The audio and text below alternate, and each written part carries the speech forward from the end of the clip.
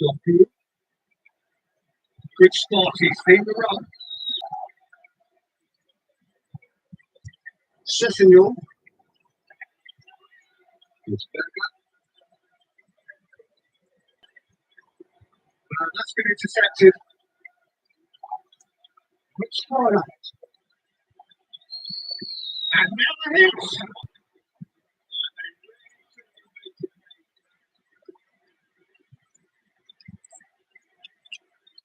Fisher.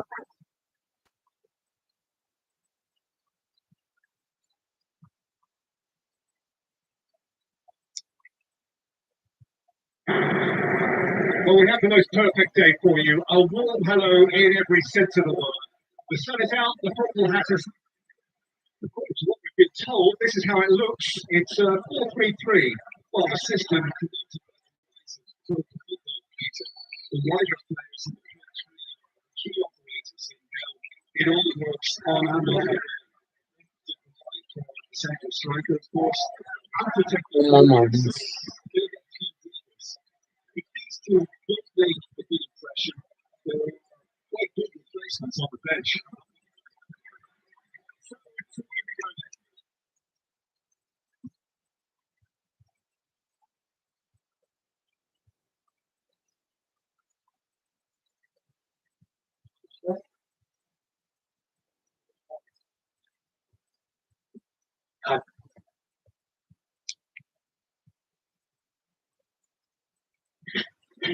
Calabash ready, everybody down. 9 goals.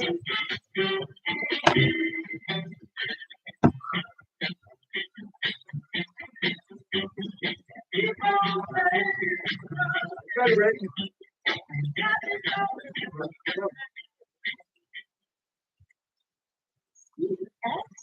That's supposed to be. Looking for the answer, find it for less. That's set.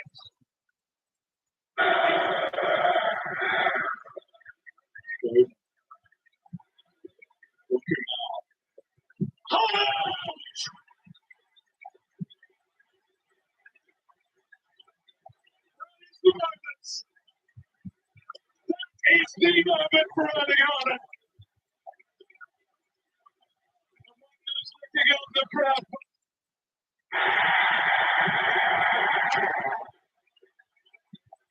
It's the moment.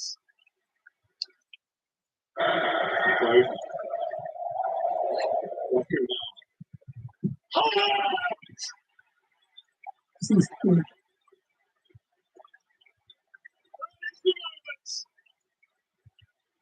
It's the moment for running on it. Looking on the proud father. 100 Premier League goals. Quicker than any has ever done it before. He meant that, didn't he? Erling Haaland. Well worked down the left-hand side. Doctor with the cross. Clever little over from Reinders. And Haaland missed the earlier opportunity, a simple opportunity. That's not an easy one. It's all about the connection. Mauricio Pochettino was manager. It was on that particular part of his posterior. Here's Reinders through and doubling Manchester City's lead. It was absolutely clinical from the Dutchman. All smiles. And City roll on the road to victory with 10 minutes to play in the first half.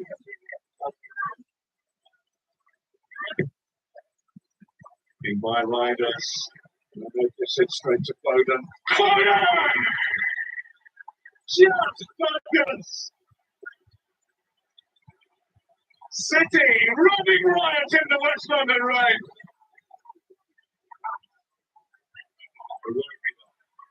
Finding Wilson. Wilson, Smith Rowe.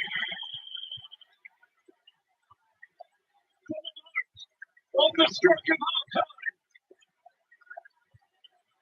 Emil Smith Rowe, his first home start of the season, comes up with a really important goal.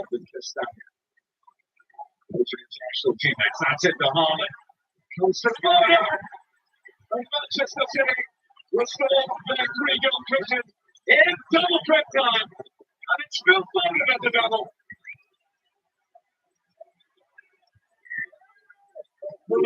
Manchester City for the second game in a row. Phil Foden at the back to brace. Manchester City, regardez encore la technique, la Nico Gonzalez pour Phil Foden, O'Reilly. Je trouve il a demandé pas. Nico O'Reilly, Jérémy Deco a préféré Phil Foden, mais il va tenter de servir son latéral dans la surface. Récupère le ballon, le bête, Jérémy Deco, attention, attention à cette situation-là, et en plus avec de la réussite parce que sa frappe a été légèrement détournée, mais ce but va certainement lui être attribué. Jérémy Deco, le 5e déjà pour Manchester City ce soir. L'attaque est incapable de lutter avec Arsenal cette saison dans la course au titre. Je pense que cela se trompe parce que même si City, attention à la frappe d'Iwobi qui est cadré, qui est dedans et qui relance peut-être un petit peu cette partie complètement folle. 5 buts à oublier. On est rassuré, hein, ce genre de match, même si il y a toujours ces petits buts encaissés. Le centre de Castagne, attention, peut-être un nouveau but encaissé, oui. Il est signé Samuel Chukwueze et il va peut-être nous permettre de vivre 20 dernières minutes un petit peu folles. Voire complètement folle parce que par là, autant là, il reste du temps hein, à Fulham. Oui, Voilà, c'est ça, cette fin de match. national. Ouais, exactement. Corner de Wilson, Donnarumma gêné par Messi. Attention, Chukwueze qui arrive et qui trouve encore les filets. Cette partie est complètement folle. Le doublé pour Samuel Chukwueze. Fulham.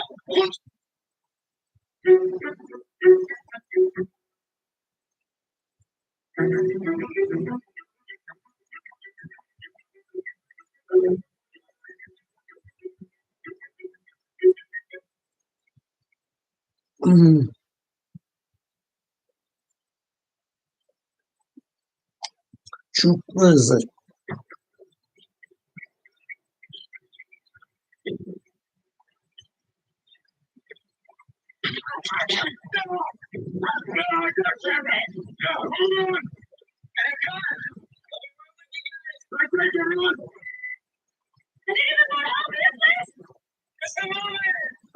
Really, it's about connecting about now.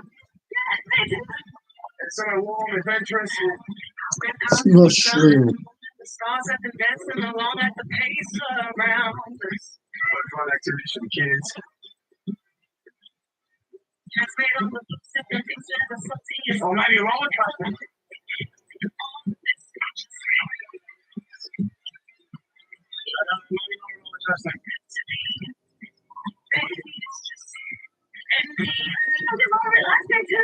Yeah, good point. We don't overdo it. We're going to slow down a little and take it all in.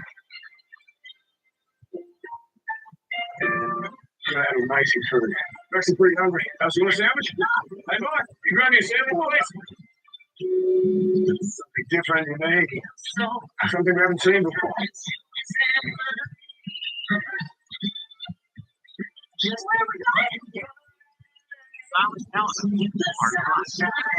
Experience Abu Dhabi. Return to pace. You're really strong. That's crazy impressive. La Bomba, the new fragrance, Carolina Herrera.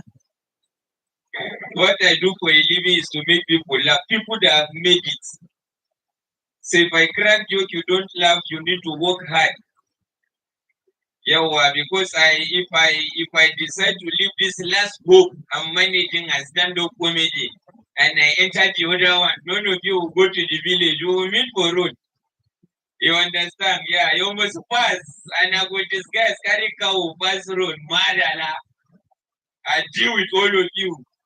Then call me to clap when I just maintain it. Clap for me like that. You want me to provoke for you people. When I take risk for this place, too much risk for this levels. Then go court case, you know, no love. Now for this levels, comedian go crack joke, you know, love, you go house in peace. Ha! Oh my God. For the village where they come from, we crack joke, you know, love, you go laugh outside. Carry come on, Java. And the funny comedian on stage, let's walk on stage MC Ba when he share the same when they crack joke, he say, he get one day, you know when they laugh. He get one money, you know they laugh. People begin calling and one after the other. You get what they say, Raman, one day one might not make you laugh, because then two one guy never sees what. Yeah, the owner they do not just for Lagos, everything so organized. See show where they do. Everybody pay tickets, nowhere they sit down. Nobody press. When I went there, how much you pay? Each person 20,000. 20,000. Now by the end of now, no enjoy. When I pay 20,000 to laugh, that's too cost. Laugh don't cost 18. Where they come from, if we pay you 5,000, I leave a man was perform. I'm for over. I do show for Sokoto regular 2,000. They still price up. You never will see anything as you just post and then go give my quarter. You know that number when they go to get an inquiry, find this phone number. That is the biggest mistake you will do in the note. No good number made them call. I said for ticket and inquiry, come to the venue. Because as you put that number, then go call you 1 a.m. as you ring. You will just, well, now nobody don't quench the talk. You say, yeah, I say, yes, nobody the talk. This number, I just want to know whether it will go. You go on the table, I tell you this number should go. Nobody don't quench the talk, don't go over. Yo, I say this way I show you go do nobody will say yes and say, yo, I ain't they do the show. Nobody I will call you tomorrow again, I will ask you another question.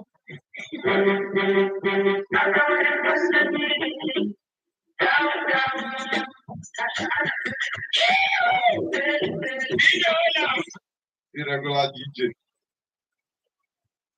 But a good morning, About it, I go punish you. About your wife, now I'm married, no go last though. Because girl that carry us go marry, now there they marry. Now there I meet you. First he meet you for a go palace. We say we go pluck apple. We dey where we dey find apple, tire boss, 4 tire. 4 tire apple.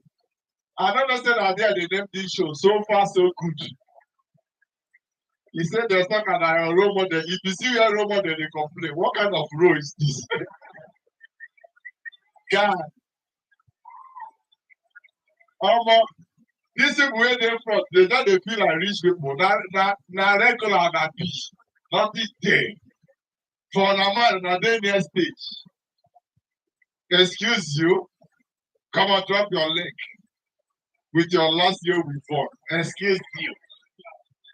Don't play, you go on learn. I'll sleep with you. You don't know me. Now animal woman from day here. You don't use that to write all your problems for your body. Leave me alone. I'm a very shy person. Said Chris, how you go POS? I don't understand. All these mainland people, I don't understand how they play the Chris person. You go no celebrity, you don't go hail and well. And they just see me, Monica Zuzuru Biema. So in my home, hard one day know you. You don't know me. In my home, I don't know you. You don't know me. In Buka, electronics. I don't buy from you before. Now, about you invite us come here. About mama day here. Your son they shit though. Now me and they go show. They follow me, they drag woman. Me whenever man. Leave fornication for we, men mad. Yes. Some women they here, they don't like comedy, they just want to monitor their husband. They day here and sleep down the castle. You could carry person here, person. Allow your husband enjoy. Justice for men. Now men they we die. That's why we deserve happiness. And men, once they don't get problem with their wife, they will come they involve comedian. Maybe there is this comedian that is very funny. I'm not funny, don't be go settle your problem. Stop shitting. Okay. You're going to make me lose hope training. This one where I do 2 days for stage. You can say in the next 15 minutes we'll wrap up.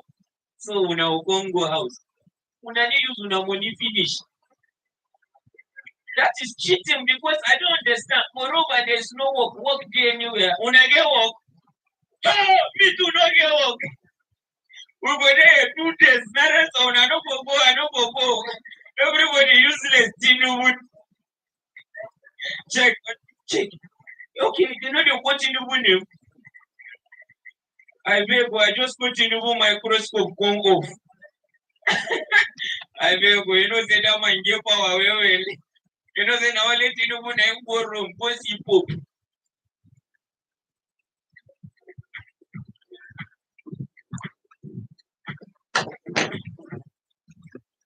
Domio intensified. It's lunchtime, some serious flavor. Domio, yeah. Kate's got meetings, emails, and now a headache.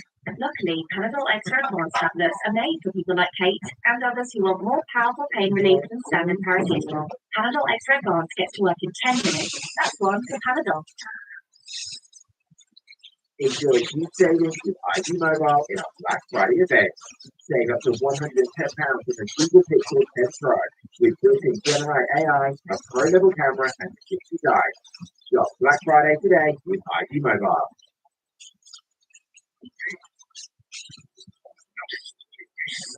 If I wasn't here listening to this fool talking gibberish, I'd be watching Tubi. It's got tons of movies and shows, and it's free. Oh, I wish it actually.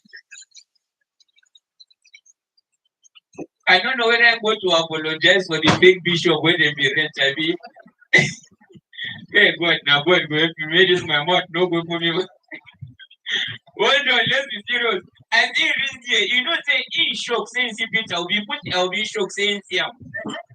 Now you look up, I say Siam. You know, say, you know, get sweet mouth. It's Peter, and I say, here.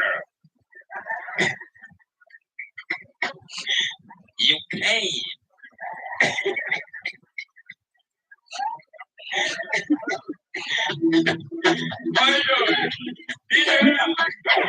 All this music where they play, it will give a problem for YouTube, and they care for them. So may you know, just they play soundtrack so that may they no post this sweeper. Oh my God. Now, when do you throw like this? You don't near me, enjoy me. You know, now the problem now, I need to ship this money. The way Nigeria did now, put the sprayer and the spray, the entire problem. You say no. when the war, you might say no, now my leg thought I not be spray and they say both who touch and who spray, all of you, jail. As I was saying. How are you? Because me and you know for local man, don't find you, I get family problem. Nigeria, you going to say, join this my boy, kiss more coaches in there, sir. Who goes you in Jesus' name? Get out, you want to get out, you want to when I know you're going anywhere today. When I never even know about any road, they talk away, they use 6 days perform. After to introduce the name now, 40 minutes. My name is Benkoye, another this and that, and I body Obanga. You never see anything today. We go sleep for this place. No. So I go leave Sokoto, come Lagos, come do 5 minutes. God forbid, I'm not into bad things. I reject some big things. Leave music for now, not play music. I'm serious. I was on who? Tinubu. You know, say Tinubu very wise. Immediately you see Peter Obi. He used the opportunity wisely because in nobody here, they put everybody for one party. Peter Obi, they go room, go plan another thing. 9 answers straight. Peter, are you going to contest again? Peter will be very diplomatic man. You see, by the grace of God, let's see how things go. Tinubu say, you said that I stole your mandate. I would do it again.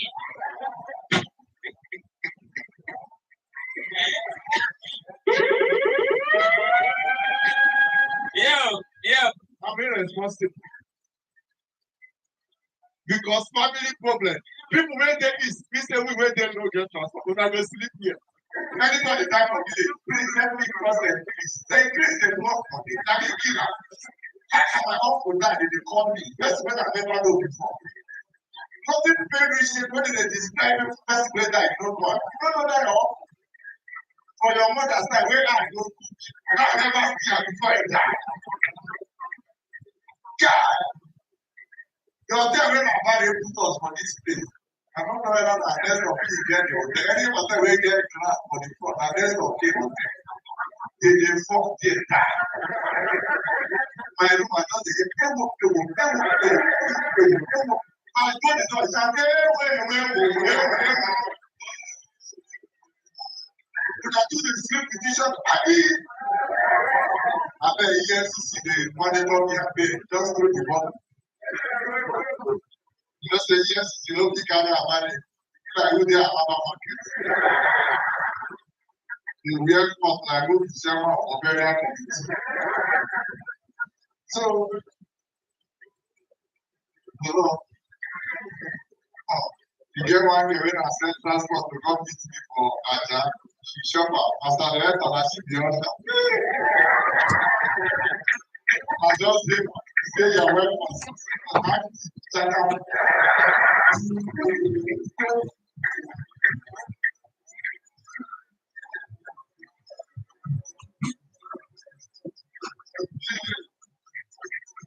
I know the people know they talk without adage. Once he talks something you don't understand, you know they stress himself, they say, once bitten, twice shy. If I beat you again, that hand will do like this now.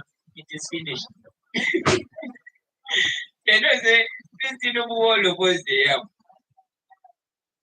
You say, only me they have. You know, see, and so on the poor person. I say, all of us they have. It's only me. They don't leave me now, and you they laugh to the joke. Can it zoom that guy? Be man, where? Show his face.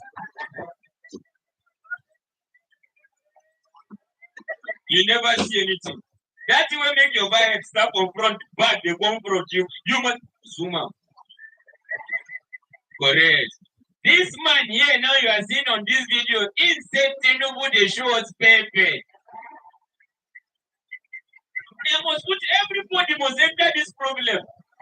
I know for one point they are going to say popular Nigerian comedian has problem with Tinubu. I know that you get problem with Tinubu, they forgive you. You see what in the show eventually. Imagine when Tinubu come and say, the EFCC are working. They caught one person with 753 houses. One person here. For the first time, Tinubu speak broken. You know, they get very sweet voice. You don't ever imagine what in romance they be like. No, I'm serious. Now, let's be serious. You know, every day in his life, as well as the first lady, they're in the business of being, hey, you know what make me stop this joke? Nice one. Nigeria could not say the kind of 201 again for Yendo, Waka many markets. Well done.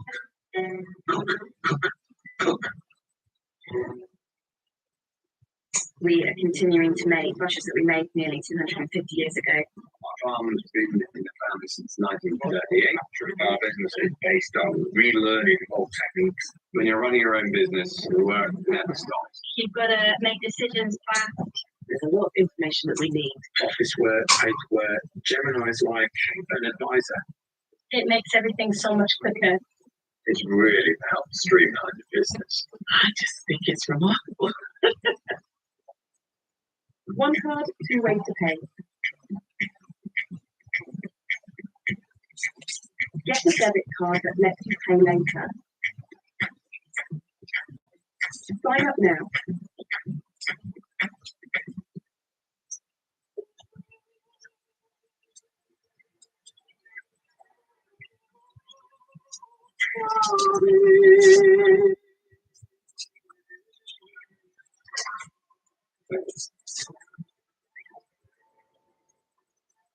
Le mal est d'élixir. By Jean-Paul Gaultier.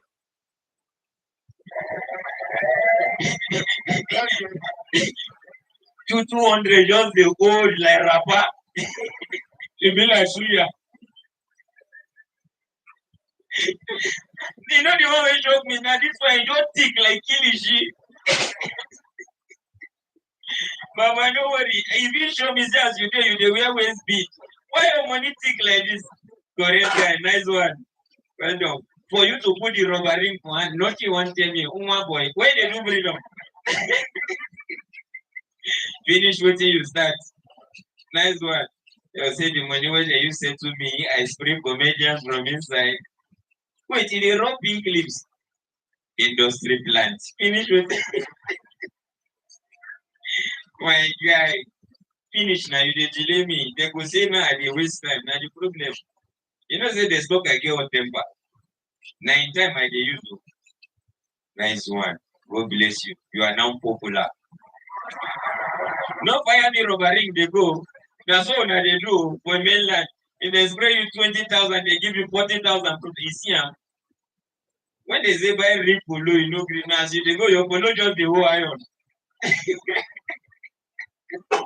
That is good thing. You say some of the people who are go secondary school they are very useless. They know they do well. I think they do well. I tell them that the years that they come out long because we don't get transport. So that they sleep there. Even when they come out to first, that real life don't come out there.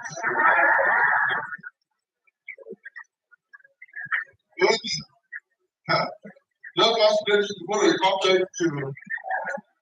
This is very job. This Lagos, everybody don't sleep with each other.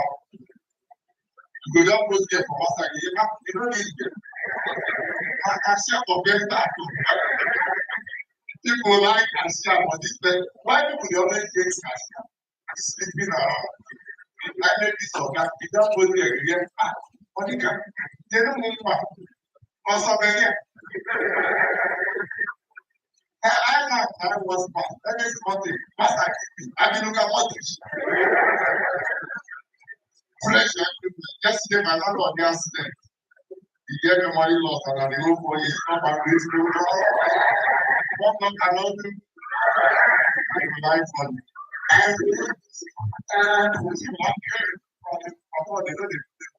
okay, great. You go long and go to hospital.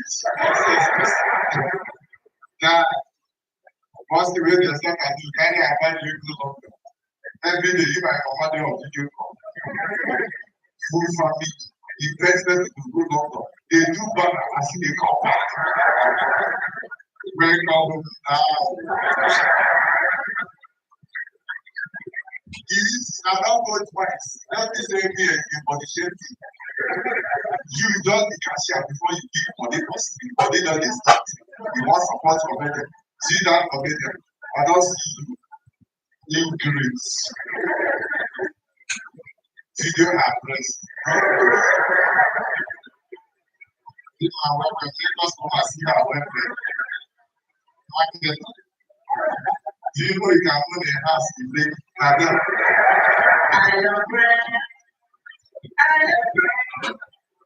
People when they don't have that. Like I always they come up for it, it's very important. I don't be work for myself.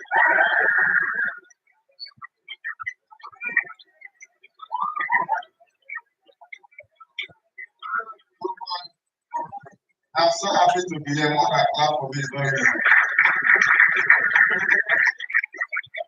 I'll be able to myself. To be now out there, God will punish you. The job is to probably go to company harassment. You go also from January to December. They harassment starting. You will just be the same person. There is a new development. Nothing they do for the house, but they say that new development. They don't have people. Any house where you want back into, especially on the island, check never be missed you. My guy back in that by the old 9 million, 9 million. I don't know whether I'm making today. They will use this thing to see you now back A. Go there, anything where you research. So research means like one thing. That's it. When I went to pick my money, take it easy. I don't like wrong play. Since when I finished my last week, I did my show in the court. Thank you to Aggie. You are there. Aggie, you know, those little so that they do play court. Go miss for manager office. When I went there money for I told her trying to come as they arrest Aggie. They just you know me for that.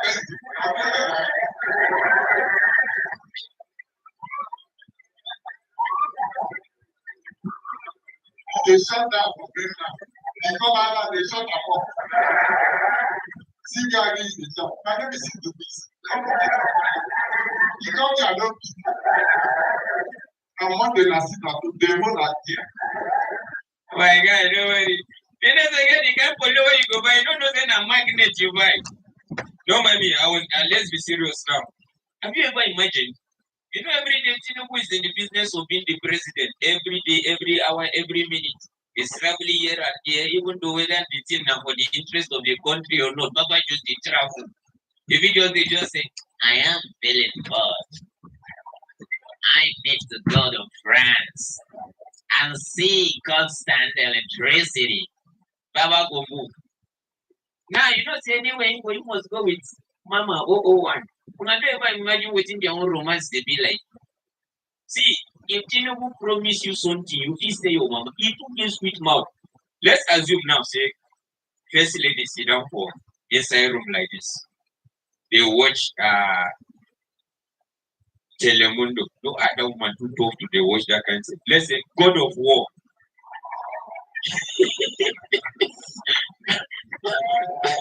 I know the Baba know the people work out, Baba videos work out. You go just look up. You go just from far, just you know that stage when they now anybody who don't do with that 20 years of your life, you must be admired every day. Now, you here, your best love language is that you bring your spouse out to go laugh. You buy them things. You don't ever imagine what Tinubu would do with first lady. He come. He go just see him for follow now. He go just for hand. You hear something like, Remy, baby.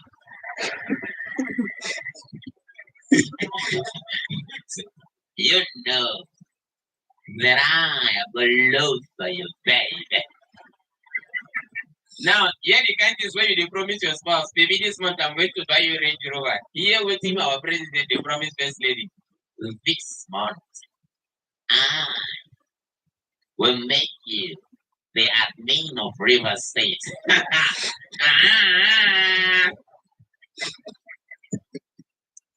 Slay your look we've got to do.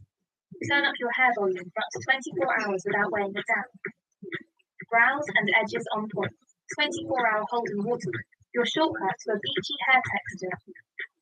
Got to be for whoever you want to be. Don't be intensified. Give lunchtime some serious flavor. Don't yeah. Switching to Vodafone full fiber broadband is as easy as that. One touch switch. Hey you, stop pretending you want to be here and go watch TV. Bit quicker. Gus could try to sell his car privately. Or get it sold today with We Buy Any Car. He could spend days on end trying to sell to a bunch of time wasters. Or sell at a flash and a major dad points at the pool.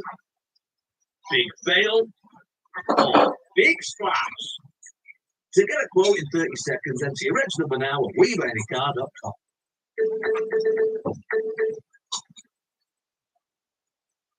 Our marathon. Okay, that's my time. Have a wonderful evening. My name is Sariki.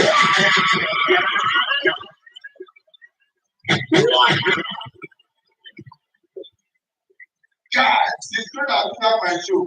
My dear, if you see music, Papa Abito music give me platform. Listen to my people. Like 400 musicians, they my airports. I come here, everybody is Papa help me, Papa help me. If you see who will help us, you know. For sure, when I never pay more finish. First the comment he said, I lost my father. I said, how I show you now. Hey, Caesar. I forgot the banana my room.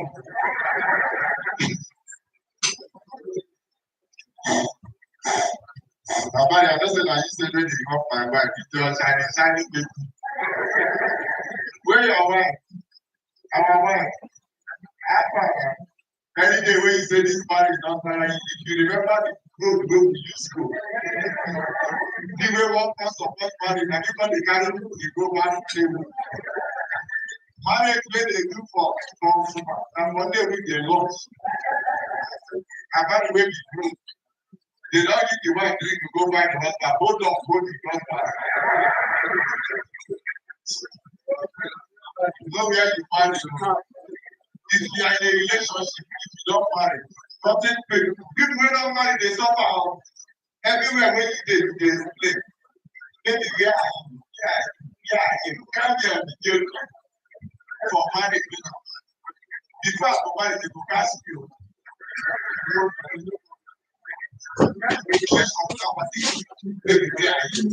I'm with my name. My relationship don't be EFCC. Bro, anything what you do, don't give up. Oh, they will tell you say get two space of it because you will close your shop. You can't go back another shop. You don't know what you do. Everybody will come for this country.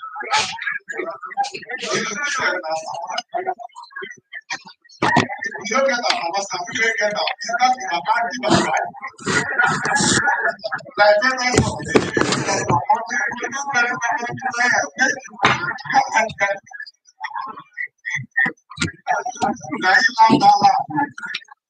all of us are get out of this country.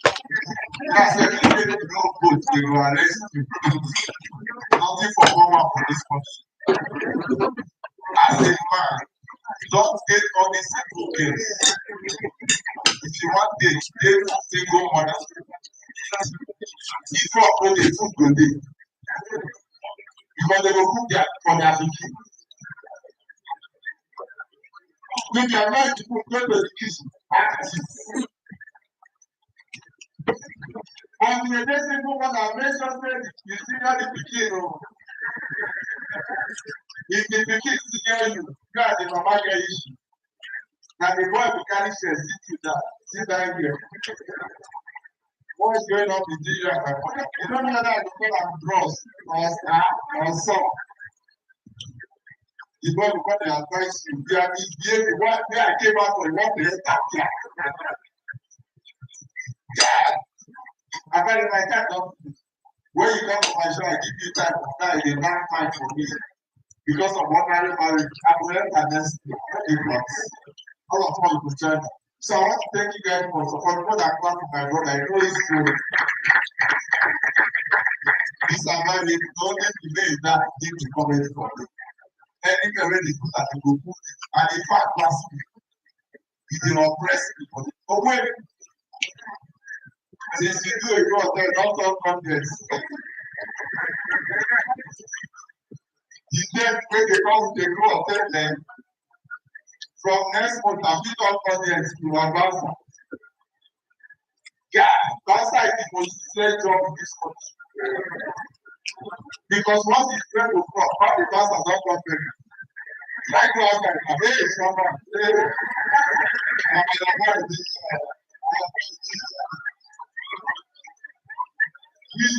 let's waste the job. Yeah, you know that as a class like this, they don't use your job. They know they call you, they sack, now you will sack. Now, when one person was affected, malaria will not come. So that malaria, the type of where the Romans would leave you, he come, but I say, what happened to you? Malaria back to you. Apart from this one, what else can you do?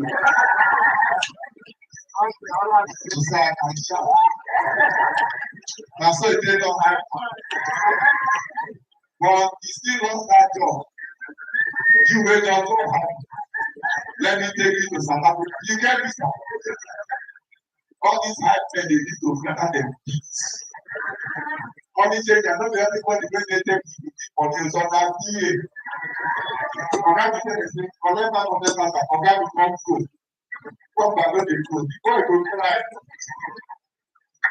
Yeah. So I just came out here to support my brother. We have been doing this for a very long time, and came through for me last week. I don't fear. So this is the only way I can pay you back. That's all the comedy work. There's no carry and go to the fear. So they go do 2 hours.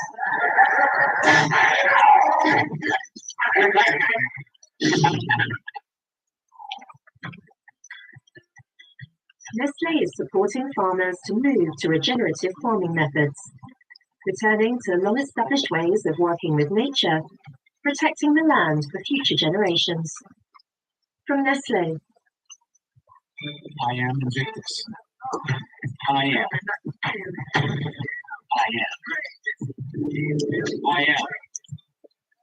Invictus. And discover Invictus Victory Absolute, the new fragrance by Rabanne.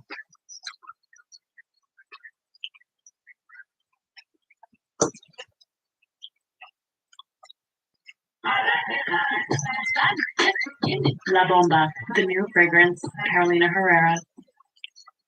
2 packs of Ben's Original. 3 friends for life. We're all original recipes. Ladies and gentlemen, right now, going back to the show, I want to bring up my father in the comedy industry, the one who I'm never ashamed to say this is my father in the game. Once you see him, once you see me, you must see small part of him inside me because I modeled my comedy after him. Give it up for the uncut one of comedy. Give it up for the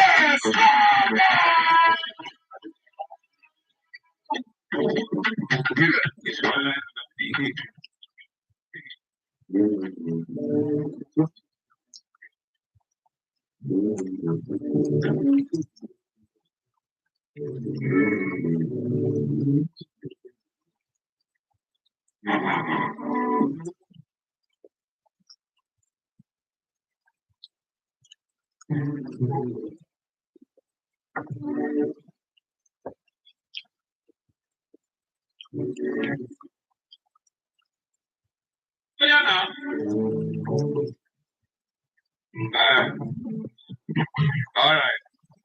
How on a day? I call people out on a day. All right, please, a round of applause for Abari. Abari, come. In the history of people taking comedians to the UK, this is the first comedian that have traveled to the UK. He no spend 1 naira. I spend. Okay, you pay. Okay, money when you pay from your house to the airport. 10 6 Uber. Yes. He got to the UK. He bring clothes. That your sweater, where you buy it? Sir, can we leave it? Okay, all right. Let's start the show properly. Get it started in here. Every day, because UK is boring. So every day, let me and Kesley, that's DJ Kesley, international superstar, world famous DJ Kesley.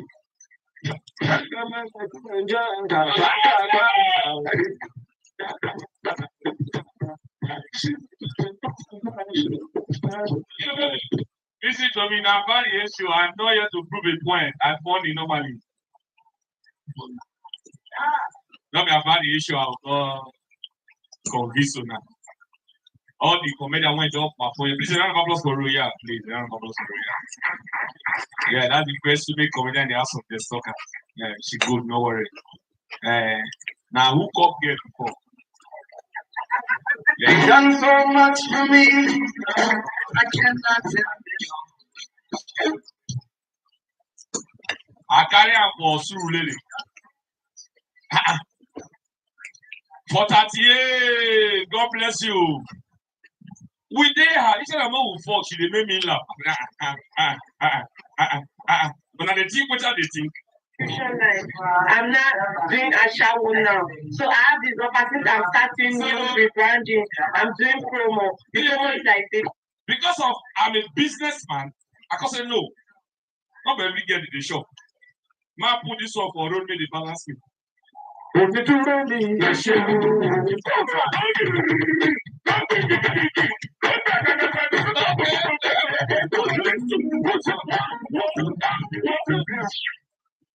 no hard though. Now you get DJ wait now, calm down now. Now the same thing me and you drink.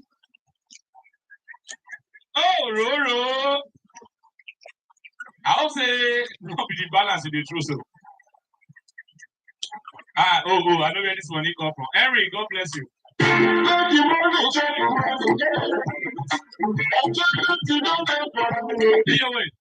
Life no hard though. Now you want to take your life serious. You know what?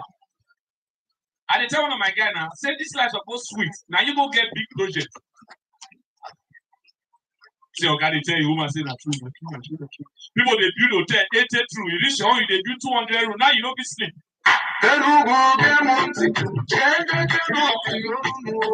You know, say normally drink no cost. Now because you decide to drink original drink.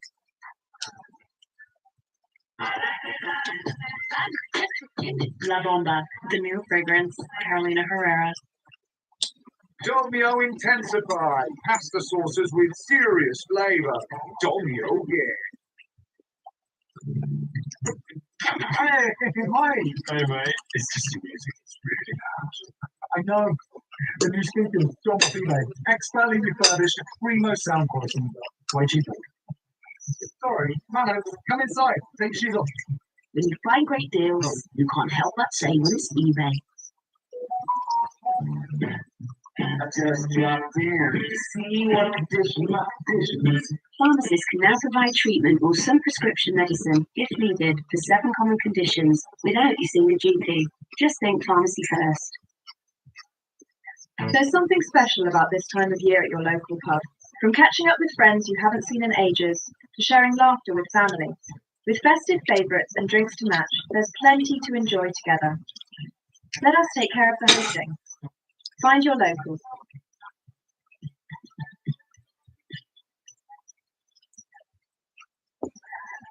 I say my guy bike left it is 23 years, one night.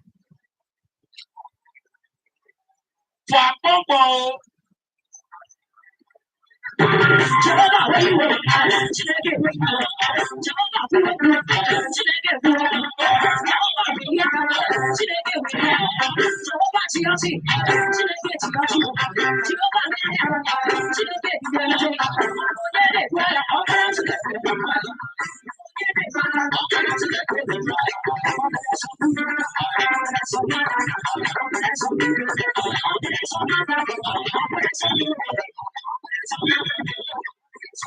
As I will not cost, now you can look for clean gates. Dependable, dependable.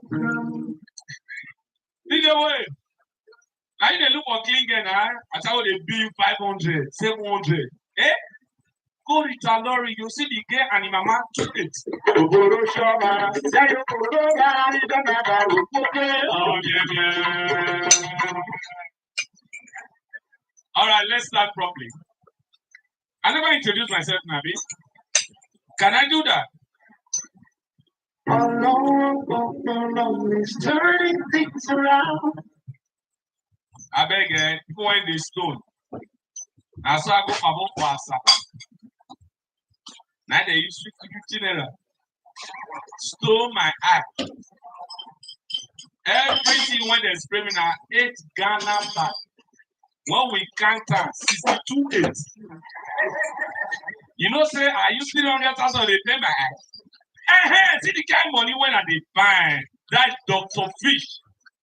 When I show, Baba, you don't broke, come. Now 200 you just throw, come, I'll give you, throw and back, make complete. Please a round of applause for Dr. Fish. Yeah, a round of applause for Dr. Fish. Hello, I'm gonna drop my ball. That means I get trust issue, bro. That one for that tip, no problem.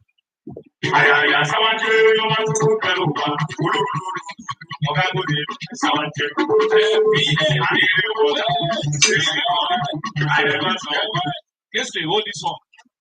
You don't say you don't use that around. We can go South Africa. Let me introduce myself. Like I said, I'm here to make you know I funny normally. I just talk small, drop in my will they go club. You know, if you don't say your wife will control you, go house from here. It increase. Manager, it increase a bit. Alright, my full name. Dr. Ogene Kuboyan Ogene Kuboyan Desmond. They call me the comedy catalyst. Dr. One of Nigerian comedy, you know me the one of Adeshokwe Kingdom, the other Beko is one. Ego na bomb one. You know me one of Delta State. Listen to me, multiple award-winning comedian back to back, 6 years still counting by bet at the comedian. I funny.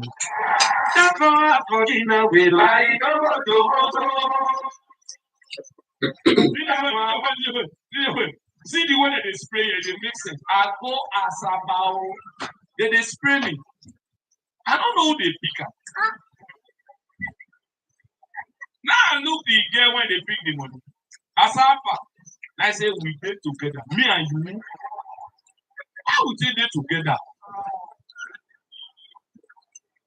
You know, say show finish. I call the find again. Now come tell the event planner. You see that the way you pick my money. Say on our stay together. Now we find the girl number. You know, say I call the girl. Then the girl say, I thought you were tired. Okay? Say, no, I'll bring it to your hotel tomorrow. I call the phone big boy. Mommy, when they spray me, the one when I see reach 400,000. The next thing I this girl bring my money. Or they give me 22.2.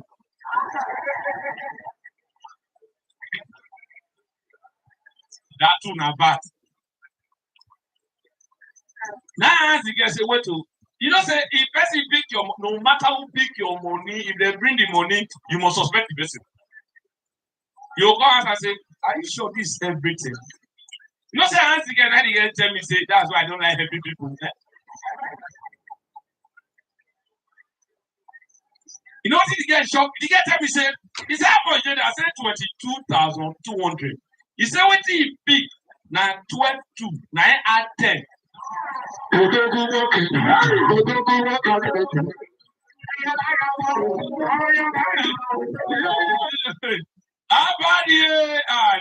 please, for Abadi to put this kind of show. He's gonna clap for him again. And all the big men when they here, I bet next year, gonna not stress am. Person no go they do show for year. They ask me for who they island may borrow and money. Gonna help people. Gonna help people. Table of 2 million, you will pay 100,000. Say you go spray one night. Get daily surprises in the Middle Plus Advent Calendar, like £5 off coupons. Spend it on scrubs or crackers. Get money off cheese or deluxe candles, and even the chance to win free shopping for a year. Check your app for 24 days of Christmas offers. Lidl, more to value. It's all good. You have a Tucson, so you can enjoy quiet driving with electric mode. The 2-day Tucson plug-in hybrid. It should cost $1 billion to look that good. It's pure. It should cost $1 billion to look this good. Not to activate all the pretty boys to the floor. $1 million gold for her. 1 million fragrances by Rabanne. All right. How's the birthday boy doing today? Not a parent jerky? All right. How about ballooning? Well, why are people getting clown? I don't know. The insanity smoking barrel rules. I'll show you insanity.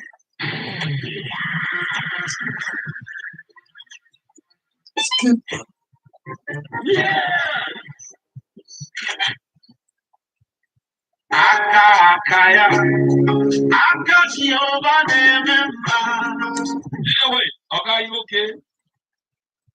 Wait, this is that your woman they tell you when to laugh. I don't care who you are. I care who you are, no man, I did you. So when they laugh like GPO when they give target, arrest innocent citizens. I'm joking though. I'm not afraid. Quiet. I'm afraid of my emo. You know, say, that's why I go here person for Abuja. I have the guy look me say, you are funny, you will go far. Mumu me according say normal far. Show don't finish. I come outside. Now I see police. They say, nah, you be the comedian inside. I say, yeah. Say, nah, they be the comedian outside. I say, what happen? He say, oh, God tell me, say, I will go far. I said, I say it talk. He say, I enter the van. I said to him, I say, Zampara. You know, say, the idiot say, I be that one not far.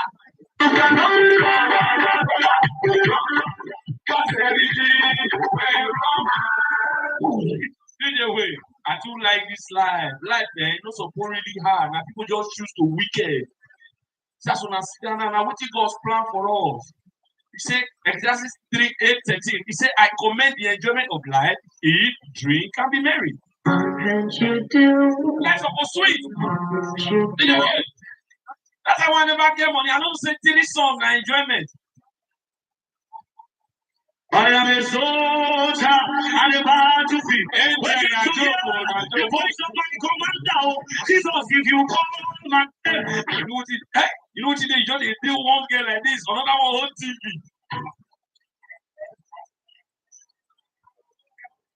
I'm sorry, I don't mean to be corrupt. I'm sorry, I don't mean it. I don't mean it.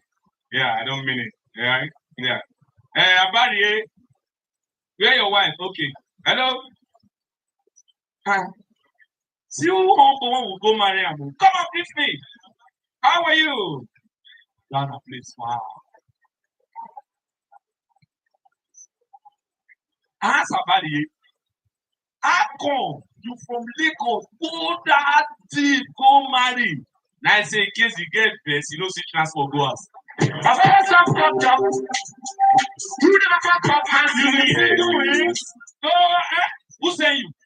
Hey, because I know you. Okay then. God bless you. Okay then. Okay, now the quiz pro this morning night go come me say one host on Friday. You are looking at me. So now when I throw away like are you worth the money? See when I see who cosplay money, see what you dress, see who get the money, when I say. Now this is the cost problem. So you know say in which day and they go kill you till say that you get. You dress pass who get pass you. Hey, okay, that shop say that 200 the guy cosplay. Hey, no worry, you know say I mean the whole degree.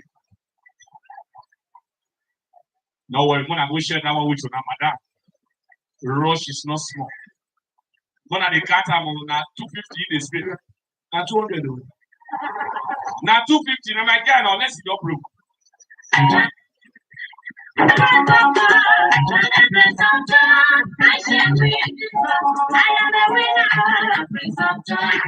And so one guy spent me 300,000 for Bini. I said, thank you very much. He said, no, you will hear from me. I don't stop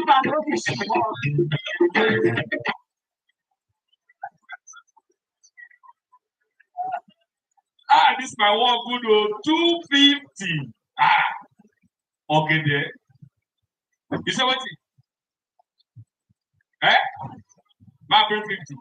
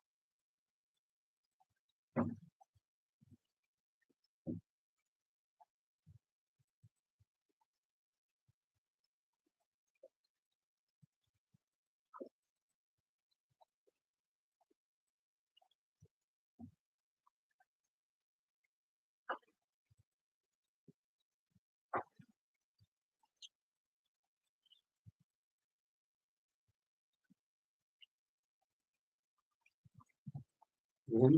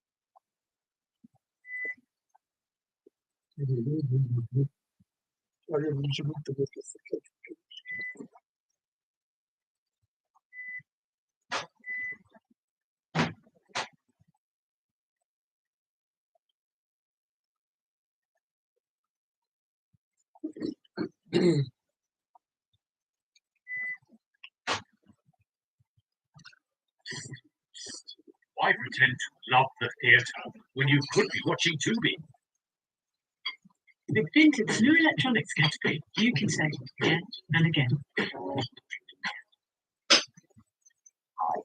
I'm Jack from legalexpert.co.uk. We are personal injury claim specialists. We're open 24 hours a day, 7 days a week, and we offer no win, no fee service. In this video, I'm going to be looking at whether or not you may be eligible to bring a claim for compensation if you've been involved in an accident resulting in psychiatric damage. I'll be taking a look at whether or not you can claim, along with how we recommend that you begin the process of claiming, as well as how much your psychiatric damage claim may be worth, as we take a look at our compensation injury amounts table. If you have any questions or requests, let us know in the comments. And if you like this video, please do hit that thumbs up button, as this will help us see what type of content people find helpful.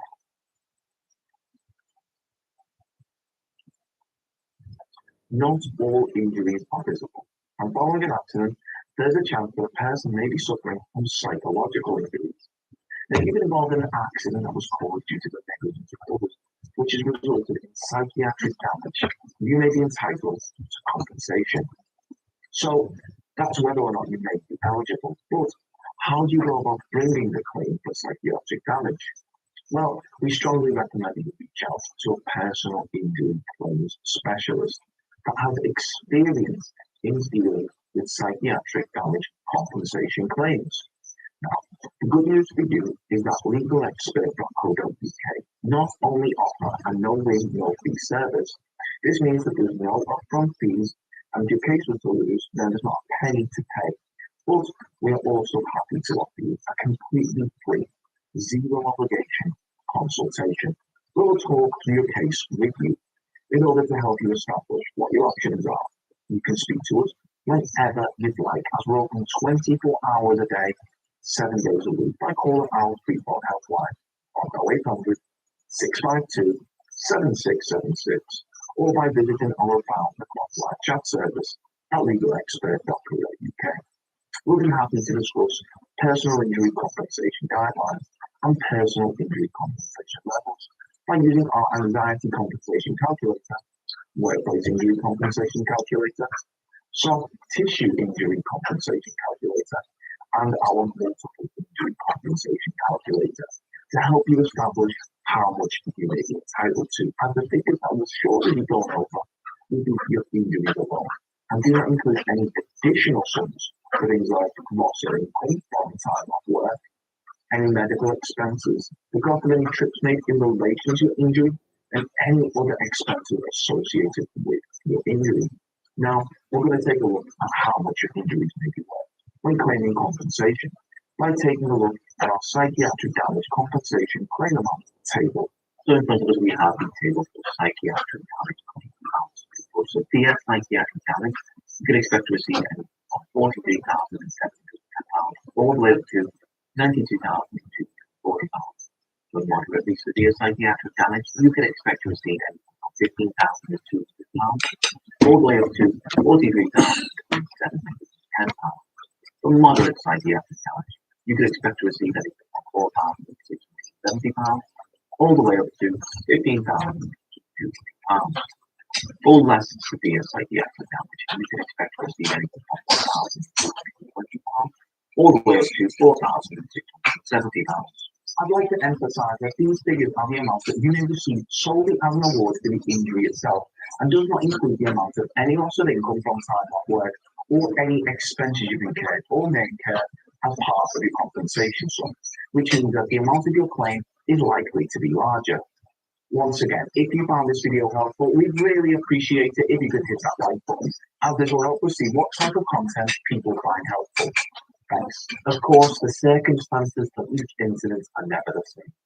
Whether or not you believe you have a valid claim, it's always advisable that you seek to expert. So if you'd like further assistance, we are personal injury claim specialists.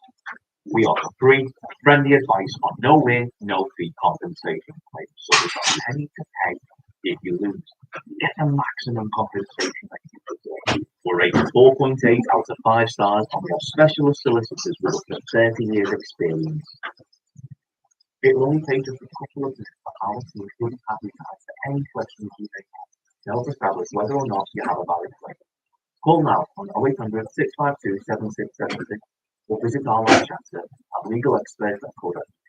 Don't forget to subscribe as we'll be uploading videos just like this one on a regular basis. You can also check out one of our recommended videos or head over to legalexpert.co.uk where you can read community questions on our forum, get free advice from our live chat, read articles, seek assistance for compensation with no win, no fee basis with your personal injury claim. If I wasn't here listening to this fool talking gibberish, I'd be watching Tubi. It's got tons of movies and shows, and it's free. Oh, I wish it actually free. Danny Daisy Design transforms any space, and the most powerful QuickBooks ever on the Intuit platform pulls everything together in one place, with AI agents working for her. Income's up, and accountants working with her. Let's look at your forecast. Great. Over there, guys.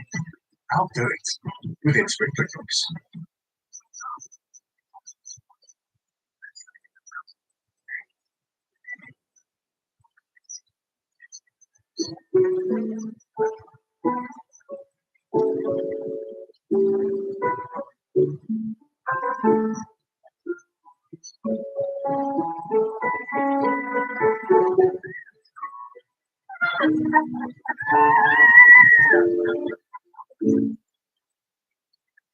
Free trades, free ISA. No commissions, no ISA accounting. Invest in over 6,000 stocks and ETFs. Save on tax with an award-winning ISA platform. Access US pre-market trading. Automate your trades with advanced order types. Select Review done. Join over 1.6 million UK users on Free Trade today. Download the app or visit freetrade.io. Free Trade, where more of your money stays invested. Capital at risk, ISA rules and other charges may apply. Always do your own research. Tax treatment depends on circumstances and rules may change.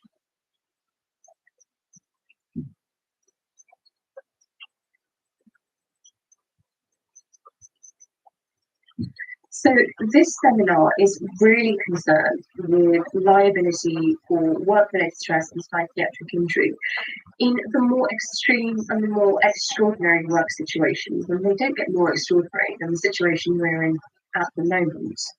But I'm not just looking at common law liability for the personal injury itself. I'm also concerned with any potential employment law claims and possibly any criminal liabilities that may arise from employers' failure to protect their employees from stress at work. And this is in particular for collective failures rather than individual failures. So what do I mean when I talk about extraordinary work situations? Well, first of all, I'm talking about things like internal investigation, like the ongoing disciplinary procedures or grievance procedures. Extreme work conditions, and this really relates to working hours, shift patterns, and the physical work environment. Another area is the work culture. So this is it a competitive work environment? Are people encouraged to compete to make sure that they meet their certain targets? Is there a culture of competition and arguably fear? Extreme types of work. So this is the type of work that's particularly sensitive, where you have individuals who might be working, for example, with abuse victims or with rape victims or working with particularly distressing material. Okay.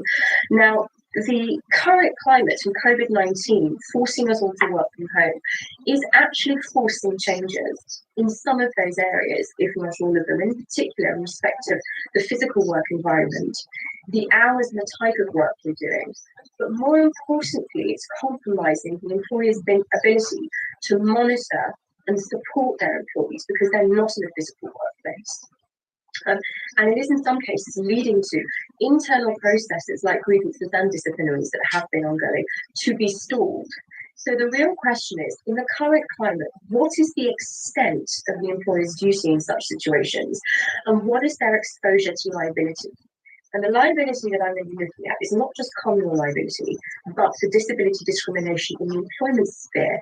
And finally, whether there's any potential for criminal liability in accordance with the Health and Safety Executive Standards for Stress at Work. So in terms of general principles, what we know is that there needs to be a breach of duty by the employer. The claimant has to establish causation, so the breach has to actually cause the loss. And there needs to be foresight of harm. Now, Barker v. Somerset is the leading case, still is, on psychiatric injury in the common law.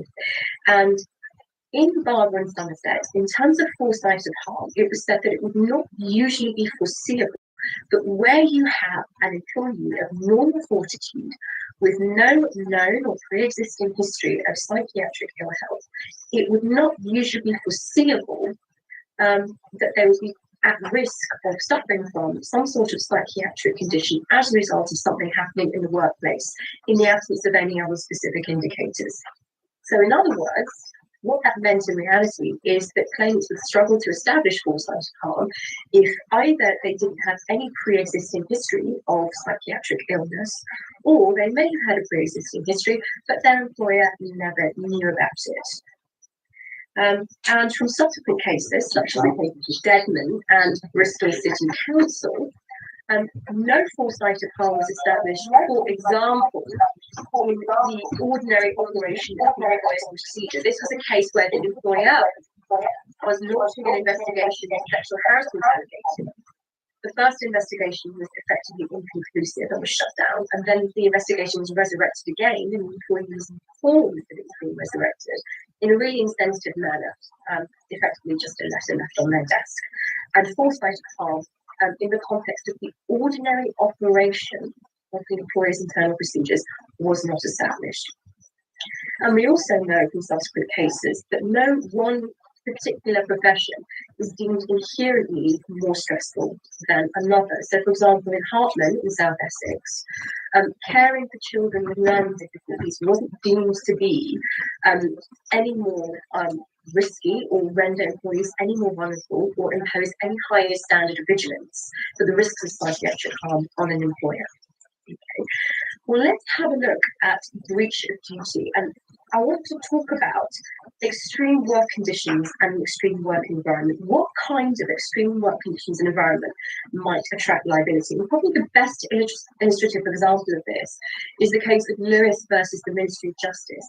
Now, this was an employment tribunal claim, but there could also have been common law liability for the psychiatric injury caused. Now, in this case, the employee, the claimant, was responsible for effectively debriefing a murderer who had turned into a police informant and who was informing about terrorist activities. Okay, so the subject matter was quite detailed, in some cases quite traumatic. The employee had signed the Official Secrets Act, so she was forbidden from discussing her work with anybody else. And that's relevant to the question of what support measures or mechanisms were available to her. There were also problems with her working hours because she found herself working 12-hour plus shifts and was often having to be away from home for more than 2 weeks at a time, working sort of 10 to 14 consecutive days without proper days off in between. And there were problems with the physical work environment because she was effectively working in a confined space, a complex that consisted of the prisoner's cell and a tiny interview room. She eventually went off sick and developed post-traumatic stress disorder. And she brought an unfair dismissal claim against her employer because she was ultimately dismissed on the grounds of ill health capability. Now, not only was her dismissal upheld as being unfair by the employment tribunal, but the employer was also criticised for failing to make reasonable adjustments after she had received her diagnosis of post-traumatic stress disorder in order to get her back into the workplace. What the employment tribunal said is that the employer asked itself the wrong questions. When it was speaking and engaging with occupational health, it was so focused on what the employee couldn't do that it completely missed what the employee could do. The employee was still capable of working from home.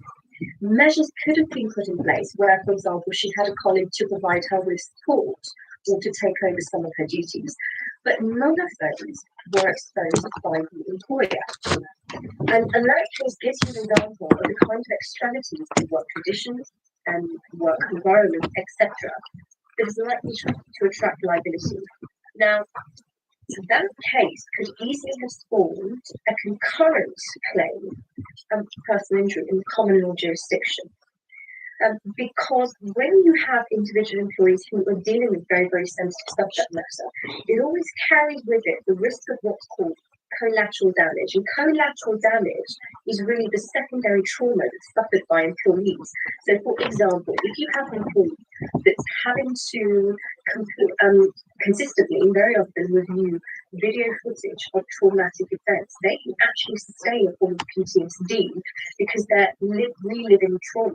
In the same way that if you have an employee that's having to interview victims of abuse or victims of assault, they are effectively reliving trauma every time they hear the account.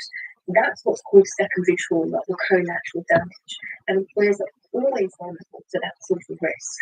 The employer in the case of the MLJ would have been guilty of several breaches around the workspaces and working hours and working conditions.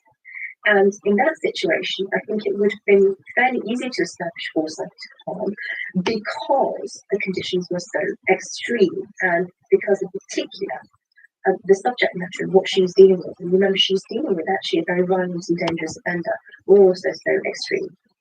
So what does that mean for employers and their duties over the work environment during the lockdown? Well, it's more difficult for employers to control the work environment because everybody's now working from home. But what employers can and should do is ensure that their employees have the proper work equipment. If that means that you have to provide employees with a desk or with a suitable work chair that they're going to be sitting on for several hours a day, then all those considerations that would have applied had the employees been in the office will still apply at home. You still have to provide them with safe workspaces and a safe work area. Think as well about work pressures.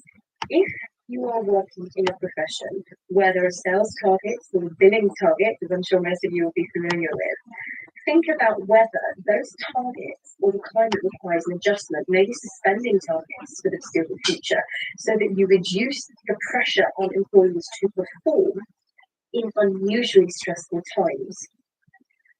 It's also going to require, this is probably the most important, increased employer vigilance. And that means that you aren't just regularly checking in with your employees and providing line management support, you providing supervision, but you need to listen very carefully to what your employees are telling you. So if you have employees raising issues about their workload and they are using expressions like, I am struggling to cope, or I am reaching breaking point, at law, expressions like that are likely to be sufficient to put the employer on notice that this employee is at risk of developing a psychiatric condition as a result of their work. And the other thing you should be alert to are things like uncharacteristic behaviours, and in particular, the more telling ones are two things. First of all, often, if an employee is developing a stress-related psychiatric condition, that can manifest physically before it manifests psychiatrically. So you may have an employee that's unusually susceptible to getting ill, to getting a lot of infections. So you might actually have somebody suffering from a number of physical conditions who was ordinarily a very, very healthy employee. That's the first thing.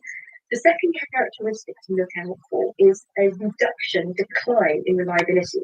So if, for example, you have an employee that was always very punctual, had a very good work output rate, would always deliver work on time with good quality, and that has declined quite markedly, that might be an indicator that there is something else going on, and that is exactly the kind of thing that would require you as the employer to make further inquiries of the employee.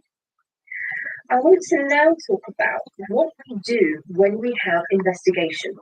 And these are investigations in the more extreme circumstances, the sexual misconduct, sexual harassment allegations, potentially allegations that deal with abuse issues or child protection issues that might also lead to potential criminal prosecution.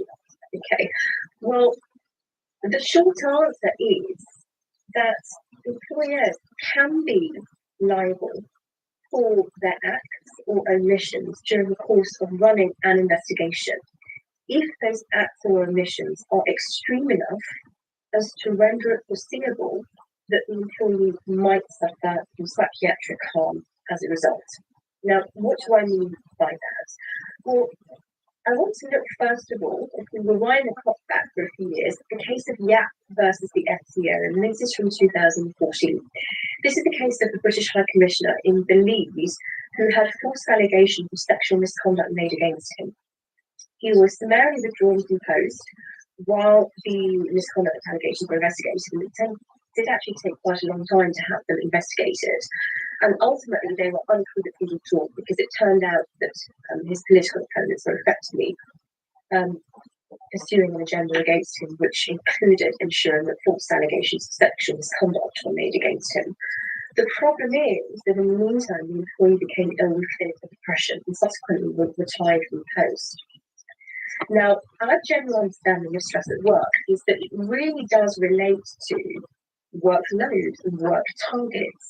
But it was said in Yap by the Court of Appeal that liability and the Barber approach to stress at work cases can be extended to one-off acts of unfairness by the employer. And that can include things like the imposition of a disciplinary sanction or taking too long to conduct an internal investigation. But there's no absolute rule in either case. So in principle, an employer's conduct for a one-off event might be so devastating that it should have been foreseeable that a person of ordinary robustness who's got no pre-existing psychiatric history might develop a depressive illness as a result. But that has two important caveats. Firstly, it would be an exceptional situation for an otherwise ordinarily robust employee with no history of psychiatric ill health to then develop a depressive illness. But also, what is required is that the employer really does something so extreme and so egregious as to create a foreseeable risk of injury. And in the present case, there was nothing sufficiently egregious in the employer's conduct to establish foresight of harm in their breach of duty.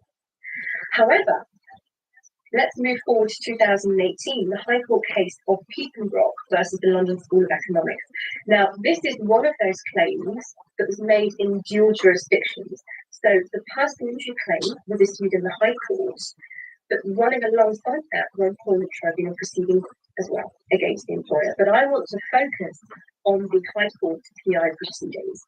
Now, this is a case of an individual, senior individual academic, against whom allegations of inappropriate sexual conduct were made by a teaching assistant.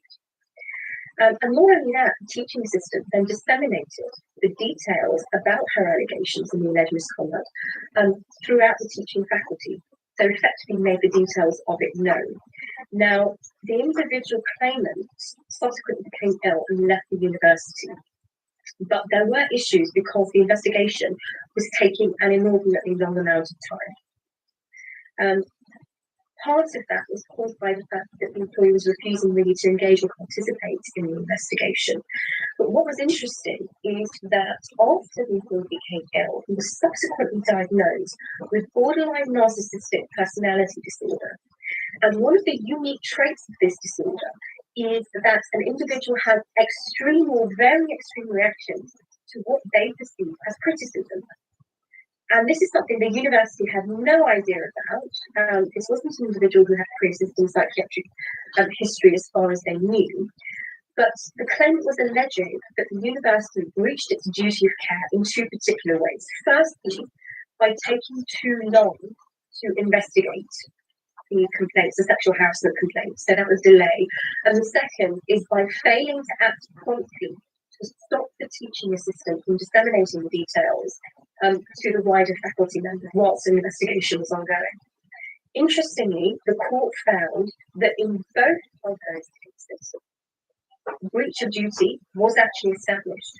So in other words, the employer can be held liable if it delays too long, particularly when dealing with an investigation of this nature, because investigations into things like abuse and sexual misconduct tend to cause a higher degree of distress to the individual. However, the claim failed on foresight of harm because even though the university breached its duty of care, the court found that because there wasn't any relevant information available to the university about the claimant's condition prior to his being diagnosed, and furthermore, there was nothing particular in his conduct to suggest to the university that this individual was particularly vulnerable to a stress reaction or adverse psychiatric reaction. The court couldn't conclude that the nature of the university's breaches were sufficient to create the foreseeable risk of harm. And that begs the question, really, what degree of information does the employer need to know about a particular condition? Well, I think it's helpful at this stage to refer to the case of Donnelly and Liberata. This came before the Court of Appeal in 2018. And this was a case, it's actually quite common, of an individual who had several periods of absence, but a lot of them were for unrelated conditions. So there were some absences related to work-related stress, but equally there were some absences related to hypertension, stomach problems, etc., which begged the question, what is an employer to make of all of that? Remember that employers are not doctors, they're not psychiatrists, they are laymen. And this was further complicated by the fact that there was an occupational health report that said all of the employees' problems were managerial, not medical.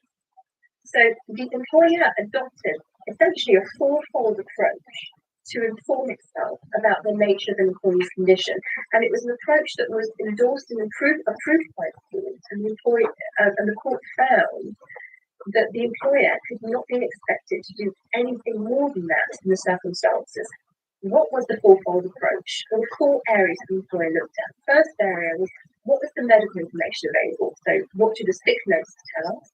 And are there any correspondences from the GP or any other treating doctors? So what specifically medical information do we have? The second thing they looked at were the occupational health reports.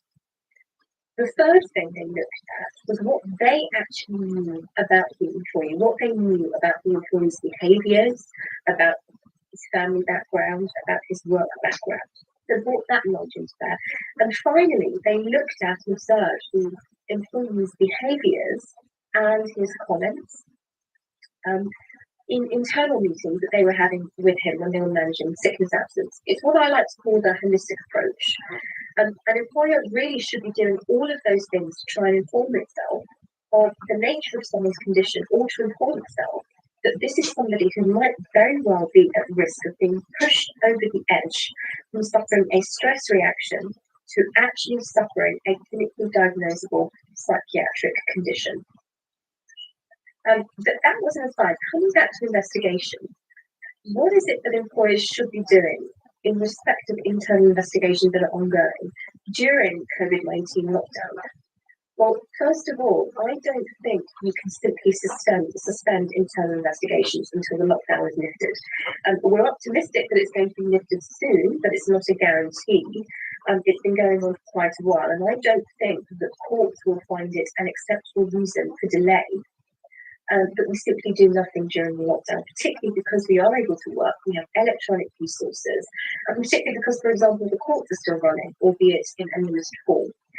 So, whilst I think the courts will be sympathetic to things taking longer than they ordinarily would because of lockdown, I don't think any employer can get away with effectively stalling or stopping temporarily an internal process to be resumed again once lockdown has lifted. If you do that, I think you're at risk of being found to be in breach of duty. The second thing to think about is that the concept of the normal fortitude of an employee has now changed. So ordinarily, you would think, well, I have an employee who has no pre-existing psychiatric injury, so I'm going to judge them by the standards of an employee of normal fortitude. But the definition of normal fortitude has changed because these are such extreme times. People are feeling more stressed, people are feeling more scared, more anxious generally, and that makes them more vulnerable to a stress reaction and therefore a psychiatric injury reaction. So employers have to be aware that you're no longer dealing with people who are normal fortitude as that used to mean. Normal fortitude has a different meaning. People are much more sensitive. So if you have internal investigation processes, you can conduct things like witness interviews remotely. But also it's worth considering whether you actually appoint an external investigator. And you might want to do that for two reasons. First of all, if you furloughed a number of your employees, you might automatically have a reduced workforce anyway, so you don't have somebody suitable available to conduct an investigation. But remaining employees may be extremely busy, and you don't want to add to their stress and workload by giving them investigation, because firstly, the investigation is going to take much, much longer if they're balancing several work commitments. But also, you may risk in exposing effectively your investigating officer to stress at work, because you're giving them a difficult investigation to have to manage on top of managing all sorts of COVID-related work. All right, so it might be worth considering an external investigator, and also consider whether you need to put an employee on full suspension. Now, usually when an employee is suspended, considerations like whether having them in the workplace poses a risk, or whether there's a risk of evidence being tainted because they'll speak to other employees, those are the kind of factors that are considered when deciding whether or not to suspend an employee. But if you don't have employees who are physically in the workplace, you shouldn't automatically jump to suspension. An employer should ask themselves, well, actually, do I need to suspend in the circumstances, or can I keep them employed but make it very clear to them that they cannot communicate with other employees for anything other than work issues? Now, moving on to causation. Causation is going to be a complicated question. If you have an employee who develops a psychiatric condition during these troubled times, I think it's going to be very difficult for employers and for medical experts to discern whether that condition arose because an individual was vulnerable to a stress reaction because of COVID-19 factors, or whether the stress reaction was actually caused by COVID-19 concerns. And there is a difference, because liability attaches to the latter, but it doesn't attach to the former. Okay. Now, what's really going to be required here is a detailed forensic examination, and this is more to do with your psychiatric expert than anything the employers can do. But if you have an employee who has gone off with what looks like quite a serious psychiatric condition, you might consider whether you want them to be seen by a psychiatrist as opposed to occupational health to give you a better insight into the condition and the reasons for it. So it's about asking the right questions, not just what has caused this condition, but a detailed breakdown of what specific factors are causing or contributing to the condition. So, for example, is the fact that I've been trapped indoors for 22 hours a day a contributing factor? If it is, can that necessarily be attributed to work, or is that COVID related? And has the employee developed a psychiatric or anxiety related condition? And one of the symptoms of that is agoraphobia. Because if it is agoraphobia, is that agoraphobia actually linked to work-related factors, or is it related to COVID-related factors? Okay. If you don't have a complete defense on causation, if it transpires that a psychiatric condition was caused by a combination of COVID and work-related factors, you can still argue for an apportionment of liability. What you can argue is that psychiatric injury is divisible between tortious and non-tortious factors. Now, those of you who are used to dealing with psychiatric injury claims know that we often run the argument that a psychiatric injury is divisible. But it's actually very, very difficult to run the argument in practice because psychiatric injuries don't lend themselves very well to neat apportionment, not in the same way as a physical injury would. And the courts tend to be quite reluctant to adopt that kind of approach. But it's not an impossible approach, and I actually think it's going to be more important to consider the divisibility of a psychiatric condition post-COVID. And one of the key things that you really do need to ask yourself and ask any expert is, how long is this condition going to last? Because if you've got a condition that is in any way linked to COVID at all, with the lockdown expecting to be lifted, can any medical or psychiatric expert really say that this is a condition that's going to be a long-term condition? That this is a condition that's going to last a year or is likely to last a year? That precondition is relevant to the definition of disability under the Equality Act 2010. Now, just to refresh your memory, disability within the meaning of the Equality Act 2010 is a physical or mental impairment that has a substantial adverse effect on normal day-to-day activities and lasts or is likely to last for 1 year or more. If an employee develops a psychiatric condition that's COVID-related, but cannot get any medical practitioner to say at the time of diagnosis this condition is probably going to last for a year, I think the likelihood is that medical practitioners will say, I suspect this is more a short-term condition than a long-term condition, and it's impossible to say how long it's going to last. If an employee can't establish it's going to last for 12 months or more, they do not meet the definition of disability under the Equality Act, and that means that the duties that entails, such as the duty to make reasonable adjustments in the workplace, doesn't kick in. That doesn't mean you shouldn't be making adjustments in the workplace, because of course you still have a common law duty of care. But that is an important question. And one other factor that I think is related to COVID. Now, we've all been joking about how we're all drinking more alcohol because we're at home now, it's something to do, we can't go outside, etc., etc. But one real risk of that is that in the context of certain individuals, it may cause them to develop alcoholism or an alcohol dependency related condition. Now, alcoholism is excluded as a disability under the guidance to the Equality Act. So you cannot claim that alcoholism is a disability within the meaning of the Act. But it's actually slightly more complicated or rather nuanced than that. Because if an individual is an alcoholic, but develops a depressive illness or anxiety-related illness as a result of that alcoholism, that psychiatric condition can amount to a disability. Equally, if you have an individual that is suffering from depression or anxiety, and one of the consequences or symptoms of that is alcoholism, the alcoholism will be covered as a disability because it arises out of a genuine psychiatric condition. So that's just something to bear in mind.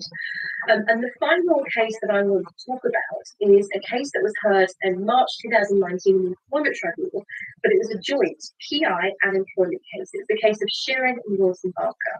And this was an employee who was making several allegations of harassment and discrimination, etc., and ultimately resigned from her employment. She was also bringing a claim of personal injury because she said that post-resignation she developed complex post-traumatic stress disorder and depression. That this was an individual that had a really convoluted and complex pre-existing psychiatric history.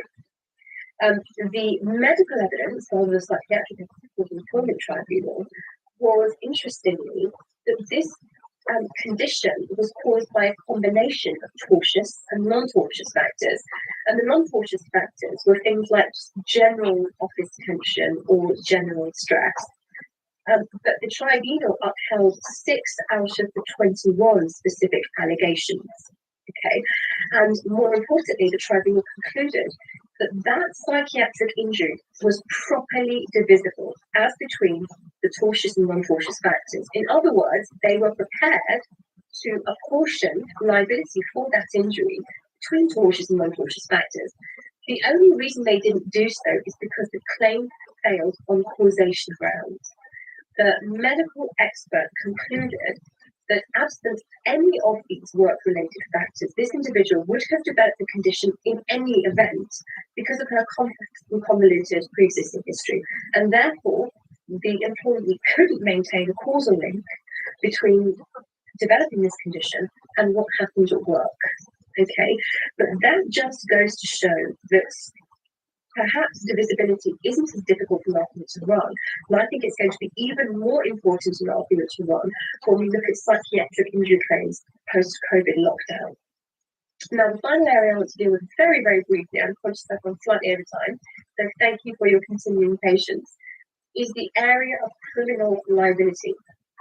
The Health and Safety Executive is treating stress at work as a priority area. What they are doing is they are giving their investigation officers specific training in stress at work and the HSE's management standards.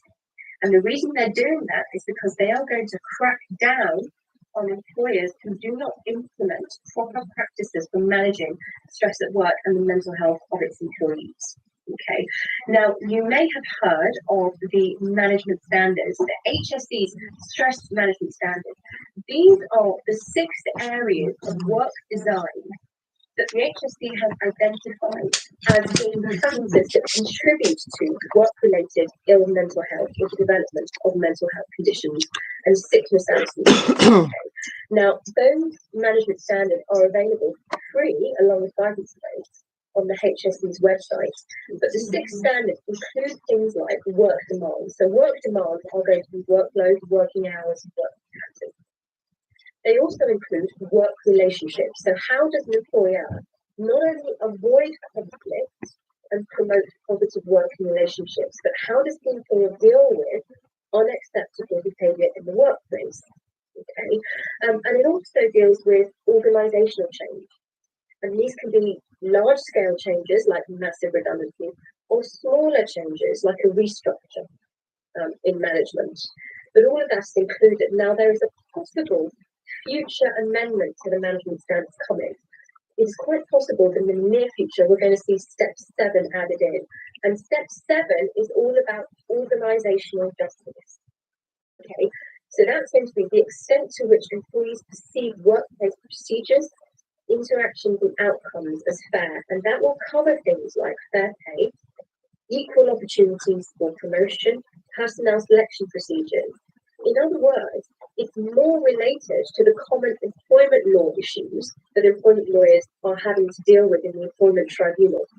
It is coming soon, but I also invite you to note that in October 2019, the HSE issued new criteria for investigating work-related stress. If the HSE receives evidence that a number of staff are experiencing work-related stress or stress-related ill health, that might prompt a HSE investigation. So really they're looking at group claims rather than individual claims. Now, if the HSE receives a complaint, the employer might get an inspection, and if on inspection it transpires that the employer has no risk assessment in place, or the risk assessment doesn't focus on organisational control of 6 management standard areas, they can take enforcement action, and that is important. Now, if the HSE get bullying and stress cases referred to them, they will not investigate those. Those will be referred on to ACAS. And similarly, if they get any complaints about discrimination, the HSE won't investigate those. They will be passed on to the Equality and Human Rights Commission.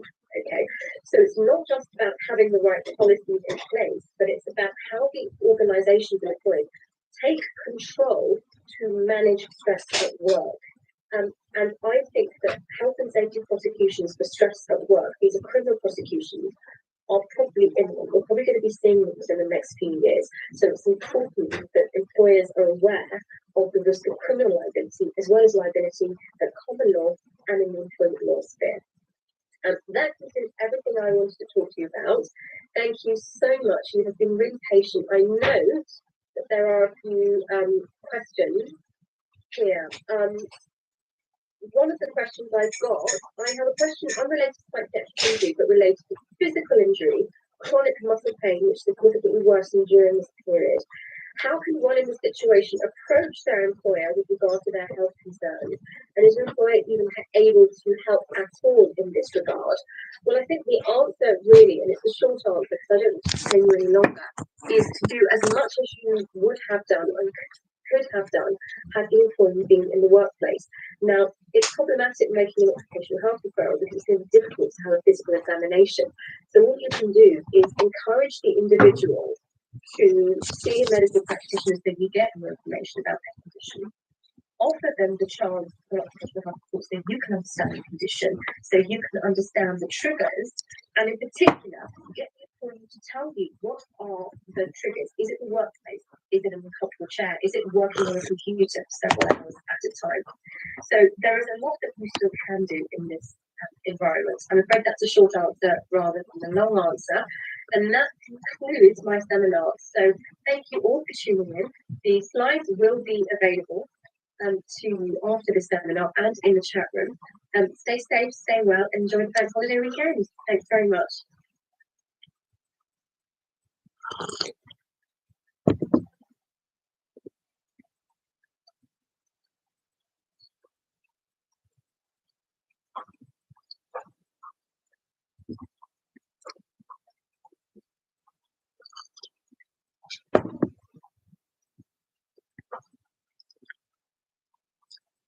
Power out.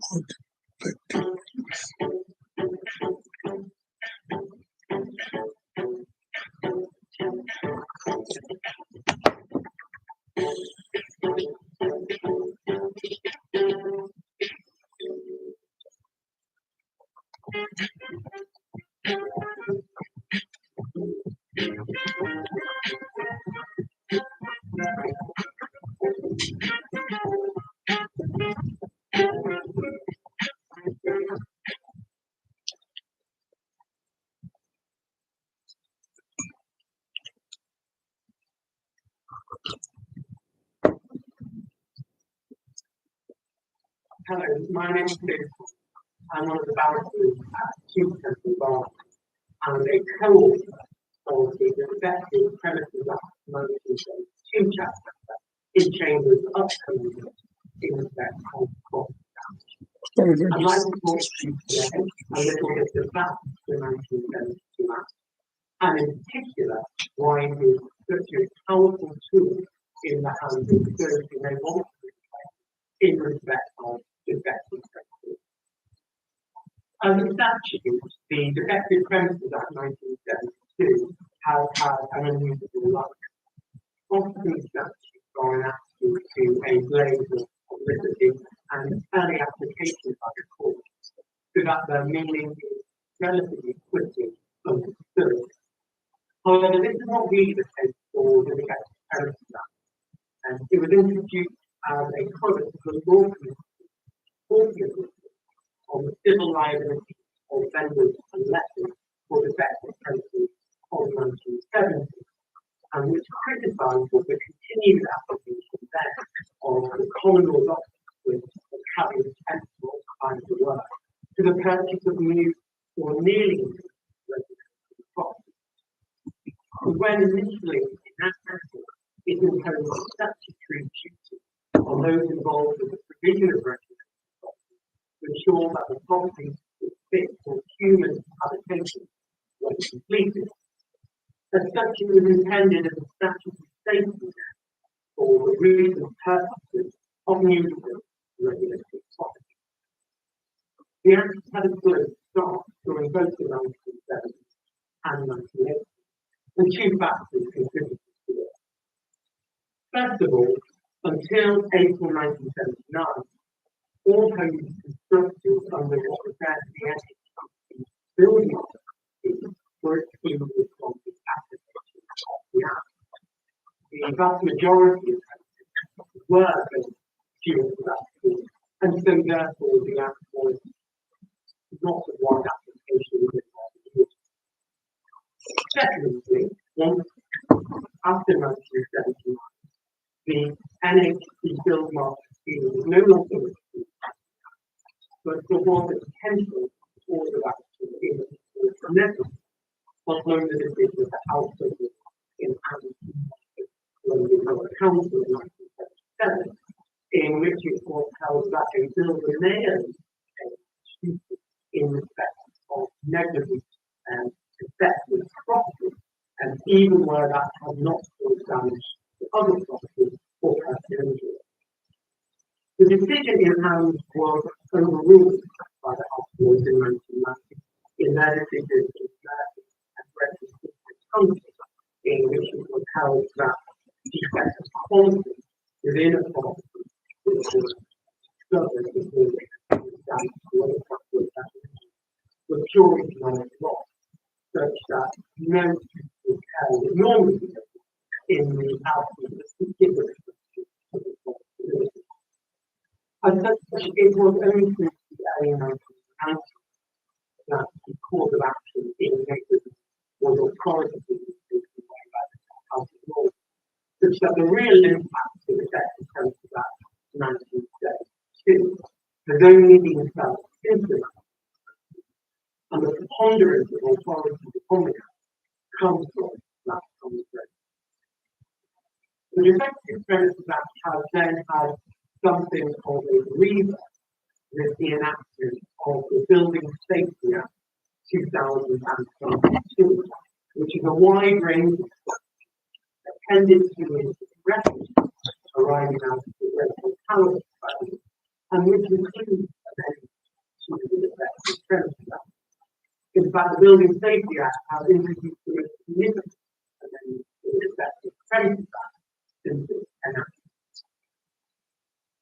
It should be remembered that the amendments to the Defective Premises Act and provide a side of the Safety Act are not limited to cladding claims or fire safety claims, even in the context of the Great Calabash.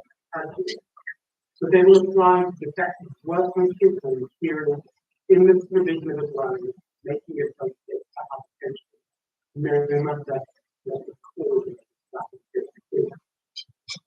In particular, sections 127 and 128 of the 2022 Act, which came into force on the 28th of 2016, amended the Defective Premises Act by firstly imposing a new duty under section 2N of the DPA, which extends liability under the DPA to include work carried out under existing dwellings, and also in respect of mixed-use development, where at least one of the uses is as a dwelling. It also, as will be well known, extends the limitations under the Defective Premises Act in a housing and party retrospect of the bank. So for the purpose of this talk, rather than simply go through the limit of the Defective Premises Act, what I really want to do is how powerful is effective and there are several elements of the amendment that make it. Firstly, the scope of its application given the new section 2A. Secondly, the breadth of potential defendants to a claim under section 1 or section 2A of DPA. Thirdly, the breadth of potential claimants and the fact that under section 1 and section 2A, there is a transferable warranty in effect, in the sense that a court of action may be transferred from one person to another who requires an interest in the property. Broadly, the threshold test of fitness for habitation, and whether it is that time as a matter of practice to decide whether it is still suggested that it is test. And fifthly, the generous limitations following the coming into of the Building Safety Act 2022 in June this year. Going further to this case application. Section 1 of the Section applies to the provision of the dwelling, and that is whether the dwelling is provided by direction or conversion or in line with the building. The paradigm here is a developer as a builder building a house on the deck. So following residential bar is also needed in terms of 25 to 8 flats in the link of the price.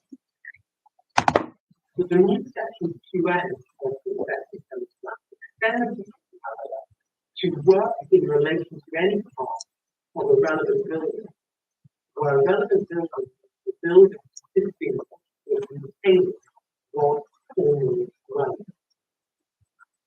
Thus, the duty in section 2A will apply to work from existing work to a building which contains one or more.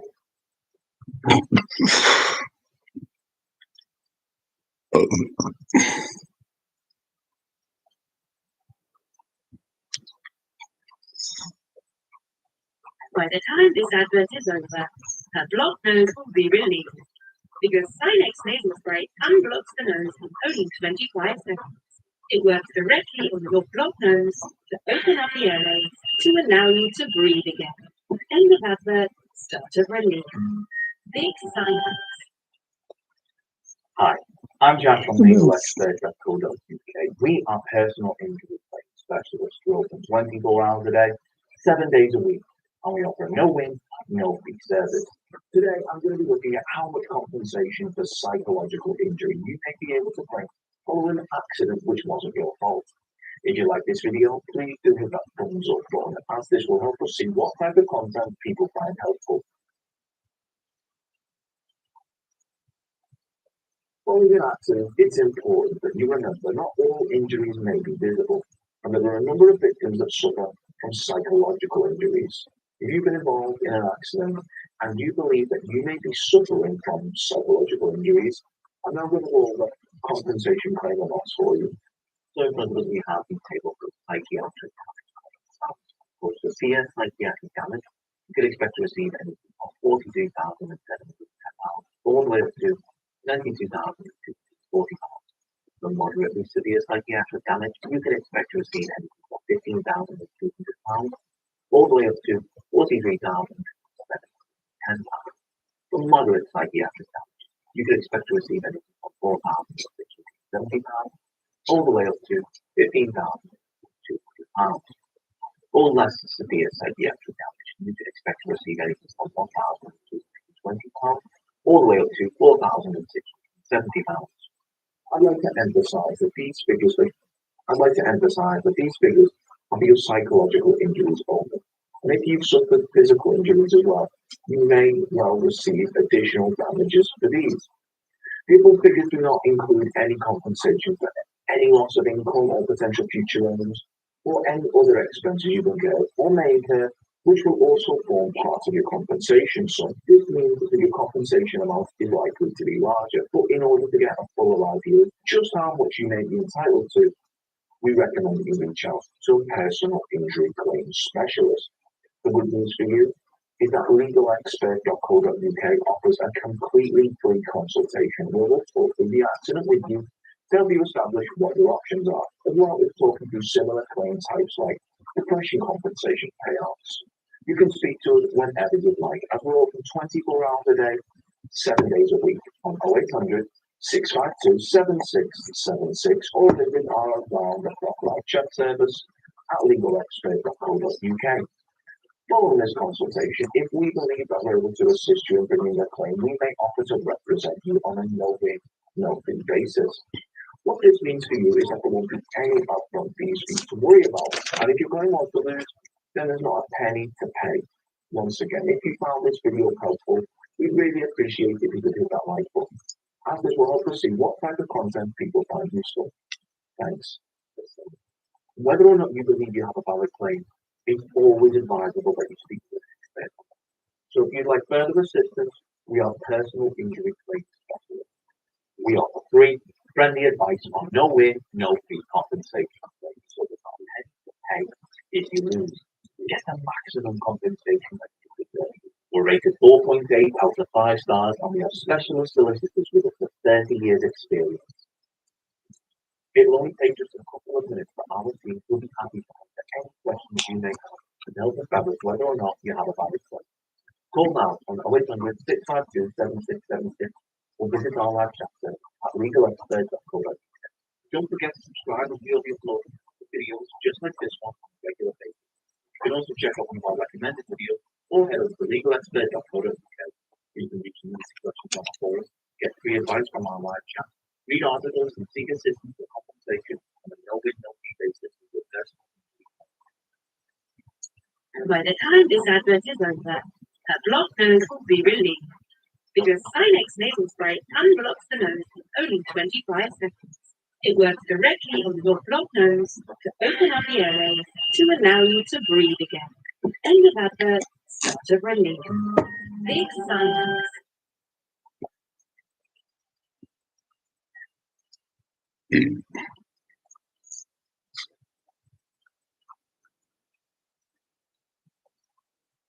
Good evening, everyone. Welcome to this webinar on how to maximise and defend high-value claims in the Employment Tribunal.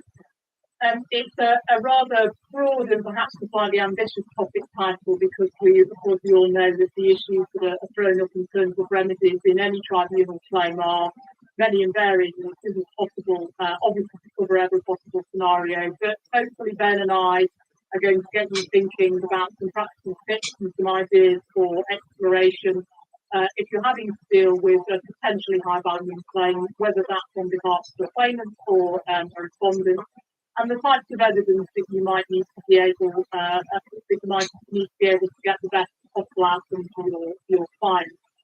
And if you have a question you might like to ask Ben or I that occurs to you during the course of the webinar, please do pop it in the chat box during the webinar, and we'll endeavour to leave enough time at the end to answer as many of those questions as possible.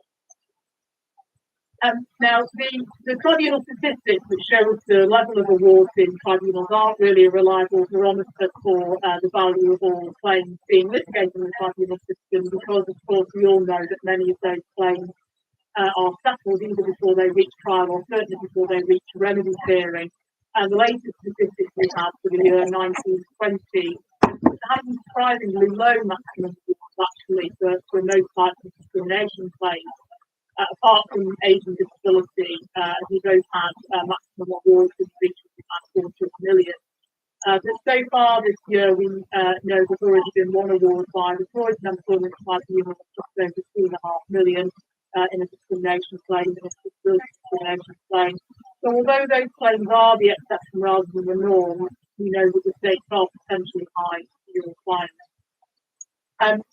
In the webinar, Ben's going to be talking to you about what I refer to as the non-financial loss element, if that's the right description. But by that I mean injury feelings awards and the like. And I'm going to be talking to you about the financial losses, so including briefly and I have focused mainly on discrimination claims, because they are probably the most common claims likely to lead to high value awards. But of course, many of the principles apply equally to all types of claims with the caveat of course.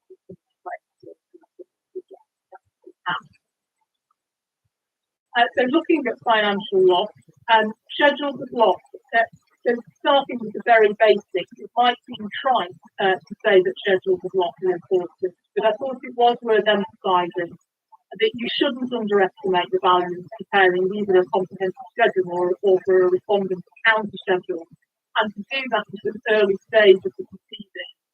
So tribunal routine is now ordered them anyway, but in terms of your case preparation and strategies, it is an important element. And all too often, I think parties don't engage with the issue of remedy until much later down the line, when it's often too late for that to dictate the strategy you might take. You want to have in mind the value of your claim and how you're going to maximise or defend it so far as the remedy is concerned at an early stage, because that's going to dictate your case preparation. Everyone differs in terms of their style of schedule, but essentially we want to be thinking, how easy is this going to be to understand for a judge and ring members who are looking at this for the very first time at trial? They don't want to see reams of mathematical calculations or complicated spreadsheets. They want to see something easily digestible and is simple to navigate. If you need a spreadsheet, by all means, prepare them, but keep them separate from the schedule. I'm a big fan of having the schedule that sets out the basic figures for calculation in sort of a header at the top of the schedule. And often they should be the figures that are capable of agreement with the other side. So your tribunal has an easy reference for things like the amount of gross and net which you pay, pension contributions, things of that nature. And then once you've dealt with those basics, then go on to set out and take on the various different heads of loss.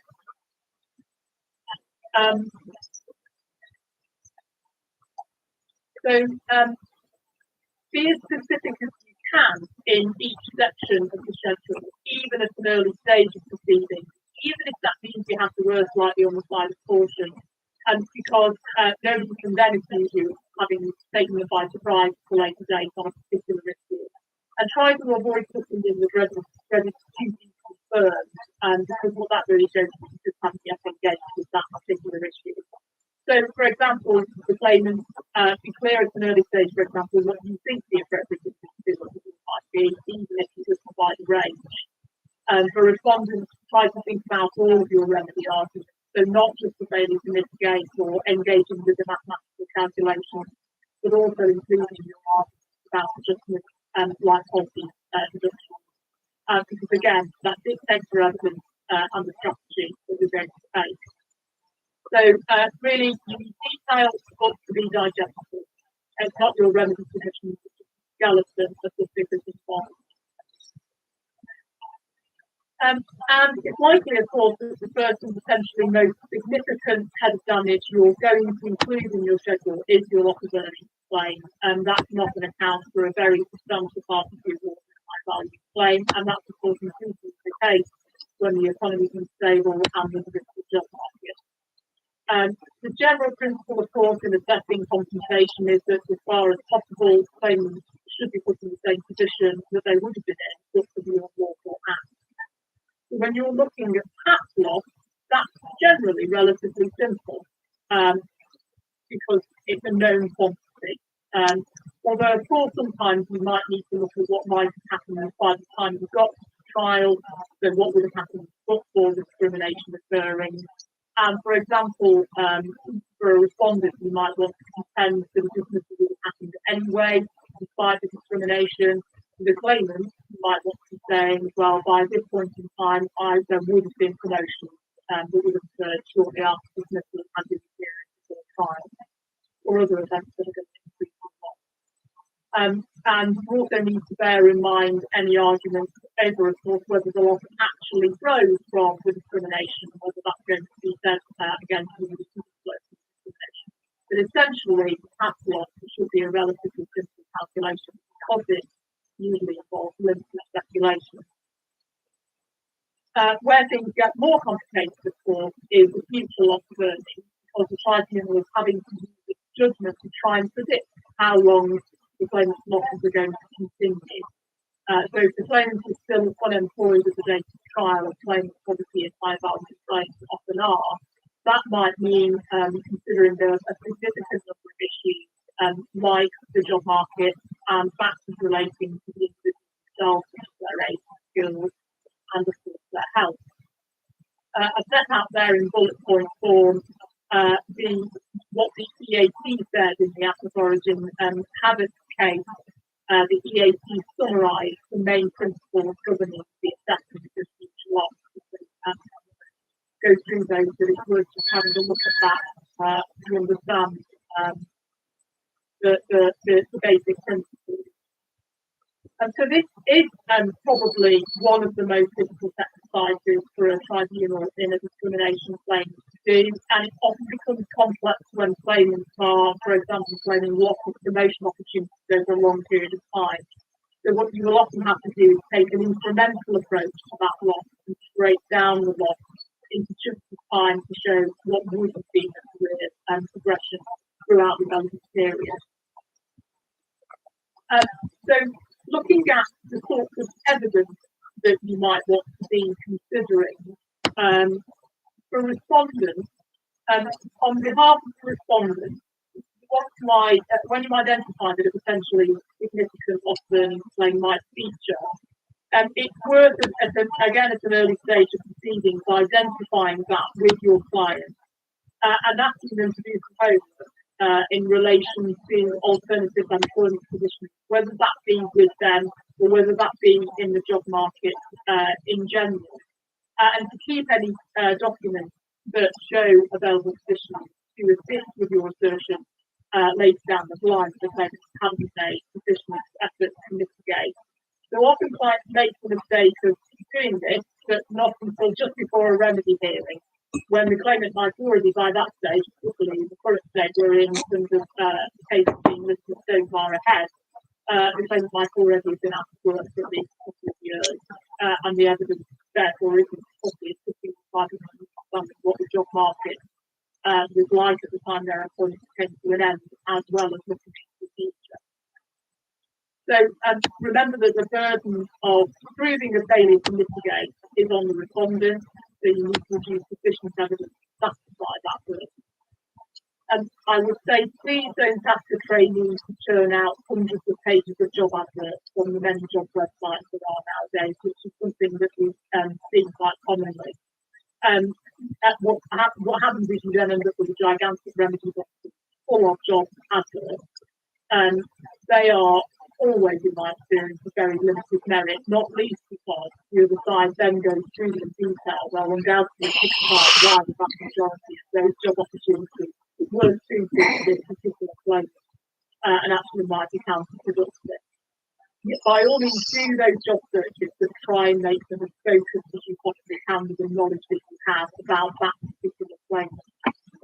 And in addition to doing those job searches, which show the general state of the job market, often your own clients will be able to provide evidence, for example, of their knowledge of that particular sector.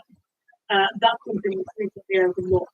So a witness statement from a relatively senior employee who has some general knowledge about their sector, about the job market in that sector, and recruitment in the claimant's chosen field, will be better than nothing when it comes to assessing the likely future prospects for the claimant.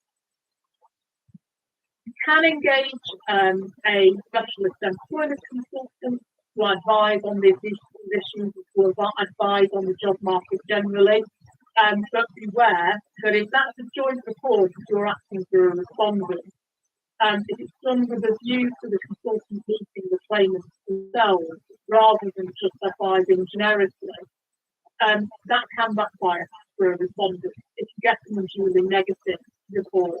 So often it's better to take some of the alternative routes of having more general evidence from a respondent perspective.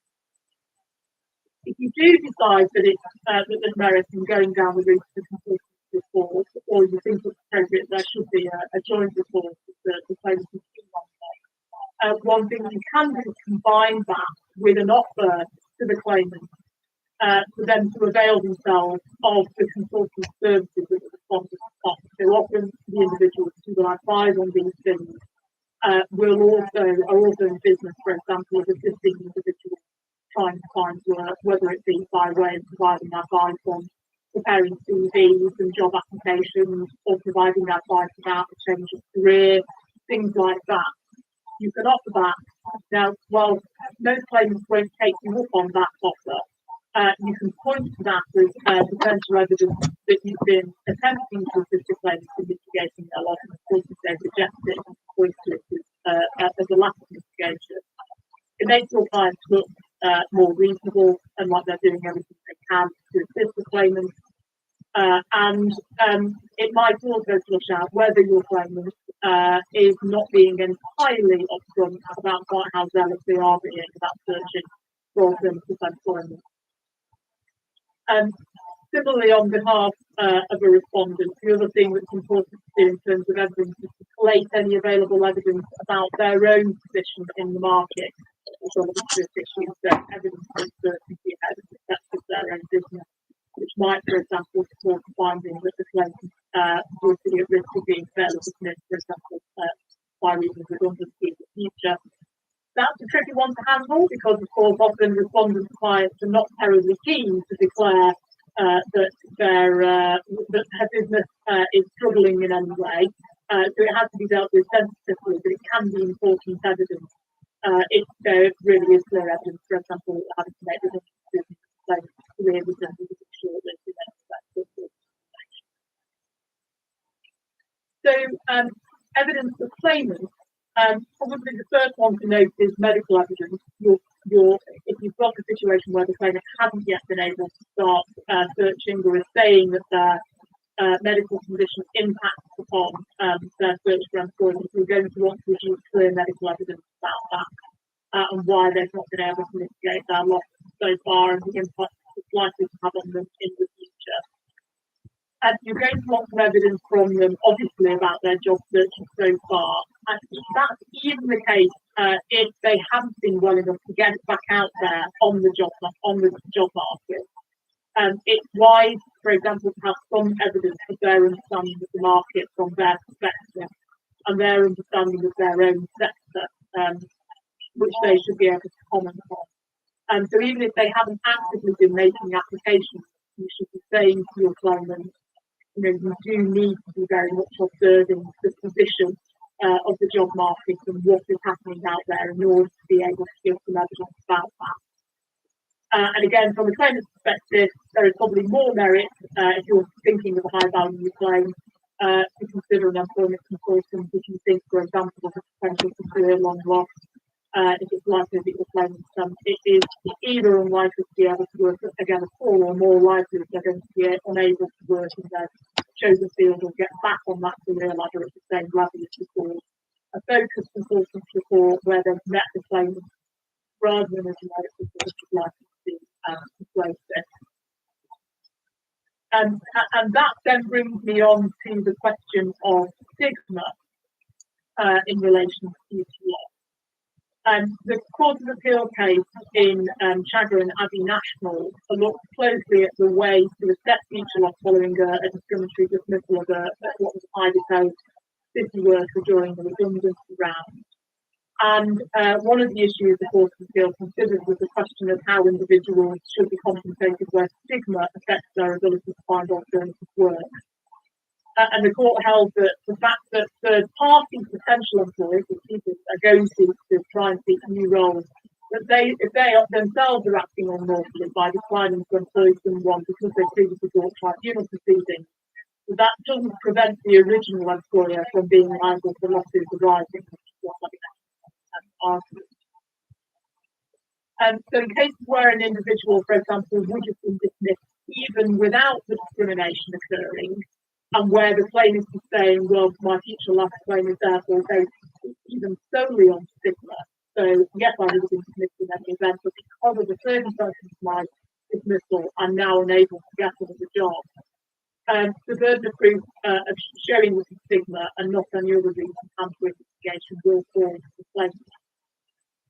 So it doesn't need to be dealt with as a separate head of loss. On the contrary, it's a factor for the tribunal to consider in determining the future period during which the claimant will suffer loss of earnings. But Lord Justice Elias said that it would be wrong for a tribunal to infer that an employee will suffer widespread stigma purely from on the basis of assertion that might or a mere suspicion that might continue about it. In the Chagger case, that was extensive evidence about very many applications for jobs that were unsuccessful, going to be obviously potentially your most common evidence. But you will need some evidence. That's going to be more difficult where you have a claimant who hasn't put themselves on the job market for health reasons like trial. Then you might want to turn to some expert evidence on that issue if you think that this is a real concern. For example, you might want to think about a report from a recruitment consultant, someone in the claimant's chosen field, talk about the types of things that are generally factored into recruitment decisions, and to comment on the likelihood that the circumstances of the previous dismissal or the facts of bringing proceedings is likely to impact on recruitment in what may be a competitive market. Of course, nobody is going to say, well, we won't recruit people in those circumstances because, of course, that would actually amount to victimisation. But some evidence of the commercial reality from an independent individual as to the impact is going to be helpful in that regard. And I've mentioned the Small and Shrewsbury self-hypothesis case, because that's the case where the EAC held that the tribunal isn't required to consider whether to award stigma damages where the claimant hasn't argued in favour of that award, and we can't raise it, for example, for the first time on appeal to deal with the issue head on. It's one of the things to think about at this stage. And one thing to bear in mind on the question of stigma, which is a relatively new issue for claimants, is that automated online reputation screening is now playing an increasing role in recruitment processes. So this is the rather scary tech world of sweeping the internet for information about job applications, whether that be their social media profile or otherwise. And of course, we now have judgments published online. There's a very interesting article written by Zoe Adams and Abby and Jeremiah Adams-Castle on this issue about the impact of online publishing judgments online, where, amongst other things, they observe that it's not difficult to envisage how an unscrupulous provider of these kinds of screening services might essentially rely on the tribunal's database to de facto blacklist applicants who brought claims in the past. It's a really fascinating paper. I recommend it if you're not having to think about a stigma damages claim. There's some interesting information there on that basis, but just on the general interest and perspective, I've included it in the PowerPoint slide. The other point to make on the Chagger case is that the Court of Appeal agrees that future losses had to be discounted to reflect the possibility that had there been no discrimination, there would have been a dismissal anyway during, for example, in that case, of the future. So that case makes it clear that in compensation along policy lines might certainly reduce future loss essentially all the way down to zero. So the circumstances justifying that are likely to be rare, but if you're asking for a claim, you respond to everything that there would have been involved with absence of discrimination. Similarly, if you're asking for a respondent, you're going to have to think about the evidence about that and can't make their assertions. That brings me on to the drug detention loss, and I'll skip through this so that we can move on to Ben's part of the report and leaving us time for questions. Please here, I don't intend to provide a comprehensive analysis of detention loss. That's a webinar all of its own. But of course, this is one of the most significant losses employees can sustain as a result of the district dismissal, particularly when final salary scheme. So, contrary to what people think, pensions don't actually enjoy special status in the calculation of loss. They're essentially part of the remuneration package.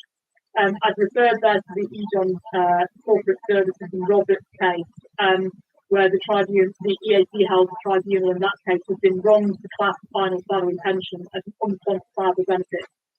Goodness knows, we've all been there. We've all thought, gosh, this is completely unquantifiable. But regardless of how difficult it is and how speculative it is, you've got to assess it, otherwise assessing the loss of tribunal. And the John Freeton Galloway Council case I've referred to just because it makes the point that you can, so in that case, the tribunal has found the claimant will find new equivalent employment so far as Sarah is concerned within 6 months of the arrest period. But his ongoing pension costs, which continue until the pension retirement stage, because of the pension benefits, that just be aware that you can take a different approach on that. I've referred you to the 2017 guidance, which has very recently been revised to take into account all sorts of recent matters, including the updating of the more recent Ogden tables and indeed the potential impact of furlough and CJRF and matters of that nature. But the guidance looks terrifying because it runs, I think, to about 180 pages. But having spent years dealing with the previous handbook, which again was very helpful, but did rather assume that the reader had quite a lot of knowledge about pensions, which frankly, certainly early in my practice, I definitely didn't. I think the new edition, because it's so detailed, actually is extremely helpful. So it's worth, if you've got a question about pension costs, looking, that's your first source. And of course, it takes 2 different approaches: contribution steps, simple cases, and the 7-step model for complex cases. Again, for reasons of time, I'm not going to go through that in any great detail. I've set it out for you there, but if you're interested, you can go to the guidance and have a look at it. But I just wanted to mention that probably the most important thing that is often overlooked is the adjustment factors when it comes to pension costs. And I've referred to the Jamaican number 3 case, because that's the case that talks point of raise old job facts and new job facts.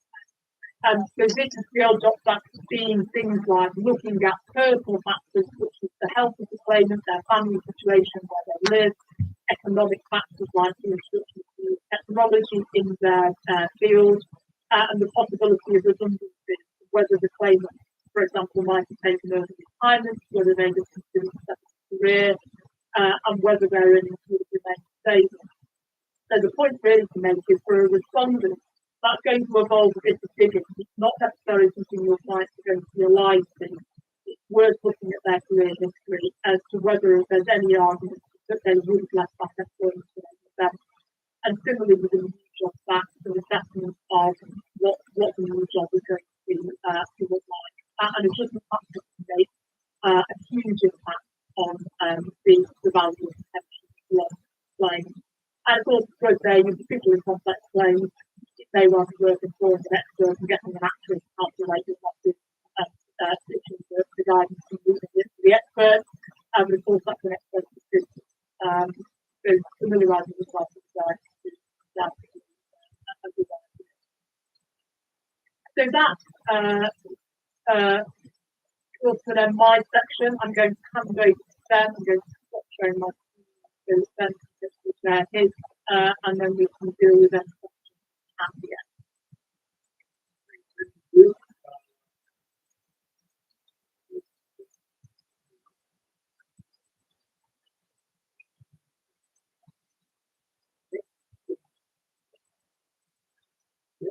My screen.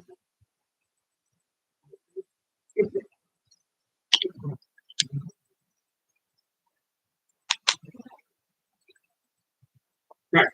Thank you. So yeah, non-financial loss I'm supposed to be dealing with. This covers quite a number of heads, notably interfering features of for example, redundancies, but also interest and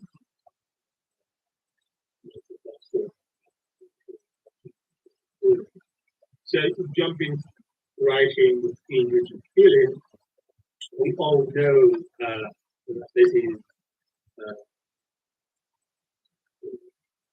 very much Republican conservation cases, but also technical cases. And what we're talking about maximizing and minimizing rules. We know, of course, the plenty of guidelines set out for fracking. We have confidence. So for the most part, in terms of non-financial loss, we're going to get the maximum of non-claimants. A high value claim where we could add help with cases. The point to make before, I suppose, in respect of interest appealing more to those representing claimants is that the burden is on the claimant to show that their feelings have been injured to an extent. I think that's the key point of the same for claimants of advice. Because when we look at the factors that a tribunal will take into account when assessing the appropriate level, you will see that there are factors which the claimant is for the claimant to have a schedule of loss statement to focus on those factors, such as the vulnerability of the individual. Now, of course, this is it's for the claimant to set out if they vulnerable, not just because of discrimination, but if it is something to do with the health condition. But of course, this is a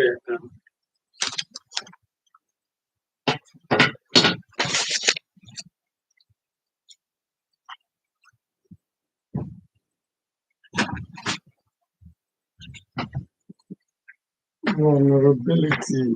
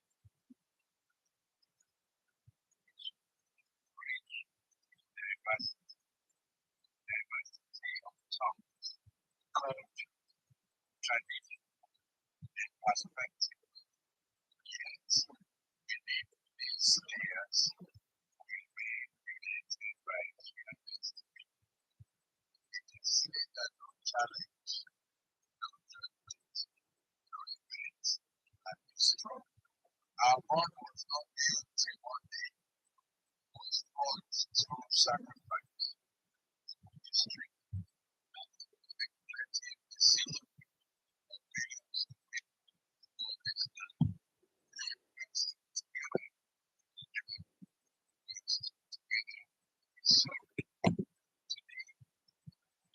Together,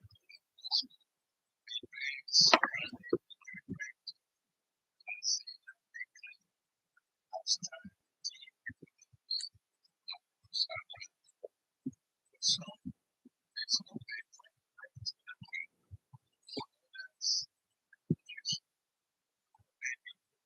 sense of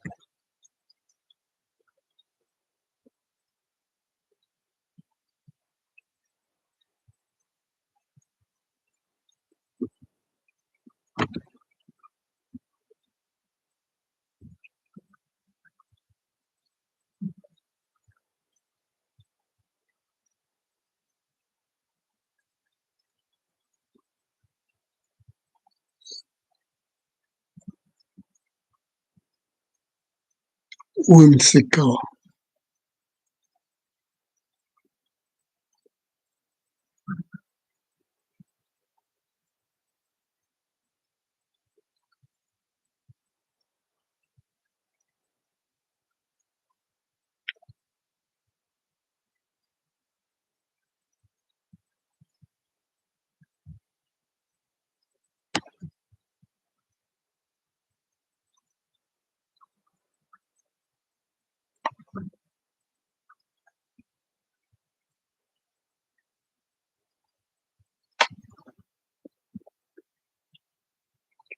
Whimsical.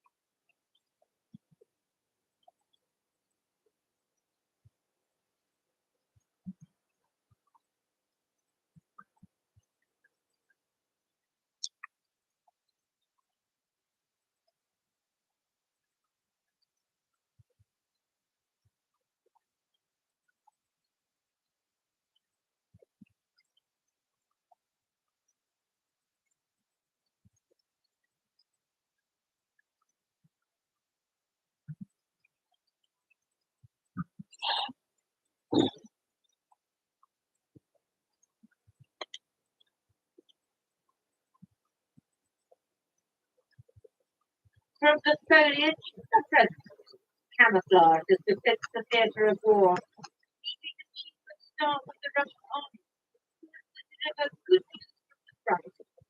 Present is greatly interested in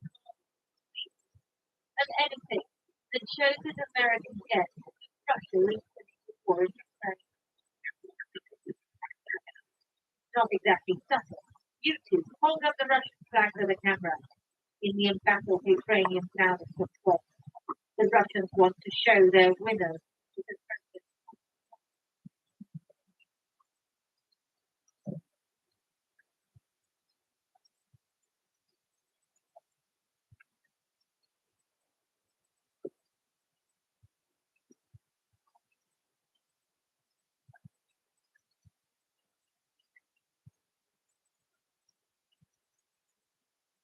Every day I get messages from creators saying, Dominic, I've tried everything on Instagram, posting daily, following all the trends, studying the algorithm, doing what you say, but I'm still stuck at the same ball of air while my reach just keeps dropping. Is that a seal of justice? This is what happened when one of my clients had this exact system to show me. And there are ups.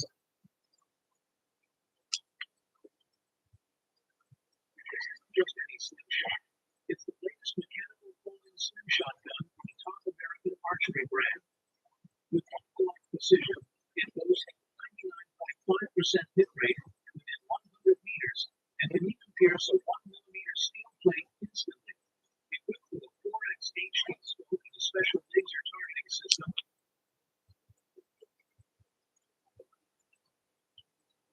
Runner forward.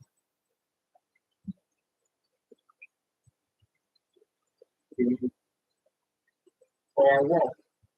Now you're not coming back.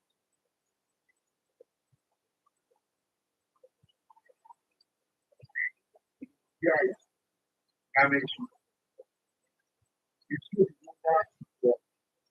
get uncomfortable no matter what challenging and all. I will accept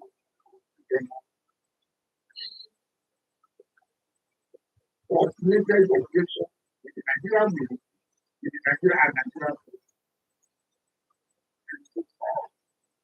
that we took all this work, we said the trainers, the phone, the all undressed us. We saw the goals that have been planted by people lives and social as we breathe our lives in Auto Kaka, Auto Mango, Auto Kodak, Auto is what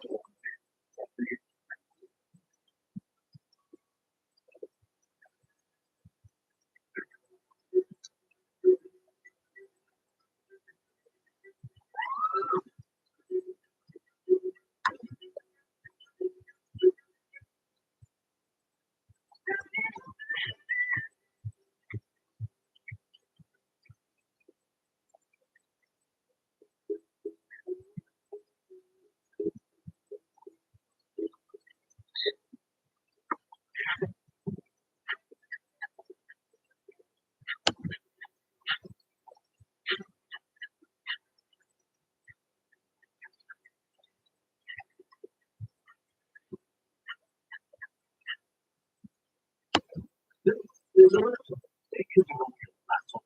Grabs, private grabs, create street sketchy notes. This laptop can do everything brand new laptop can. But there's just one difference. This laptop costs up to 50% less because it's not new. It's verified with photos. It sounds great now.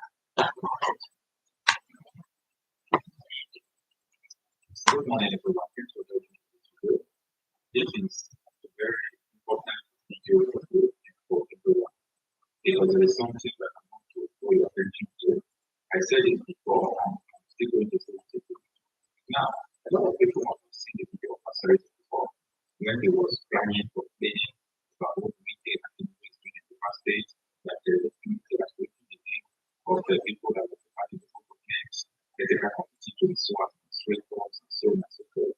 But this is what's saying that he has started confessing. He said that he had the parent of the those of the kilos, and when you throw that with other different when you throw that with other scores, he said it was smart and what he said to him that he wants the soldiers to give people like this. And after everything the people that are developing this right to train him in the states. So this is the company this man is saying is for people. And the district media and the Nigeria are not responding to this. They are not talking about this. The Southeast government have news. Maybe they are the ones that enter control of the because 4 months ago, because made the statement, probably the president of the said that is made in the state right now. And the people because of things that we can challenge it. And again, this is a combination. Simply, they stick around the area, the currency of the team that would be also, able to do it. So I started seeing that if this is what is going on, and I'm not able to say if people don't have a complete I know that Nigeria has network system of Nigerians have Nigeria finance, but this has a lot to do about mentality. We are talking about the what is going on right now.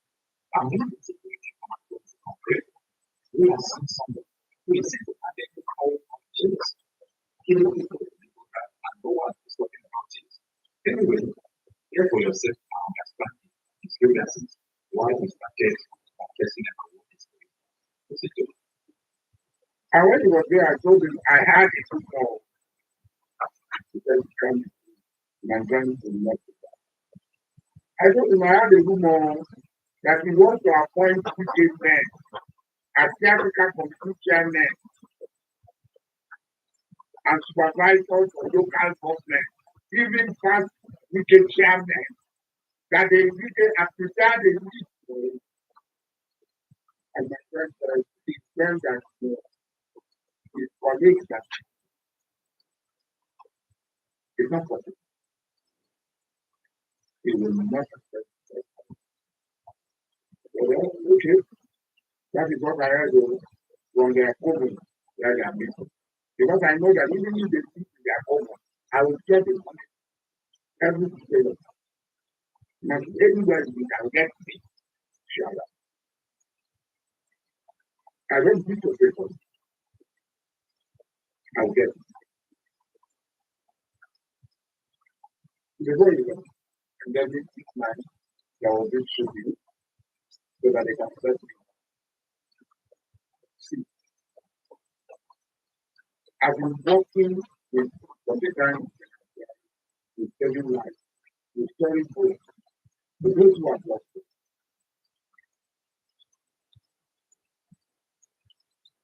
Join us for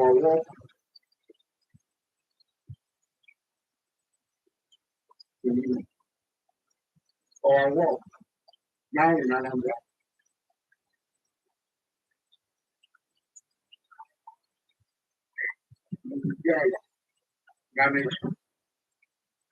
It's the number of death, uncountable number of death bodies, challenging and all. How we arrested those people, put them up. Coordinated operation with the Nigerian military, with the Nigerian forces. That we do all this work. You saw the trainers, you all on threat control. Because the goal that has been granted by improvised explosive to this place, and we bring our lives in keeping them out. Go to Ghana,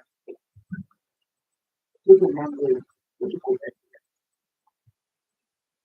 go to one. And still work for and saving life. The one man, one individual, has become bigger than everything. What is saying, and the country has been under the pressure. We have captured the future. We have captured the present. We have captured the security, the infrastructure for the Nigerian state. We have even captured a shop of the Supreme Court give judgment on issues that have before. That has been succeeding and pending before. The Supreme Court will declare the person who left his position, resigned from his position to contest for governorship. The Supreme Court will say he did not resign against the constitution of the party. People will say you are a natural leader and you are playing for it. I'm not a big person. But I have every right to express my opinion on the danger that is coming upon all of us. The first of mine sent me a video clip. And in that video clip, a woman was putting her leg on top of a man and talking on the floor. And somebody ran out. Usually, so government, make yourself comfortable. Sometimes it's a little thing that reminds us of that.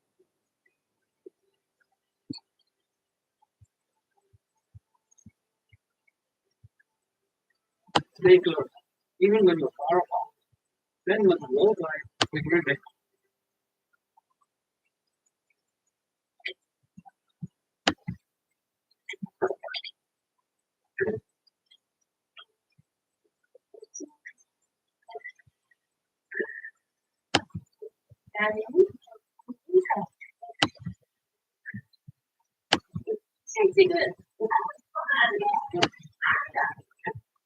여기서 통과될 때까지 아빠 취직할 때까지도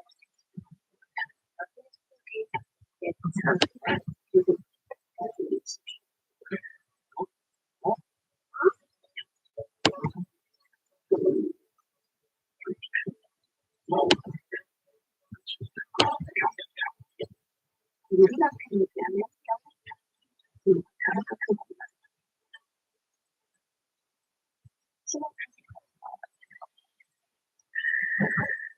저는 그 식구들인데 집을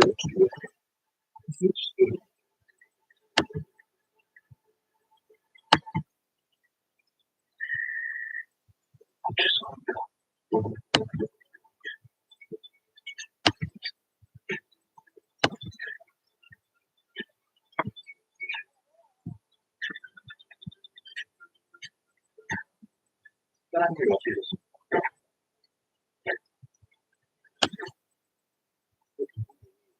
하나 이제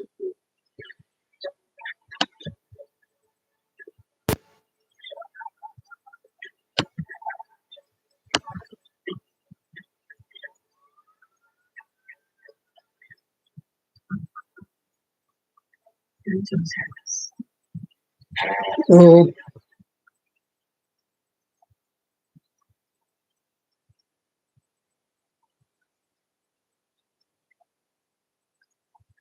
and an object of and the man.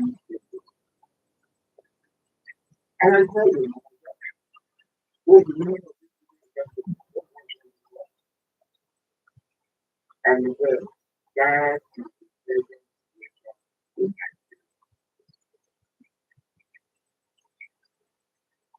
the organ is supposed to be the organ.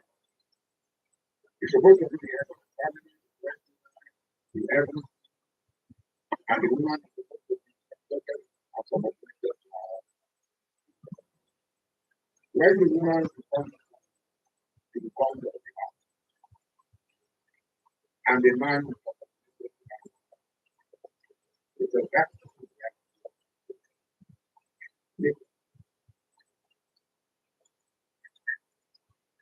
The weak man controls and use the power to rest on the what needs the Lord.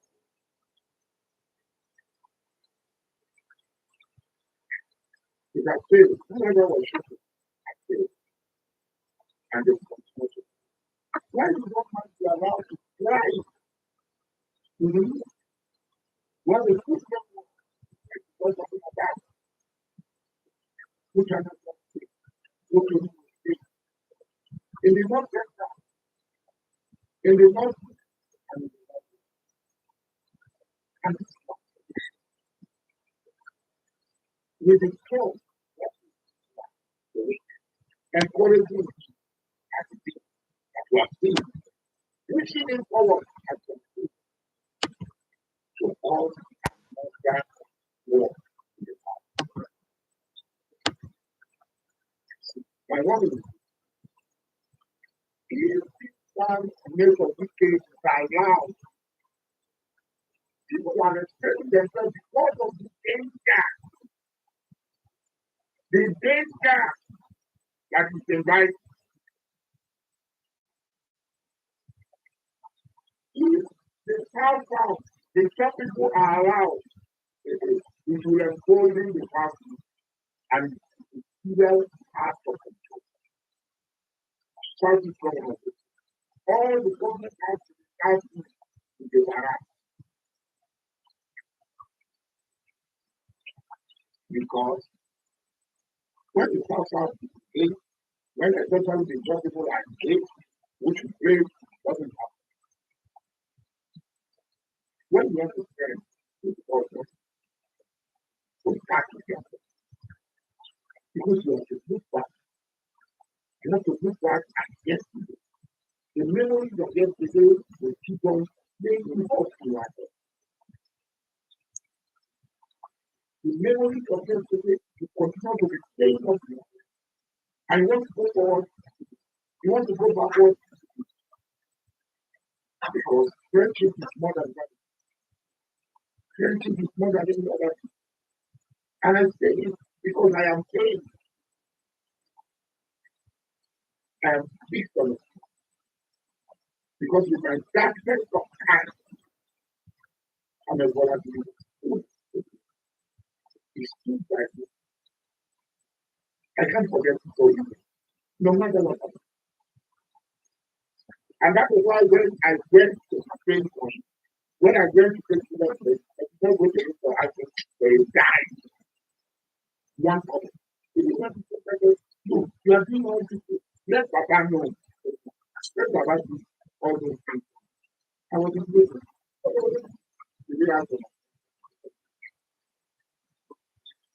It's my advice. As a sincere friend, what is happening in the state of the different of what happened in the West Africa. That led to the death of over 3 billion Nigerians and destruction, the economic law, and the pain and the scars, which is still being used today to rally people against Nigeria.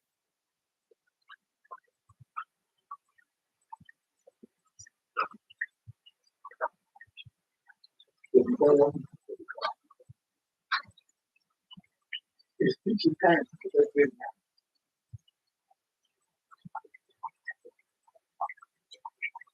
This shooting that took place today, whoever took place, they are failing. Don't fail it, don't fail it, happy. Go fail it. You are always mistaken. You can't make me complete. So wherever you are going to go to, I go to have it there. My eyes are everywhere. My ears are everywhere. My nose are everywhere. That's it. I become a rare. Money. Of I didn't know. Oh, boy, you do this and that thing. I don't go far.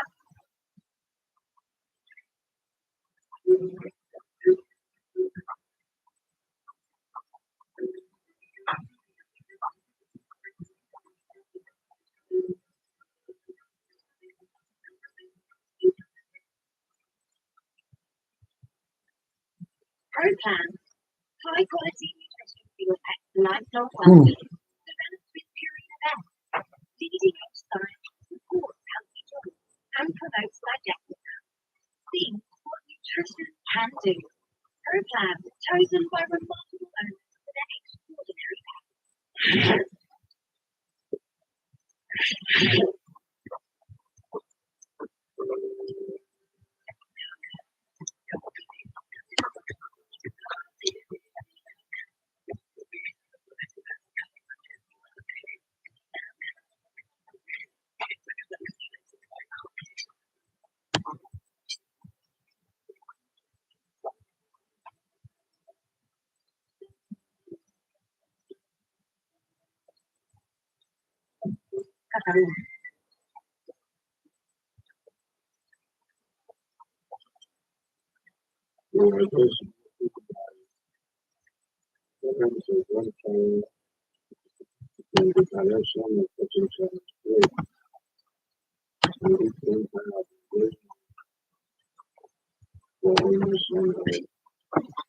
We want a lot everywhere.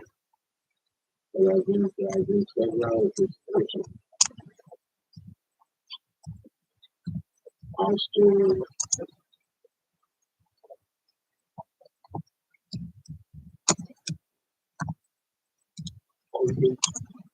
one kind of now.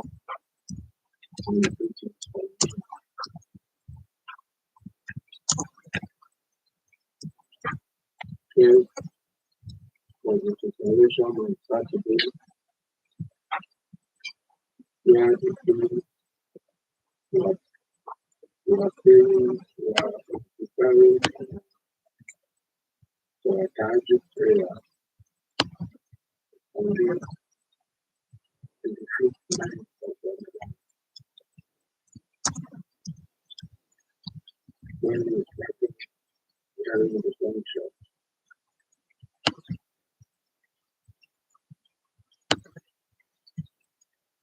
we tried to make a reaction to security threat. But without continue, I know that they break.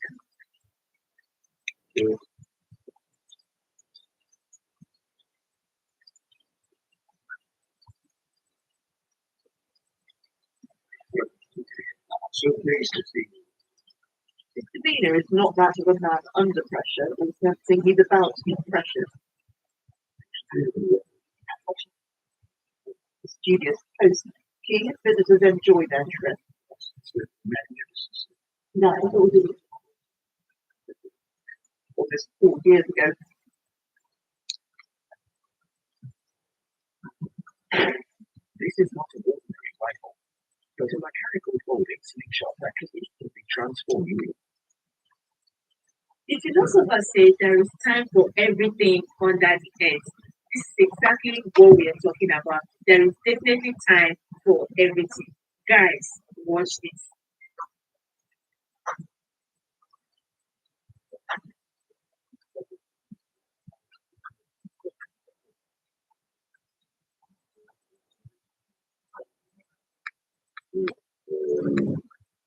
I'm very familiar with that ecosystem. It's been Corps Commander of the Infantry Brigade. That is the biggest.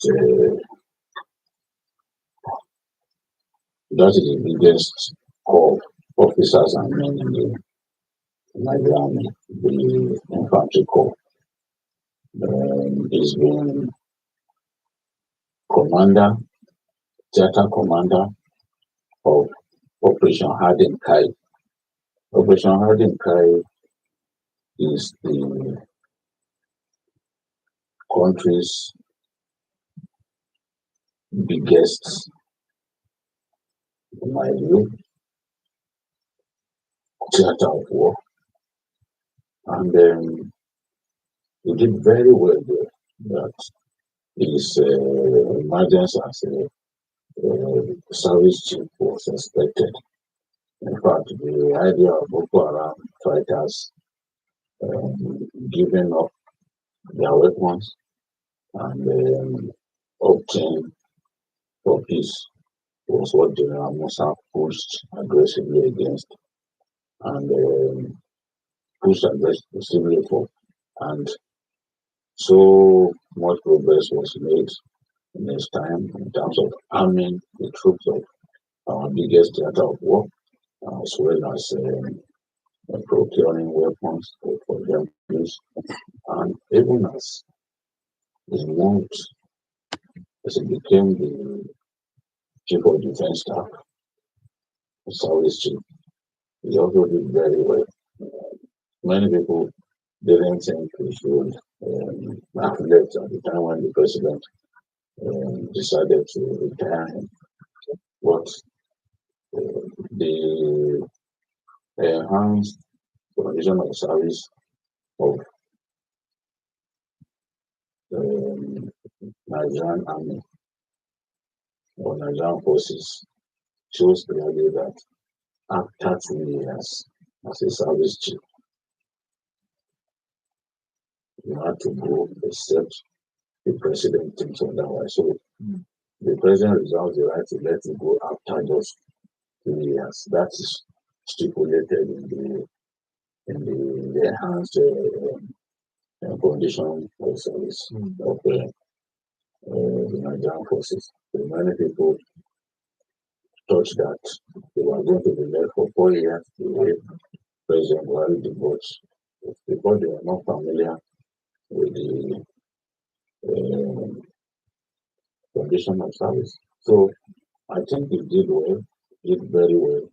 And presidents must have felt that look, at this time with things getting really bad, that we needed someone who has experience and who has seen it all to step in. And many people to have criticized the idea of putting politicians. You remember what Senator Adams said, that when you make a politician, a core politician minister of defense, you put a businessman in charge of the defense of our country. And he argued that we needed to put people who have experience as servicemen. And you cannot say that Christopher Massa does not have. So it fits the bill. All right,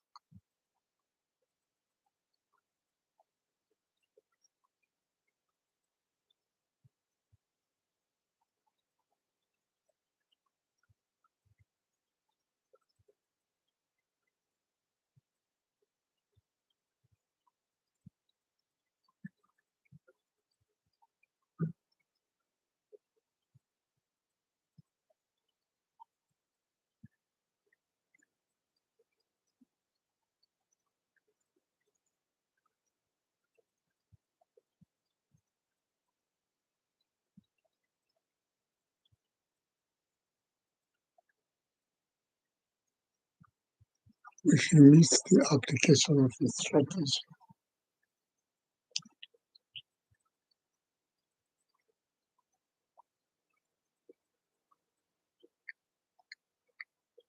you know. But I think he needs to focus more on the problems at hand. I didn't agree with some of the proposals he made as a chief of defense staff, talking about fencing Nigeria. And although those are not things, we have very serious issues at hand, you know, and we need to really find quick strategies to deal with those issues. Then we can maybe start thinking later. Because when you talk about fencing, it's negates the free movement protocol of ECOWAS, you know. So rather we should encourage more open borders, more safer open borders through collaboration. You know, previous administrations made considerable gain in terms of dealing with this game. But unfortunately, they won territories and left those territories unguarded. They left them, you know, just like that. And so these criminals were still able to find their way into this territory. You push Boko Haram back. Remember, Boko Haram went to go as far as Kogi, when they attacked some Air Force men and the defense of Ansaro. But you now clear them away, move them back. But what happened? How come then these other terrorists from this other side now came in, moved down to Kogi, moved down to Odo, you know, when they attacked that, you know, San Francisco. Thank you very much, Gabriel.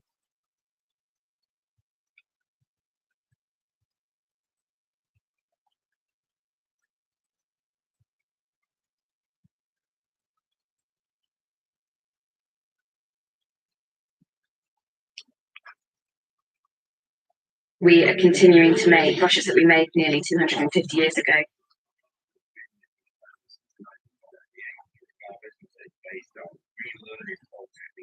When you're running your own business, you've got to make decisions about there's a lot of information that we need. Office work, paperwork, generalized election, and advice.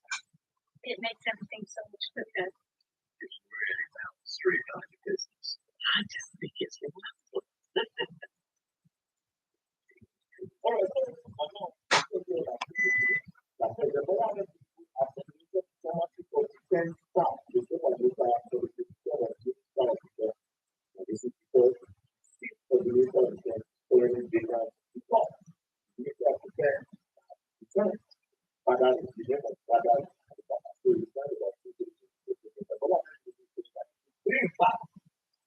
In chief of defense staff, do that. So we just to be about the serious not I want to say go back because it's very good. Don't do this.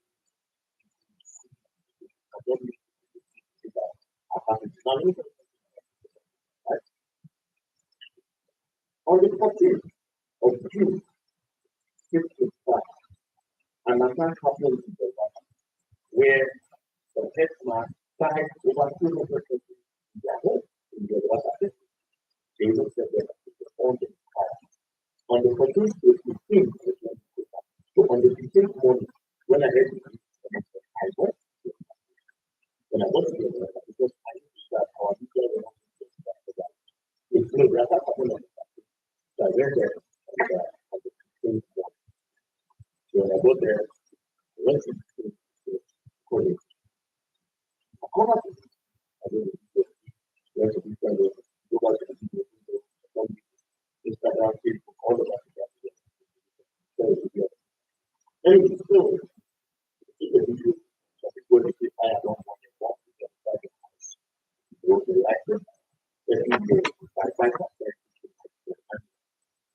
So when I put them in mind, it's going to go away, right? In less than 3 hours, right? So when so by the government report attention from the police were there, army was there, so after that, on the 17th, the chief of defense made a more and then it was the response because I was on my back. I went to the music, I told you, I got to do my school. So you can do that. So then, he said that in the challenge, yeah, last time, maybe like, so this was actually what I said, this was general, this was what I was about what my biggest process when we map it out. I guess that's at this point, we just work on our ancestors.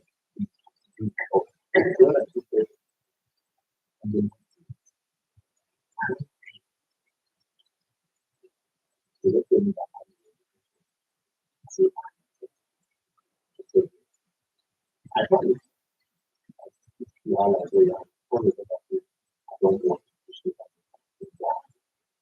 And because if you don't find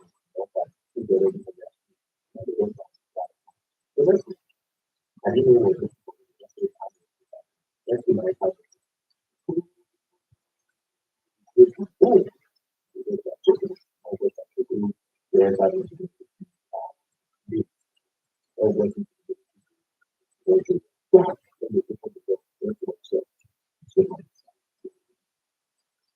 We are continuing to make brushes that we made nearly 250 years ago.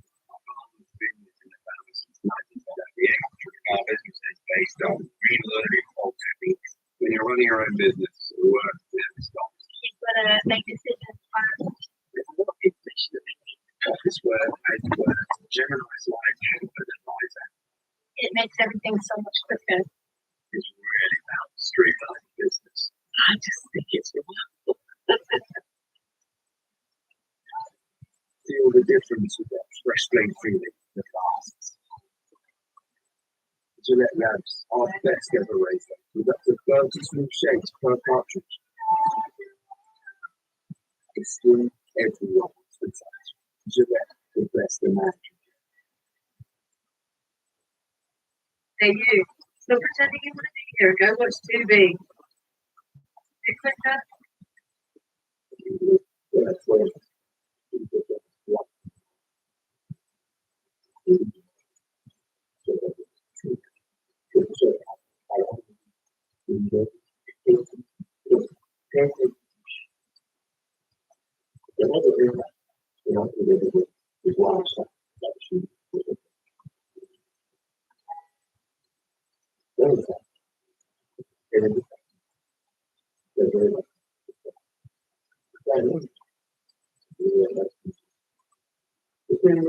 You know that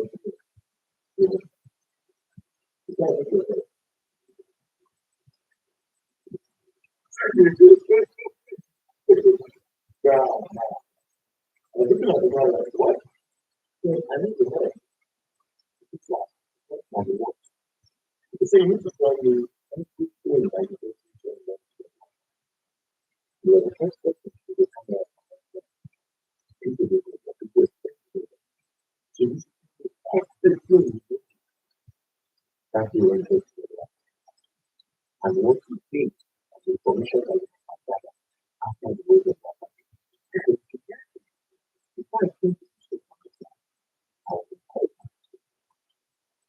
it's a that I can or not that the people that know the history of what's happening between the and the other part just consider as a matter of fact, we are not used to it. Myself. How do you do? So, I think what we have to find out is that because the command, they also tend to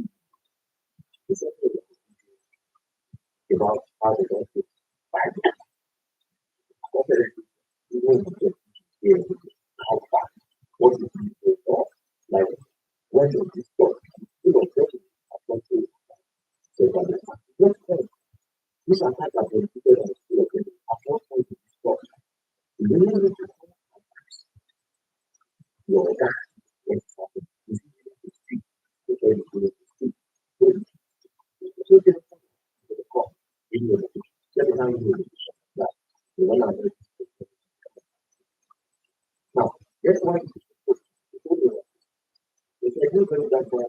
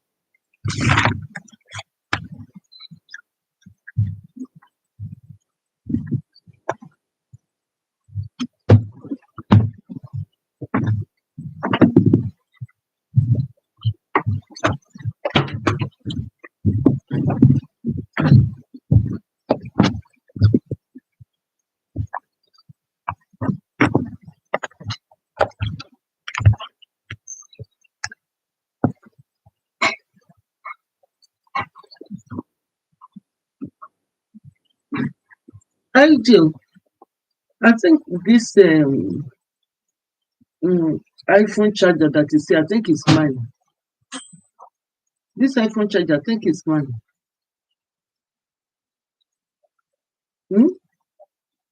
That doesn't have iPhone charger. It's mine. I give it to him. This one. This one. This Yeah, iPhone. I give it to him. There's one I brought from my. Is it yours? Yeah, I got it. I mean, from my own phone. This one. This particular one. I Ah, got it from the office. This one. Look, this one. this one. Yeah. I'm pretty sure it's the one I gave It's you. not you.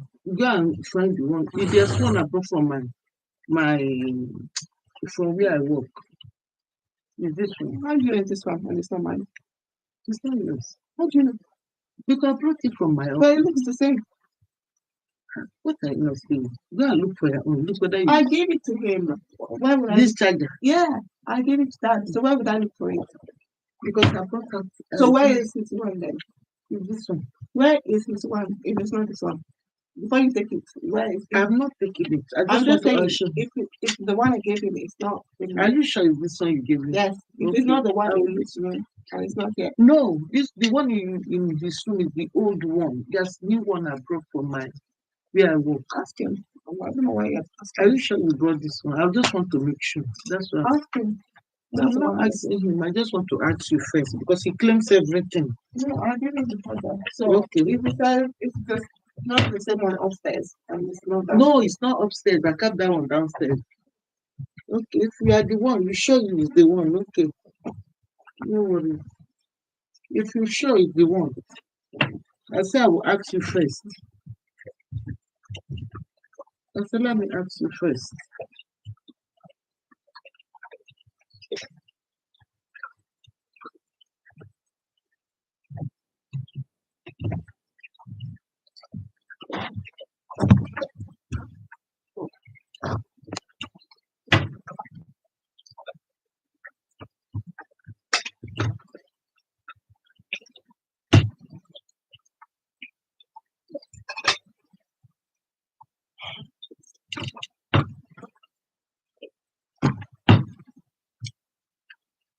But I have another one. No, I just want to be sure because I brought exactly something like this. With this ad, are you sure I The don't know? customer left it in this thing and go home and I cleaned the bay. So because if I've cleaned the bay many times, if you give it to the staffs there, then they will take it home. So that they are saying I'm not giving them this one again. Many charger that I bring is from it's from where I work.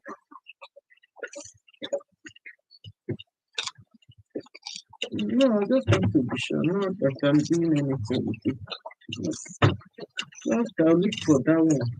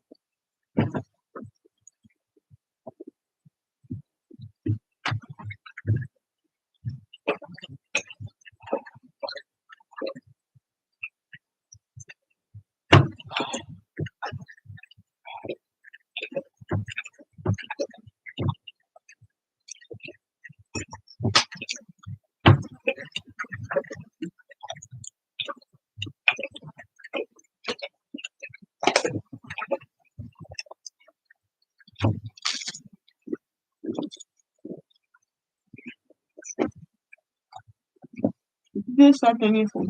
Did you start your phone? Mine. Did you start your phone? Have you started? I want to see if I will change network. That is fine.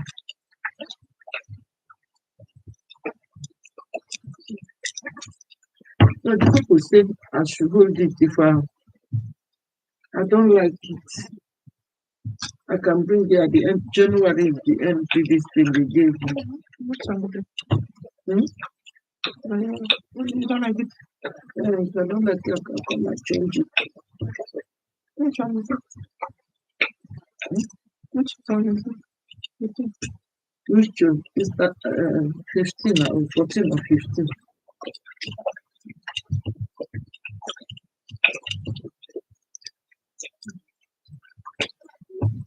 You want to change it to what? You want to change it to what? So the same to anyone.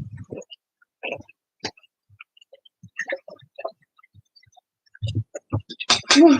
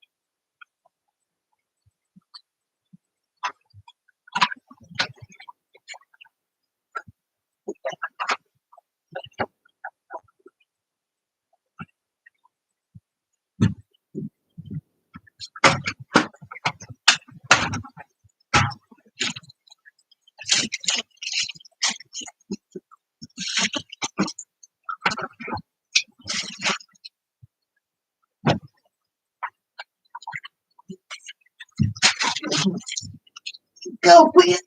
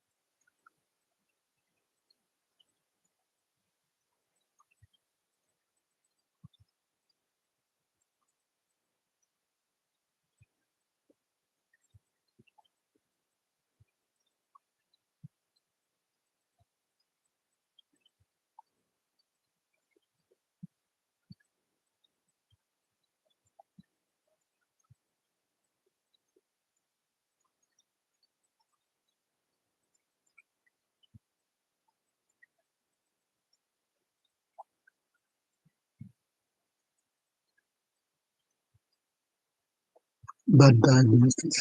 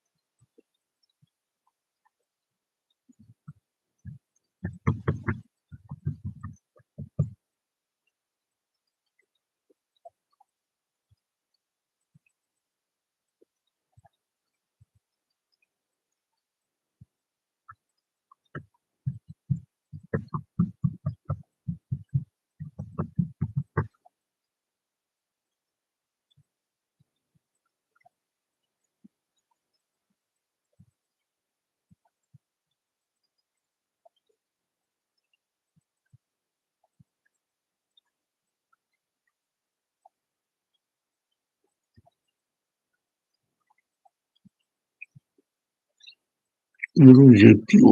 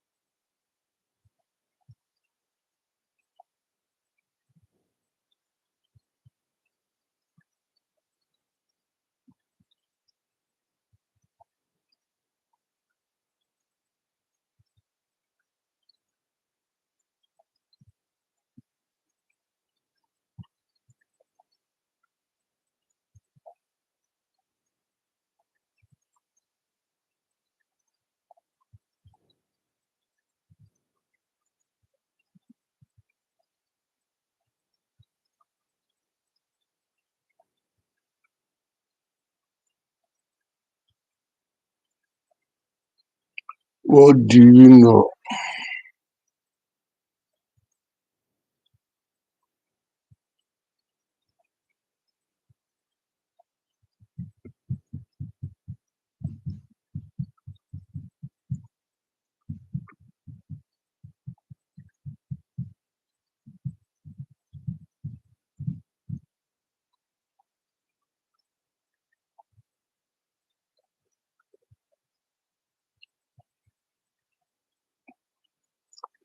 They want to hold you again today.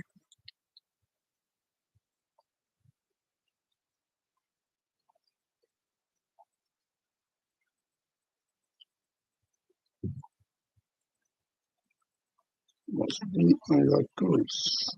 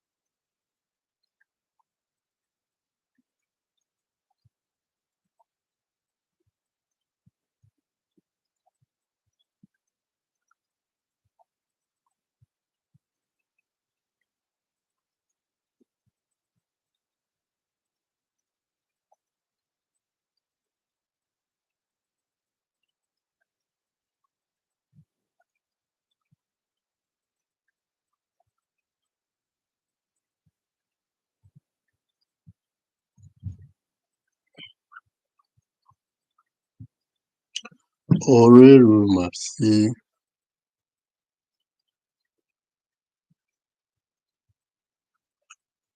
jọ̀wọ́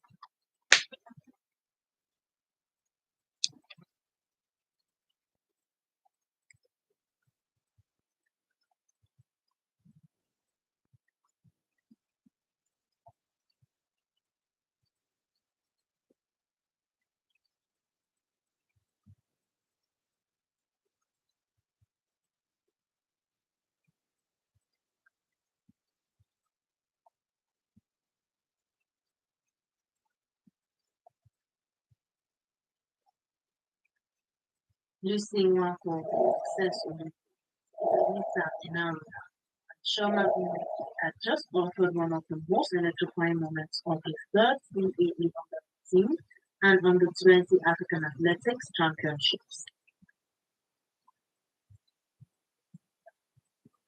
All right,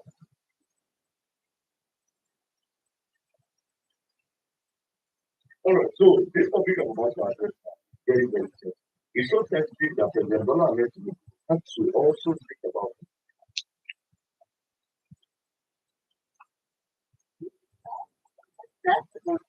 Looking for the answer, fine, relax, let's check.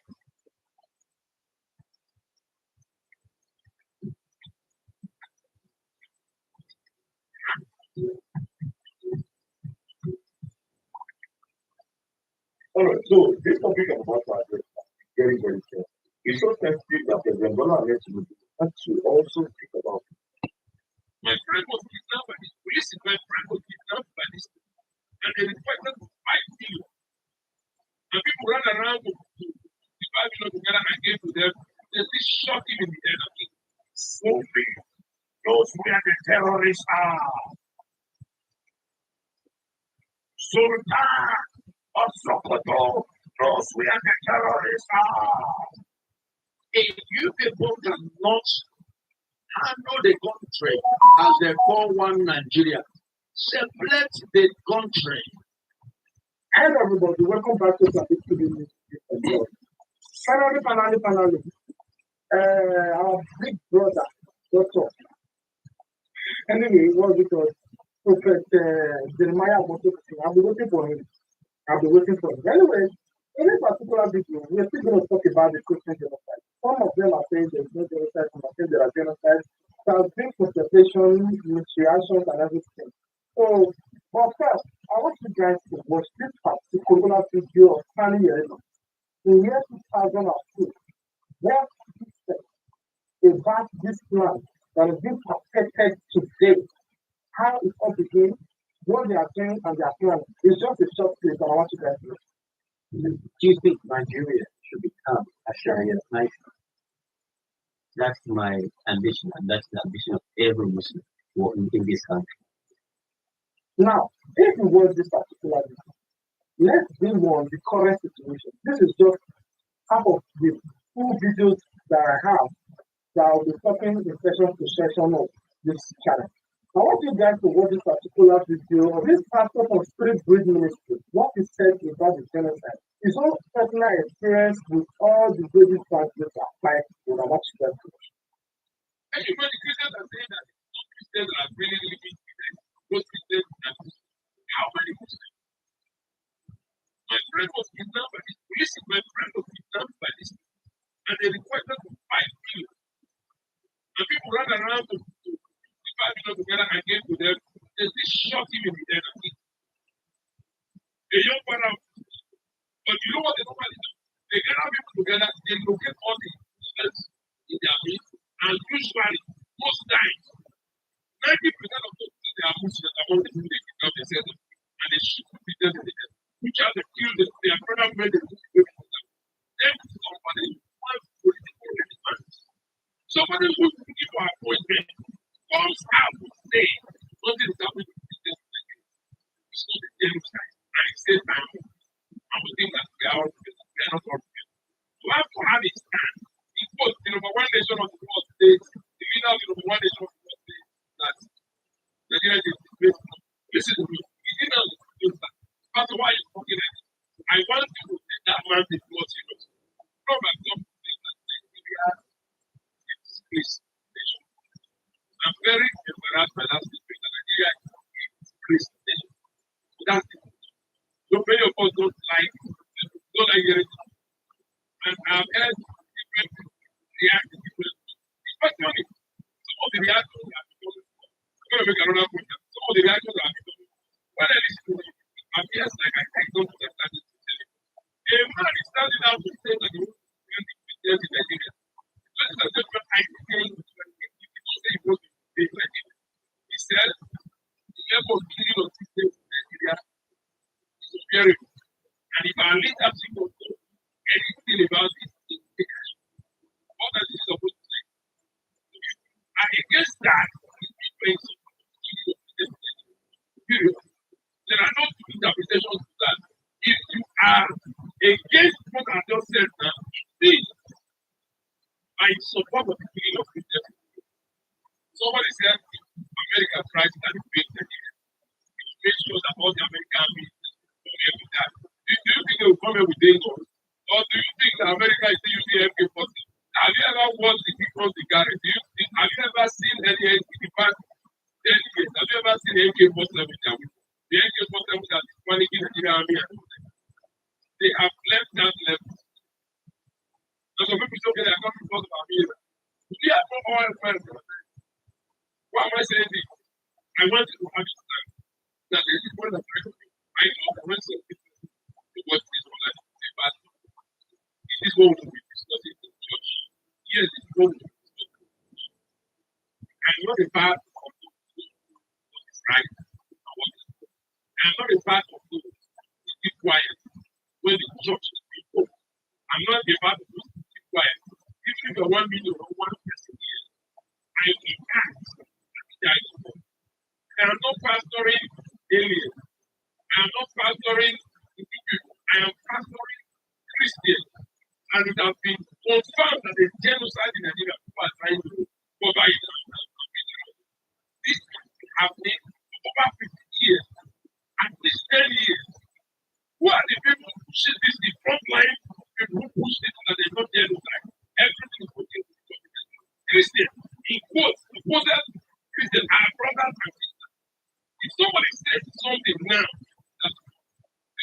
very useless in government.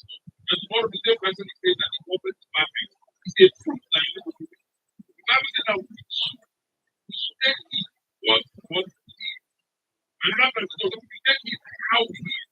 Whether it is Muslim or it is Christians that are being killed, the fact that human beings are being killed, and we know that this thing is targeted at people. And those of us who are Christians, we keep quiet, then we are fighting and aligning with the gospel of God. I like to know that to raise this matter up for gospel. So when we keep quiet, our silence becomes a possibility. You know how many Christians have been killed? It's because they hide this thing. You are a member of this church, don't say, we have to stand on the body of it.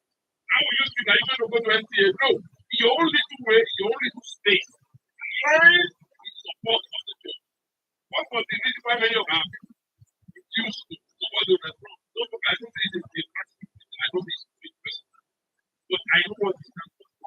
And most of the friends I have when I talk to them, they always talk about paper, green card, paper, green card. Communist citizen of America. If a devil is there, that's America, you run out of it. With all of this that's going on in Nigeria, if you are directly affected, you will know definitely that yes, of the truth, despite the scale of the street genocide going on in the world. Because the vast majority of people that are affected know that they are Christians. Now, this takes me to another pastor, that testimony, Pastor Isa. Now, I want you guys to listen to what he said in other verses. Only those where the terrorists are. Sultan of Sokoto knows where the terrorists are. You must have the political will. It's the president to prosecute publicly. Make it clear to all Nigerians that no one is above the law. No one is above the law. This is my comprehensive national speech given by Prophet Isa on the genocide, national defense, and the awakening of the Nigerian conscience. My fellow Nigerians, my brothers and my sisters across this beloved nation, and all people of conscience everywhere. And I'm very emphatic about what I say, all people of conscience. Today I speak not only as a prophet, but I speak as a father, as a citizen, as a witness to the pain of our land. Nigerians as a crossroad, our soil in this country soaked with tears, and with the blood of innocent men, women, and children. Too many have looked away. Nigerians have walked as if nothing is going on in their country. What is happening across Nigeria is not random violence, it is genocide. It is targeted. It is systemic. It is an evil act. And this must stop. It is shame on the Nigerian leaders that we have to take an American president or an American lawmaker to act on behalf of the people.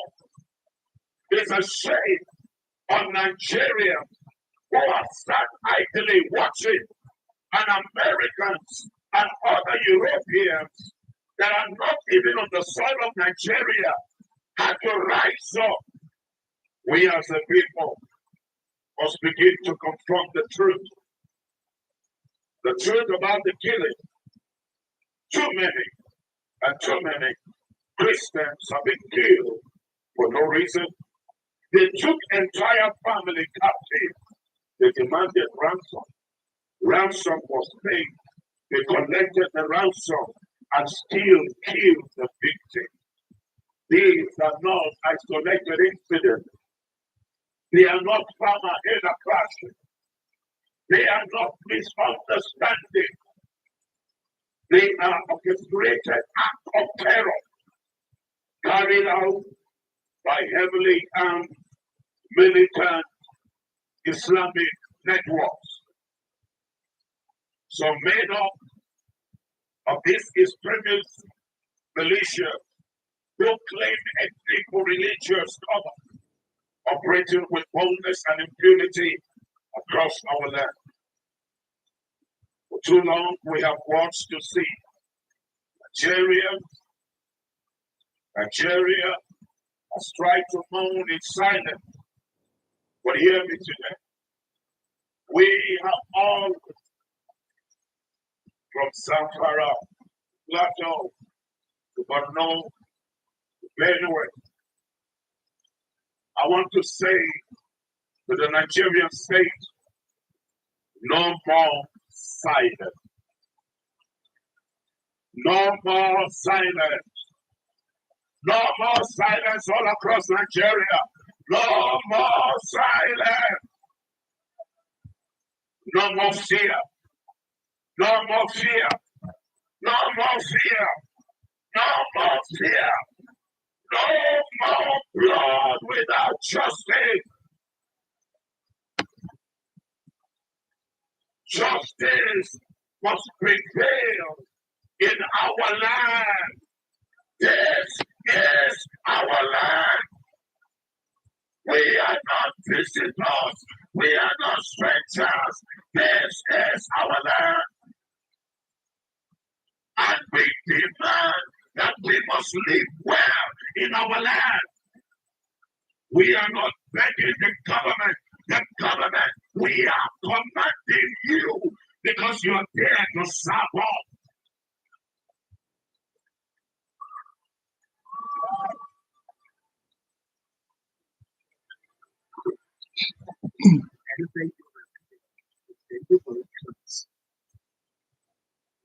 For everyone who made it, said, like the teacher, like the that people were very much. It's meaningful, it's memorable. Because the right rightly is strong. But why not ask it to go with that time? Flowers, beauty, whatever they want, and the statement was Christmas. Everyone deserves a moon. Now, what I have in front of me is the titanium pro range from Calabash. These are incredible cotton pants, and not only do they look good, they perform extremely well. So, the key benefits of these pants is the game-changing titanium cookware that combines the steering power of stainless steel and has a virtually indestructible non-stick performance. Unlike other non-stick pans, this doesn't contain any of those forever chemicals like PFA, PFOA, and PPMEs. It's also constructed and not coated with heavy utensils on it, with dishwasher, oven safe. It's not going to peel off over time because it is actually constructed into the pan. These pans also combine all of the strengths of stainless steel, cast iron, and non-stick without any of their weaknesses. And you have a little bit of peace of mind knowing there's no forever chemicals in there, so you cook safer and healthier. On my left here, I've got the mini titanium always pans pro. Then we've got the titanium perfect pot pro. We also have the titanium always pan pro. And then the mini titanium perfect pot pro. These are incredible pans. I absolutely love them. They look beautiful. They look perfect in the kitchen. And I can't wait for you guys to enjoy them yourself. You listen to what Pastor Isai Boba said. It didn't just end it. Odumeje also called for the division of Nigeria if our leader, which is Bola Tinubu, or the Senate, House of Parents, whoever that wants Nigeria together, just make things. They should let us go and let everybody stick together. Because I want you guys to listen to what Prophet Odumeje says. If you people cannot handle the country as they call one Nigeria, separate the country. Let's separate this one Nigeria. Because I did not see anything coming out on it. Now, they are happy enjoying the resources that belong to anybody. Governors, they are happy embezzling the money that belongs to everybody. I have never seen anything come out in that one Nigeria. Nothing is working out in this Nigeria. No job, no security, no 24 hours right, no good road. The deltas, how about you? Is there any good thing in Delta? Is there a good road in Delta? Is there any 24 hours in Delta? Is there security there? They are the one have the oil. And outside the I know they have gold. Everybody can go to their own country. If they can be able to control their wealth, buy. If they can go to buy, want to gather people together, and people you don't know where they're coming, killing innocent people for nothing. And innocent people, innocent Christians are killing for what they do not know about. And you are there as a governor, you are working with security, you are protected. President, senator, you are working with 15 mobiles. 15 mobiles are following one man because of bad government. That is why 15 mobiles are following one on intelligent, one of the issue banner. One of the four now, I'm a major 15 mobiles nation. Can you only as a governor, as a senator? Why all those mobiles? Because a person that's supposed to be guided by this 50 mobile or 50 security or 20 security, that person maybe the person has already made Nigeria to become Dubai or Nigerian Taiwan or Nigerian London, America. If we can be protecting the person, will this man change our country? We'll give him 50 mobile. But we see people that are embezzling our money. The people that work below the 4 years and they know the support the same 4 years. And it's security guiding them for what? It's high time, the youth. It is high time we rise up and build our country that we need. Now you listen to what you say. I don't want to talk much in this particular video, but I also want you guys to listen to what for the says. They say genocide is happening. Some say genocide is not happening. Everybody who says a crime that is happening is not happening is either criminally minded or need a psychiatric evaluation. Only priest can report the womb of a pregnant woman. Bring out the child and slice it. Only priest. That they did that here. What? And there are people in all different places of power wherever that are the backers of this peace. Anybody who backs a beast is a beast. They say genocide is happening. Some say genocide is not happening. They say massacre is happening. They say it's not happening. Everybody who says a crime that is happening is not happening is either criminally minded or has psychiatric mentality. Need a psychiatric evaluation. Says genocide is happening.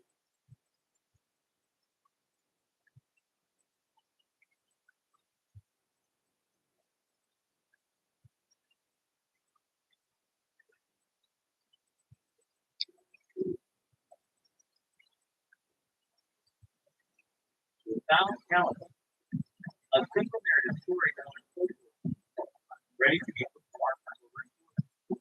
Hello, my friend. Come close.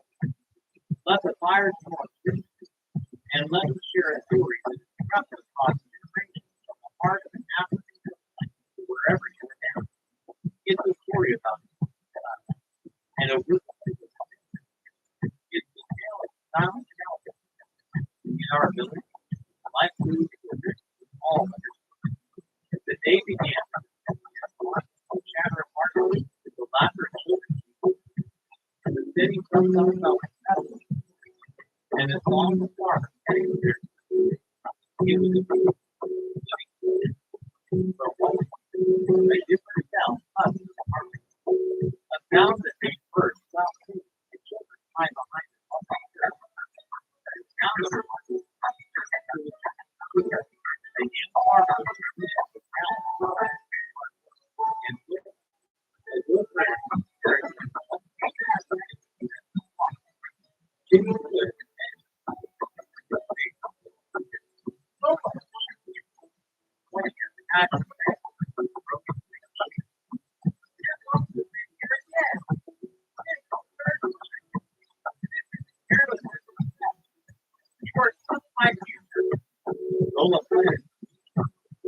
are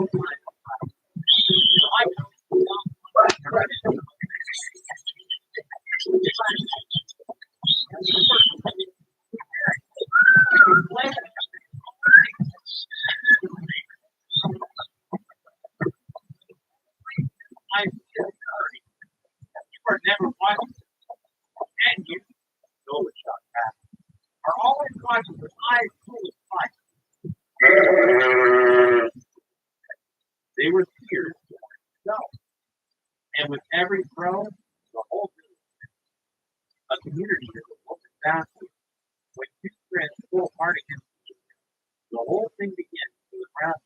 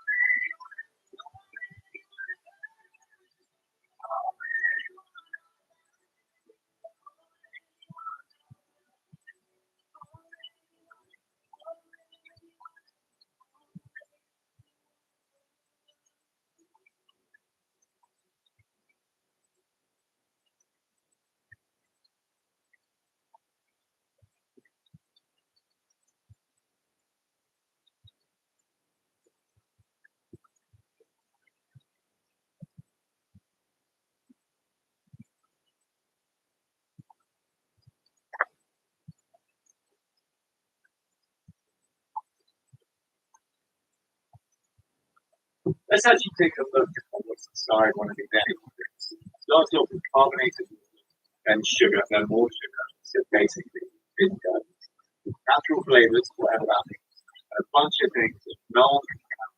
For example, what else? We just know what to drink it. Now, after this, rainbow dust by Space Fields. This is what I think. No preservatives, no sugar, no lab experiment energy crash. The 7 ingredients can actually do something. Lion's mane, 1,000 milligrams. Cropper, grain cube. Cordyceps, 1,000 milligrams. Green energy, no wobble. Chaga, 1,000 milligrams. Ashwagandha, 200 milligrams. Take the edge of life. Macrolide, 250 milligrams. Moon, stamina. Maybe a sex life. Coffee extract, 80 milligrams. Same caffeine in it. Okay. Vitamin B5, so don't feel like it's not good. All third-party tested, all naturally sourced, actually tastes like a belter of coffee. I used to like one of these, or when I had a million tablets. Now I have 1 scoop of rainbow dust in the morning. I'm golden hour. Same caffeine as energy drink, but instead of frying your nervous system, it supports it. Try it risk-free, 60-day money-back guarantee. Swap one of your energy drinks, rainbow dust, actually win your day without a crash. An all-in-one functional superfood. Save 68%. Skills.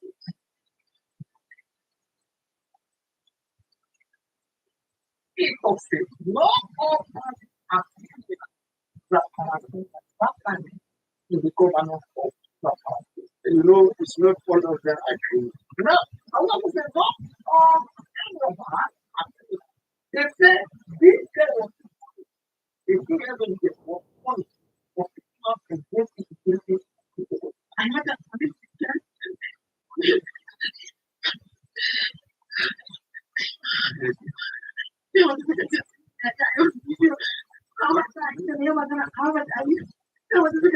that's why I explained to my child. Now there was one man who was the agitating of the I was traveling from Visa to different countries. And the Nigerian government went to Kenya to catch him. They went abroad to catch him and brought to Nigeria, put him in prison and man is suffering. When he buried in Kaduna, Kadasaraba, trying to Kada, when I was going to International Passport, I cannot speak English. He's there and the Nigerian government cannot catch him. Oh, you know, when of this in Nigeria. And I was about to enter this class. Now to say, this man, you know, has been nominated as the first minister. You can say the first, you know, we nominate FDS for Pamusa as the first minister. But you know, what was going on? Obviously, what happened before this? What was all the government? We see this. Why you say actually? I don't want to stand Makawame and you execute on the setting of the river before we do collaboration. This is the important. See a lot. I mean, before we continue with this, please know that no essay, they never left for this matter. They never left for this Christian genocide where they put up for Nigeria. They never left. This is response. I believe in one that what is the truth? The name Nigeria are talking of particular concern. Now you get this, let's go. Over them. When they don't come that fast, come back to us. According to the yesterday, it's of the Trump actually and how a professional people to investigate the persecution of Christians in Nigeria. Okay? President Trump actually and how a professional people to investigate the persecution of Christians in Nigeria. As part of this investigation, the committee is putting a roundtable community on the work we have done so far. We will never put a black eye on our brothers and sisters in Christ who suffer for their faith, for what they believe. We don't suffer for that. We never put our black eye to that.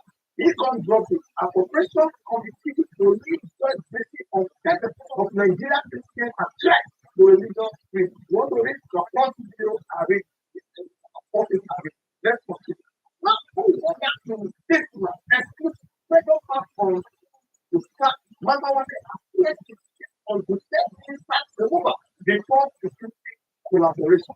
According to our reporter, the government inside our community, there is pressure on people today. It means that the minister of the Interior says he resign for one president allegedly. Okay, the government said we were told the US said that Gaddafi we replace before any operation with Nigeria with him.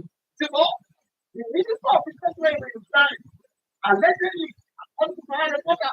He said of now they say the US does not have key like the Nigerian government and all the they say these two people they are aware of them remove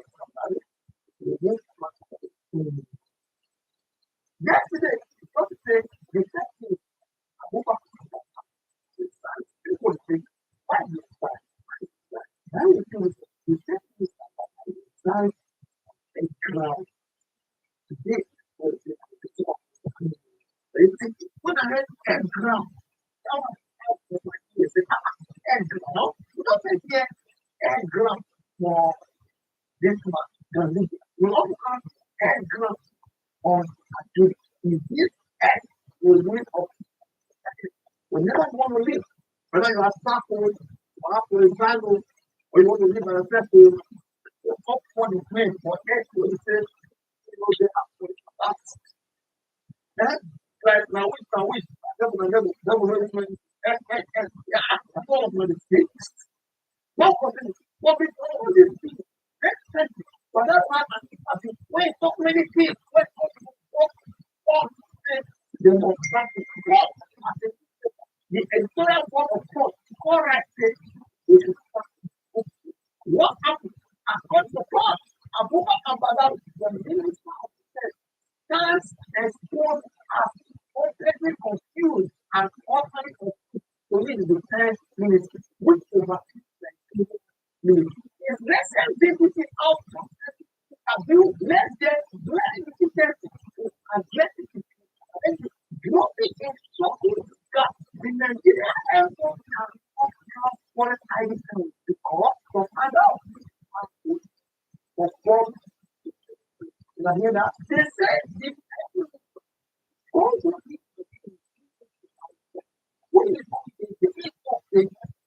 our export because the boss for the indirectly the forest are like what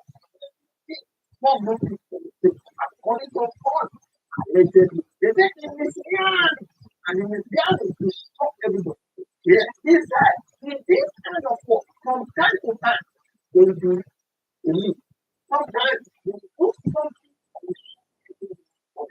appeared something that they are aware of God and know as who they are. It is true that they are aware of God and where the time we say we know where it is. But they are people who are not attacked. Therefore, for the pattern, or for the target place, they want to let us say wonderful. Or yeah, what is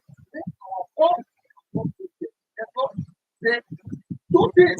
They are people who are not attacked. What can be attacked? What will you that one on one side is one. Secondly, or they are in the forest. Well, how can they protect it? That is the thing. That's the thing. Our soldiers are working at night to see how they can do the thing. You don't need to watch all the this can set the shaking. Yeah. Ignorant.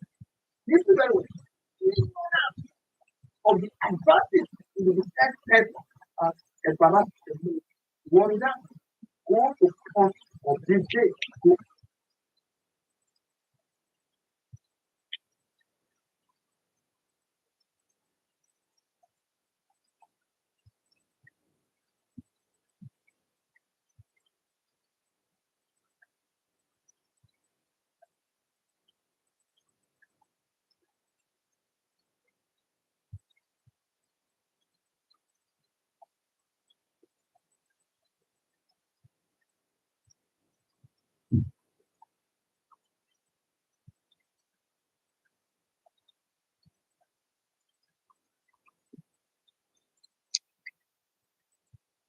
Make una listen, make I tell una something. Boko Haram, Fulani herdsmen, una just dey cry. But is it those people responsible? Can't be una. Maybe the Fulani himself wey from Jacob or Chad. Country say una wan come take people from Christian take play. Make I tell una something. One guy go fire una, fire una generation, fire una ancestors, fire una great grandfather people wey send them, including that Timothy, who be the president of this country, and the whole senators and the whole politicians. Make thunder wey no get location wey people carry them to make it punish una. One as see truth, and make it truth. One as see truth, una go hide am. One as see truth, una no go allow am to breathe. Look at the man, the man wey dey talk truth. Sending the life imprisonment, no be the thing. But una watch out. Una go see the hard work of it. All of una wey plan jail that man, the God and the mother earth and the universe will make sure una die. Una no go die alive. I mean the supreme, when they fear anybody. If una plan, ash on blood, blood must die. If una do anyhow, una go see anyhow where dey. You know the dead person to be power. You know the dead person. Already a dead man walking. Grandson of Satan. Teamwork with these guys. Prime people are prime. They thunder. You know that location. You move ahead. This is the message I get. To tell useless people what he say that the judge, even that judge itself, will judge that case. Make sure go flog you so that you go confess. You go confess. So to all those money where they give you for bribe, you know go reach your funeral. Because the work of God and ancestors is on you, you chief judge. Watch. God will obey you. And then the Kalo will be restored back. The grace of my ancestors. Thank you. Make una listen, make I tell una something. Boko Haram, Fulani herdsmen. Una just dey cry. But you see those people responsible can't be una. Maybe the Fulani himself wey from Jacob or Chad. Country say una wan come take people from Christian take play. Make I tell una something. One guy go fire una, fire una generation, fire una ancestors, fire una great grandfather people wey send them, including that Timothy, who is the president of this country, and the whole senators.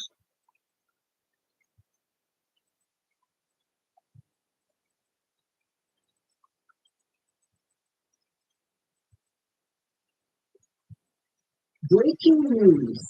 A heavily armed convoy of soldiers from Niger Republic has just invaded Nigerian territory, and what happened next will shock you. According to a detailed report published by security analyst Zagazola Makama, a convoy of 4 Niger Republic military gun trucks, led by Captain Salifu Mono, crossed into Mazania village in Jibia LGA of Katsina State at exactly 2 p.m. on Saturday. Zagazola reports that the soldiers entered Nigeria illegally.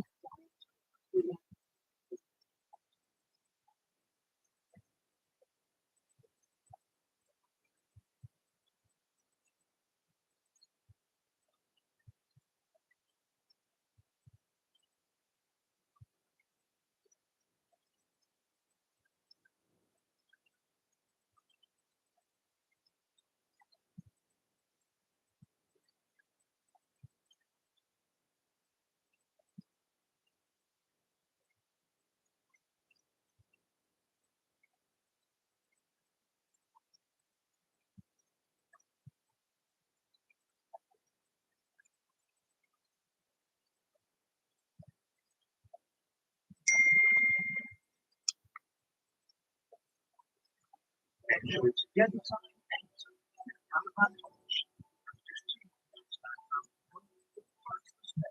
with great accomplishments. Three startup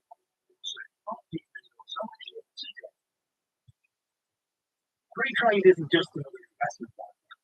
From global stocks to rising stars, build a portfolio that reflects you.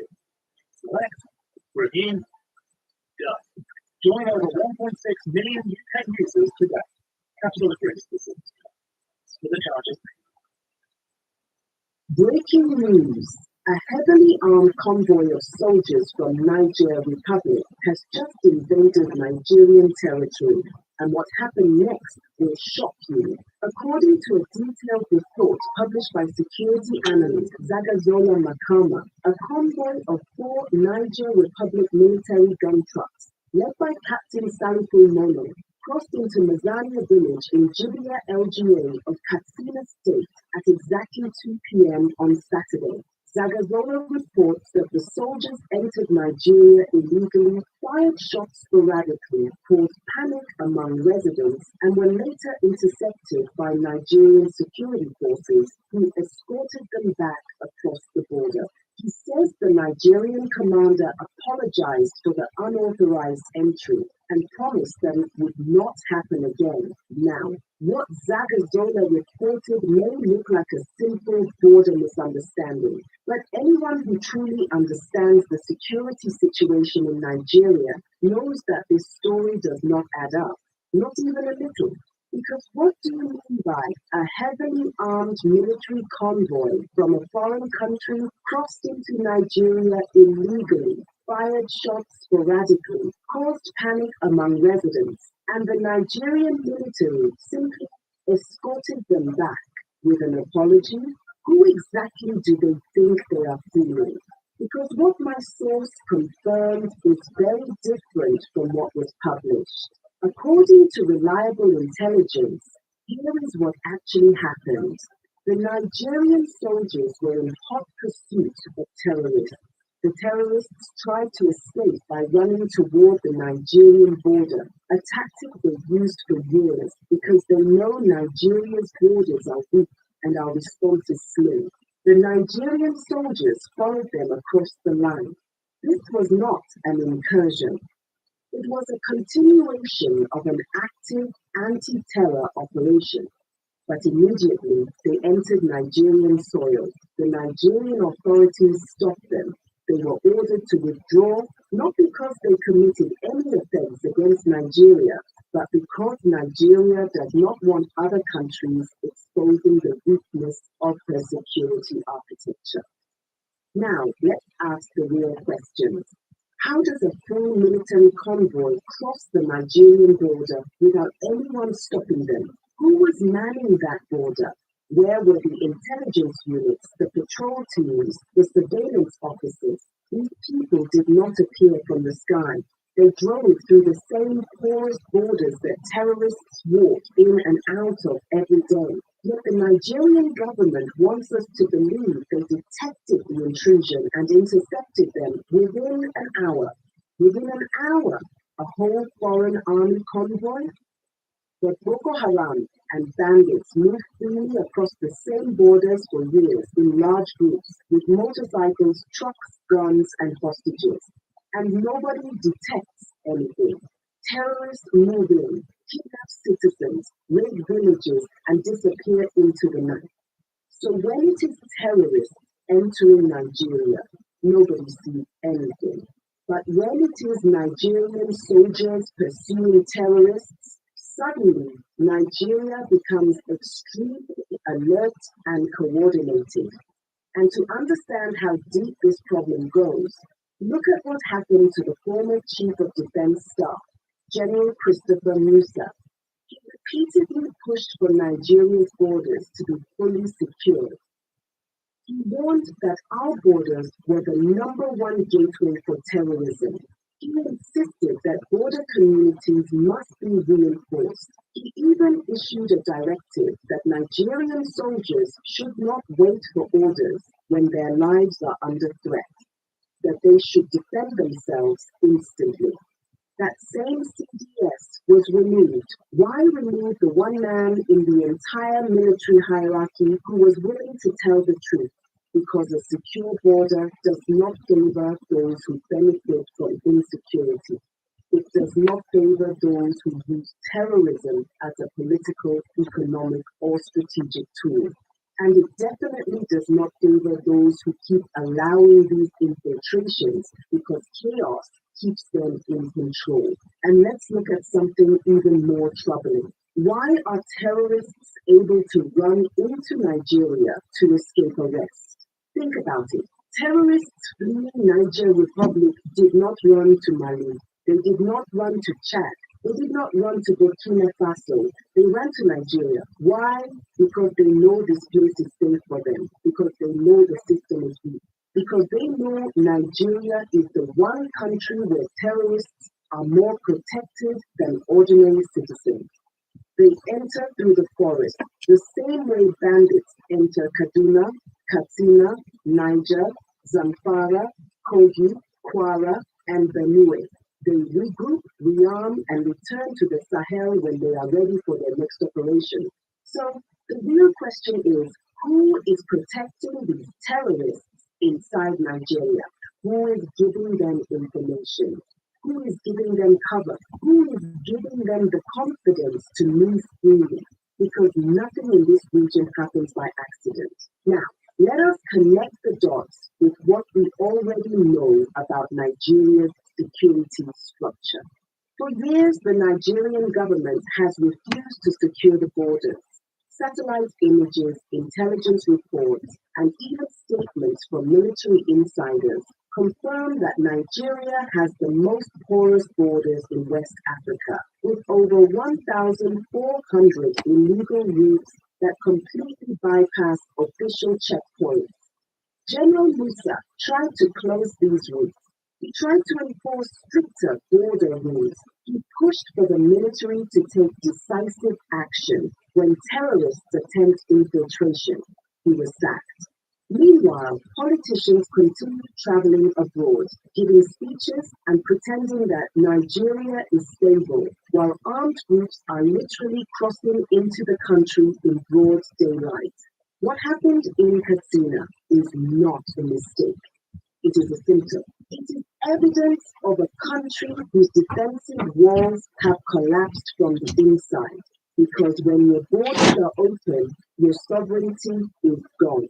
When terrorists can run into your country, your freedom is gone. When foreign soldiers can enter and leave without consequences, your dignity is gone. And when the government that is supposed to protect you keeps lying, Can you not smell that there's something burning? then the nation is Can you no not smell longer it? secure. Who put bread there? There's no bread. The fire is on. This incident with the Nigerian soldiers is bigger than what they are With the trying fire to make on. it look like. It is a Without symbol something inside. There's a pot, Nigeria an empty continues pot, on and the this fire path. is on. A And the whole country house whose is gonna doors die. are open is a country waiting for disaster. A country I that didn't notice. feels safe is a country heading toward collapse. A country that escorts armed foreign soldiers out politely is a country that has lost control of its own territory. And unless Nigeria wakes up, unless the people demand accountability, what happened in Katsina will not be the last. It will be the beginning. Because right now, Nigeria is not being invaded from the outside. Nigeria is being weakened from the inside. And the people in power are acting like they do not see it. But history has a lesson. No nation survives when its borders fall. And Nigeria's borders fell long ago. The government is just pretending not to notice. Whatever is the case, our country, they have to test their borders. I don't know how we mentioned it, they are doing it.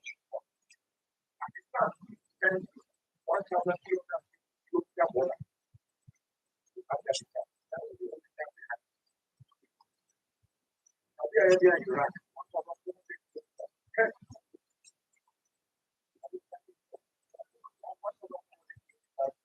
Very important. 1,500 kilometers. about surrounded by Sahel.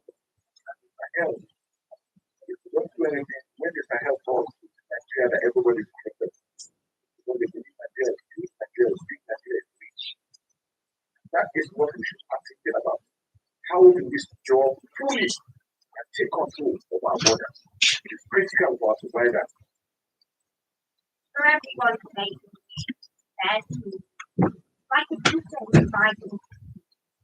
That is that right.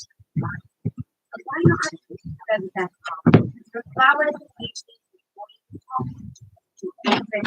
Everyone deserves them.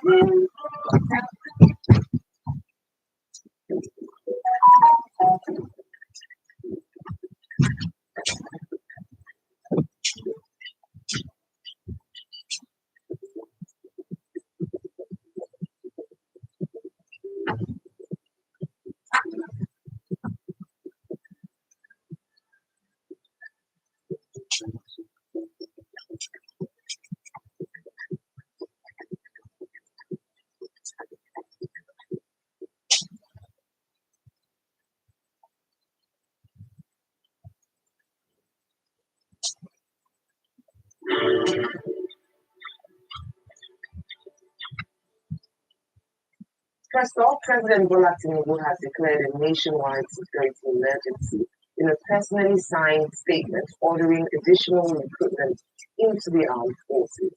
As part of response to escalating security threats, the police and army are authorized to enlist more personnel with the police to recruit 20,000 officers, raising their intake to 50,000.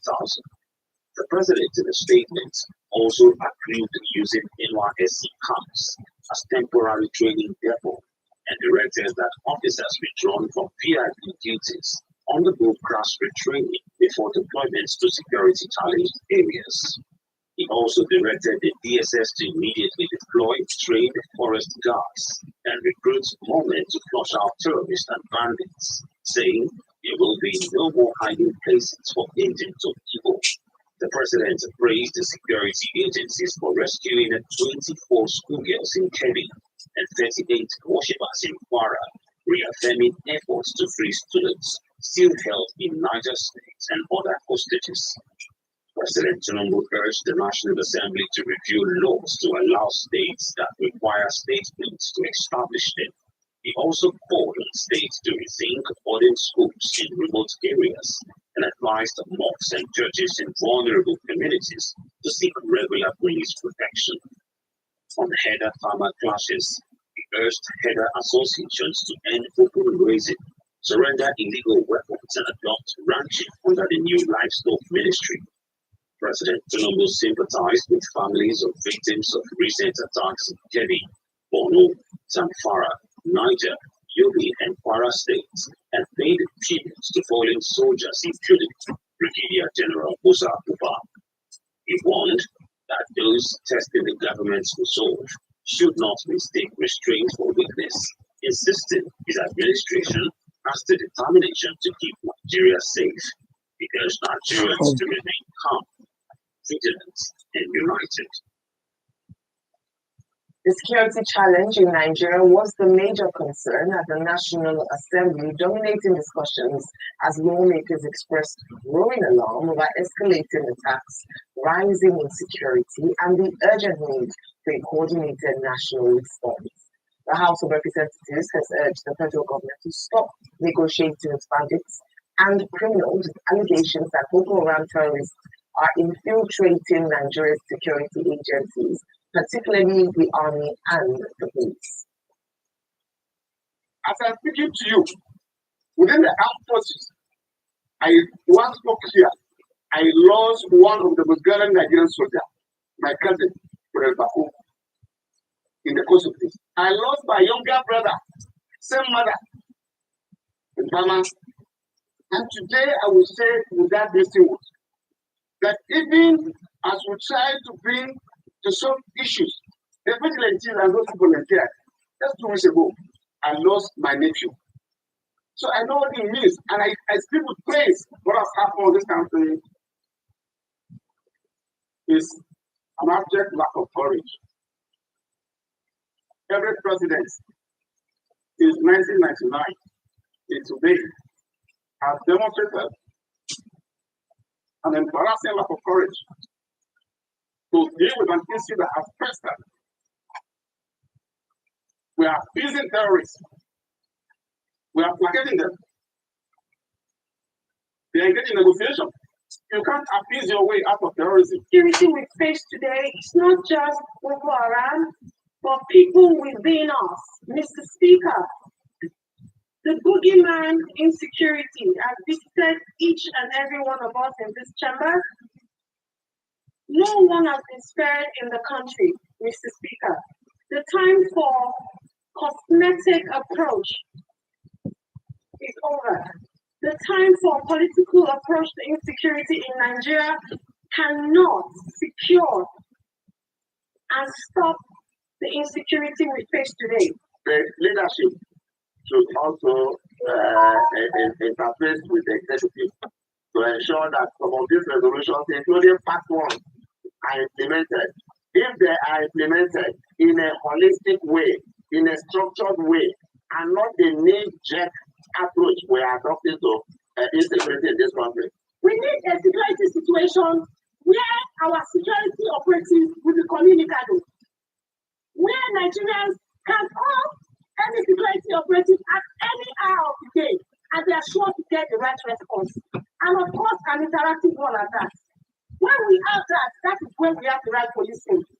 In normal crimes, you find out that citizens police themselves. When you see something, you say something, you act and you do something.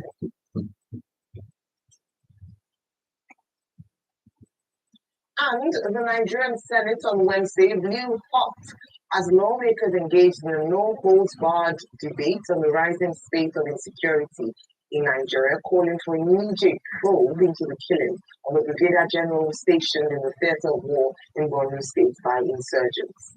The Senate also wants to know who ordered the withdrawal of soldiers minutes before the abduction of 24 schoolgirls in Kebbi, even as it descended heavily on kidnapping and banditry, classifying both as terrorist acts and backing such acts with a maximum death penalty for offenders.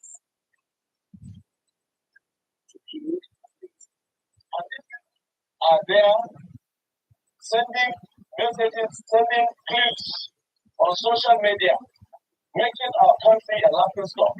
It shows that intelligent reports reveal the involvement of internal collaboration, often driven by economic and political desperation.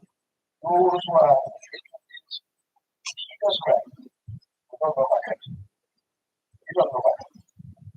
So we want to propel that intention of the United States. We are being told that, we should not talk about the past. You should focus on the present. Yet, on this floor, rather than focus on what we're supposed to talk about, we go back to say, during 2015, the Chibok just happened, and we are now rescuing people. If people were not rescued at that time. During Chibok, 17 local governments in Katsina were not having bandits with bandits. We know who these bandits are. We know where they are. We know what they want. What is left for us to conclude? We are going to do negotiation, do it and finish it. If we are going to fight, we fight it to the finish. Here, Senate was identified and communicate to the people that elected us to be their voice. That part of it was withdrawn from that committee, was identified who gave the command and why. Even as I speak now, we are still facing the attack. This is orchestrated, this is organized, and this is meant to damage the image of the own country. And all this is started with just a tweet from President Trump. The penalty for kidnapping should be changed immediately to carry the maximum punishment of death. Well, Kebbi State is celebrating a moment of immense relief as all 24 schoolgirls abducted from the government girls' comprehensive secondary school matter have been safely reunited with their families. The emotional homecoming unfolded at Government House in Birmingham. Rise correspondent, Godfrey,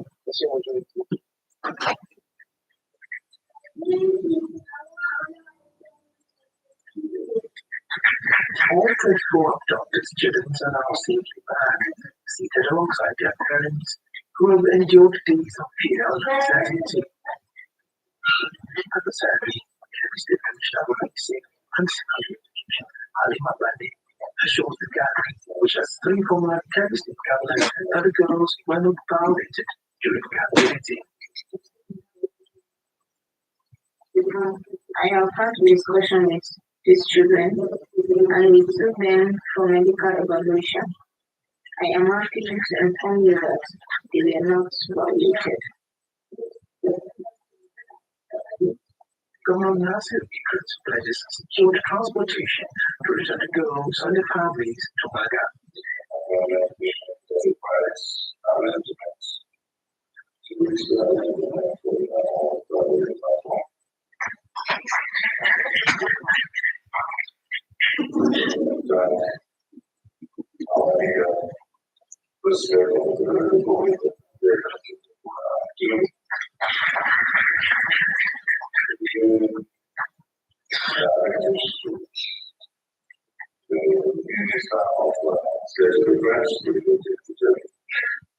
And the NSA office. The first thing they have interest as parents to remain confident in sending their children to school.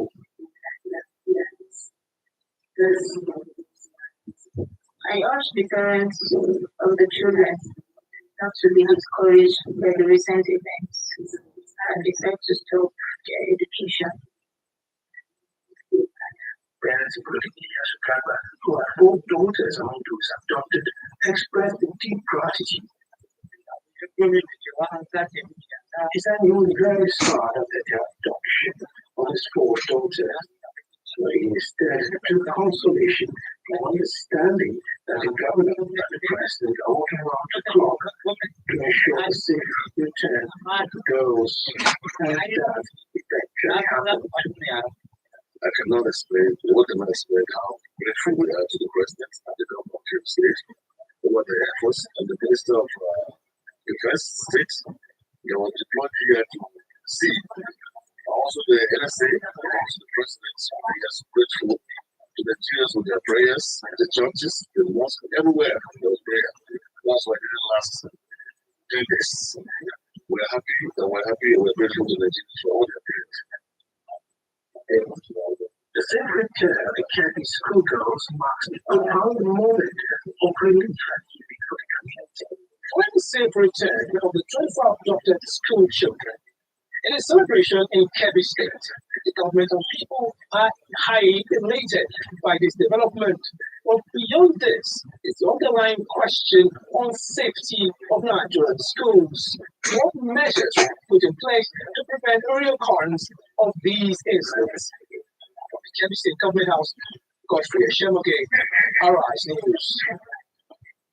Thank you very much, Godfrey, for your excellent reporting throughout the period of this abduction and then release. Well, Nigeria's insecurity is moving southward from kidnapping, farmer-headed clashes, and religious violence. No longer can these be the problem of northern Nigeria and the Middle Belt alone. That's why the second annual Southern Governors Forum is happening at the right time, taking place in Beirut, Ogun State, under the leadership of Chairman and Governor Dapo Abiodun. This year's edition includes the Southern Nigerian Traditional Rulers Council, a multifaceted approach to keeping Southern Nigeria safe. Joint funds, intelligence sharing, and identity management were also listed as action points as Arise News international correspondent Adefemi Akinsanya reports.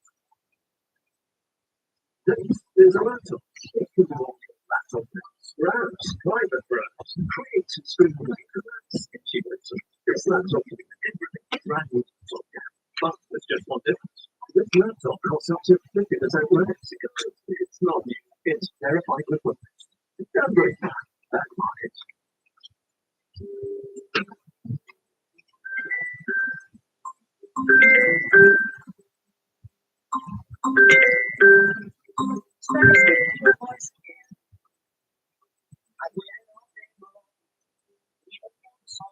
Let's try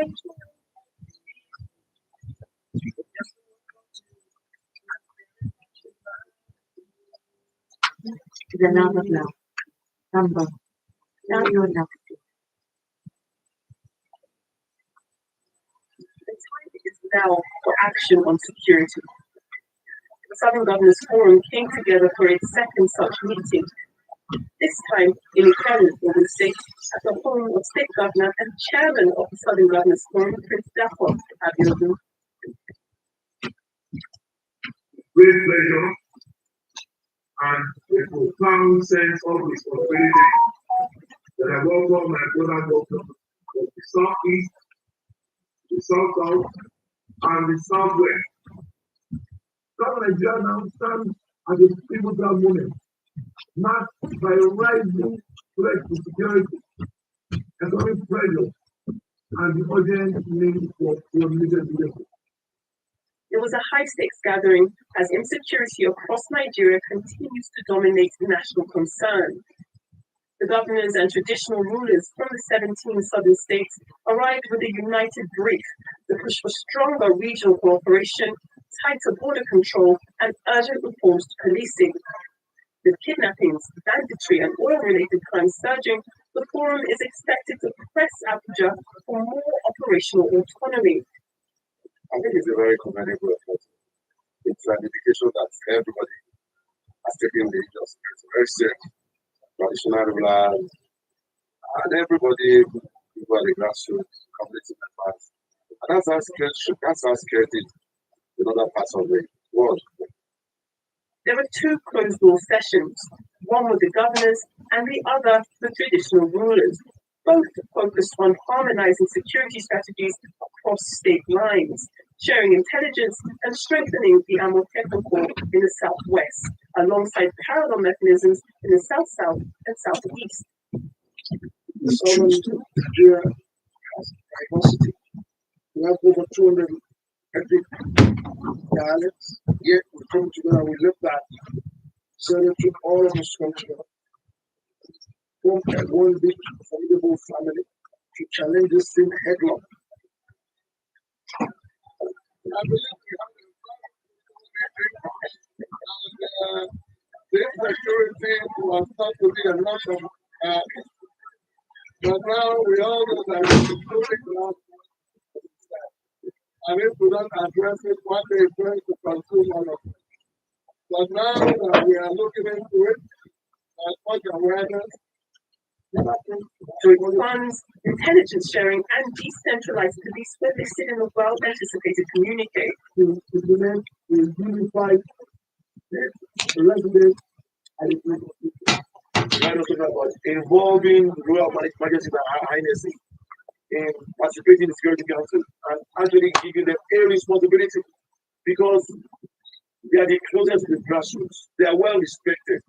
We are now going to, on a state-by-state basis, invest in the security fund. And we also decided that we'll continue to encourage all our other non-state security outfits like our hunters, who have been very, very helpful. I mean, over 80 traditional rulers here, including paramount rulers from every zone. We have 17 doctors here on a weekday to underscore the importance of this conversation. As the gathering ends, the work begins across state governments and traditional kingdom lines to build a united southern security architecture, one capable of responding faster than federal structures have allowed. With the release of this communique, the governors and traditional rulers here insist this forum must mark a turning point as communities across the South demand action and not promises in order to restore safety and confidence. Aditya Kisaya, Arise News, Ikaru, here in Ogun State. All right, all hands on deck to tackle insecurity in Nigeria, with the president himself leading this charge, declaring a national security emergency across the nation. Then, by your take on these stories around insecurity, security efforts to ensure that Nigerians feel safe and secure. Well, I think we have to begin by praising the for, finally assuming the body language that many people have been hoping to see from him.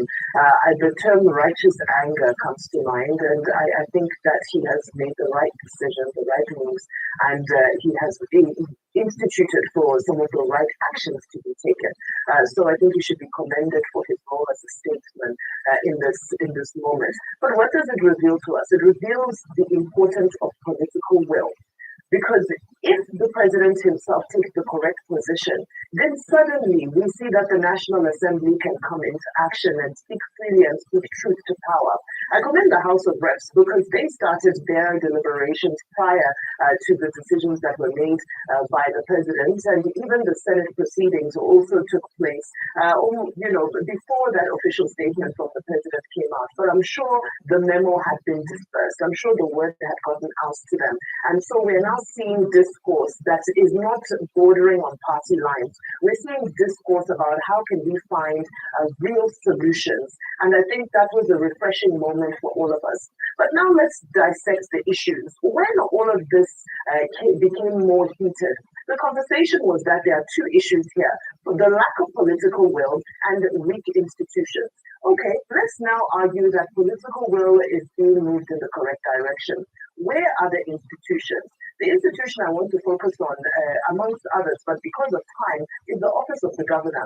We just took that report from the South governors, who again are also being proactive. You hear that Ondo State have said they are looking for new strategies for Amotekun. You hear in the South, the Cross River State government have made some restrictions on movement, on herders and open grazing, and those are steps in the right direction. But we need to go beyond this. So what do we need to do? Beyond this, we also need to ask ourselves, what are the governors doing with their security votes? Security votes have long been one of the most opaque, confusing budgetary allocations that goes to each of these state governors, and we never know what happens to it. And we now ask ourselves, in this instance, where several governors are behaving as though they are helpless, and they are looking for divine help from somewhere, but they have the power and they're constitutionally granted the resources every single month to make an impact. So governors from the state level, sub-national level, now need to start looking for solutions, and now need to start seeing how to deal with the peculiarities of each of their own states. Because again, this is not a copy and paste solution that's going to work here. Each state is going to have to take a look at what they need to do differently, or what they need to correct within their structure. Some states will be able to lean on traditional rulers. Not all states will be able to do that. So those are some of the conversations that need to have there. Now, the next conversation is with regards to open grazing. The federal government have taken the position that they have not put a national ban on open grazing, saying that this duty belongs to the individual states. Now, the debate here is, should it be a state responsibility or a federal responsibility? Because the argument is that if one state goes in a different direction to another, are we not unintentionally creating an influx of herders to become a burden in another state? Secondly, we saw that the MPC was held 2 days ago. At the MPC, the interest rates were held by Yemi Cardoso. This was in connection with our inflation stabilizing and so forth. Now, governors, what are you doing to ensure that the routes from the farms to the markets are protected? Because we are hearing reports of increased attacks on farmers. Just yesterday, the DSS paraded some gentlemen who were said to have attacked farms and so forth. So this could lead to a spike in food prices, as we had seen last year. We dealt with insecurity-fueled food inflation for a period of time. And if we are not careful, we might see a resurgence in that. But the governors have the duty to ensure that the farm areas and the routes to the farms, to the markets themselves are protected. And in closing, I'm looking forward to the discourse on state police legislation as directed by the President to the National Assembly, although it's unfortunate that it takes a presidential directive for the National Assembly to take up the duty they are supposed to have taken up with regards to state police. Absolutely. Well, thank you very much. Dr. Mati, let me take these specific issues one by one. The president has now declared a national emergency.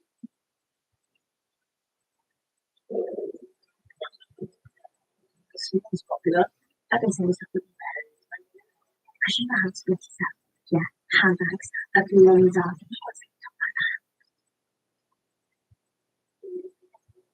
No, I could sell those in a heartbeat. It's easy to sell for free. You can't help but save and see it.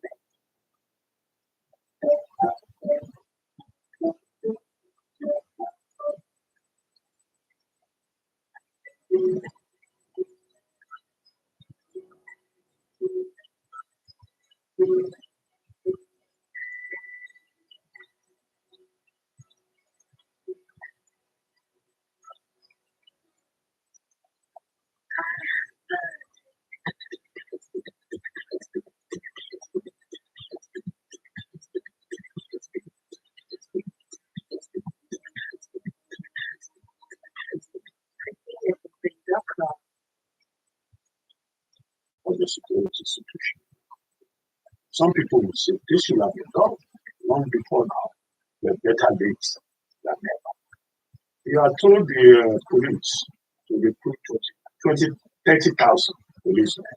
Now he has added an additional 20,000. He now says he recruit up to about 50,000. And that the policemen who have been going back carrying duties for the wives of VIPs should be recalled and be trained and retrained and debriefed. That was the word that he used. Thirdly, we see also that forest guards have now been reactivated. The president says the Department of State Services should get forest guards right into the forest to secure our forest. 1,109 forests in Nigeria. The original plan was to recruit up to about 130,000 forest guards to man those 1,109 forests. And the plan was to have a pilot phase in 7 states. And sometime early November, there was some talk about recruitment. But now it's definite. The president has given the directive. It is now for the relevant agencies to follow the president's order. In the case of the forest guards, I thought what we were told originally is that the Nigerian Hunter and Forest Guard Service, as it is now known, will report to the office of the NSA. Then now the president says the DSS. So there may be some need in terms of the authority command in that regard.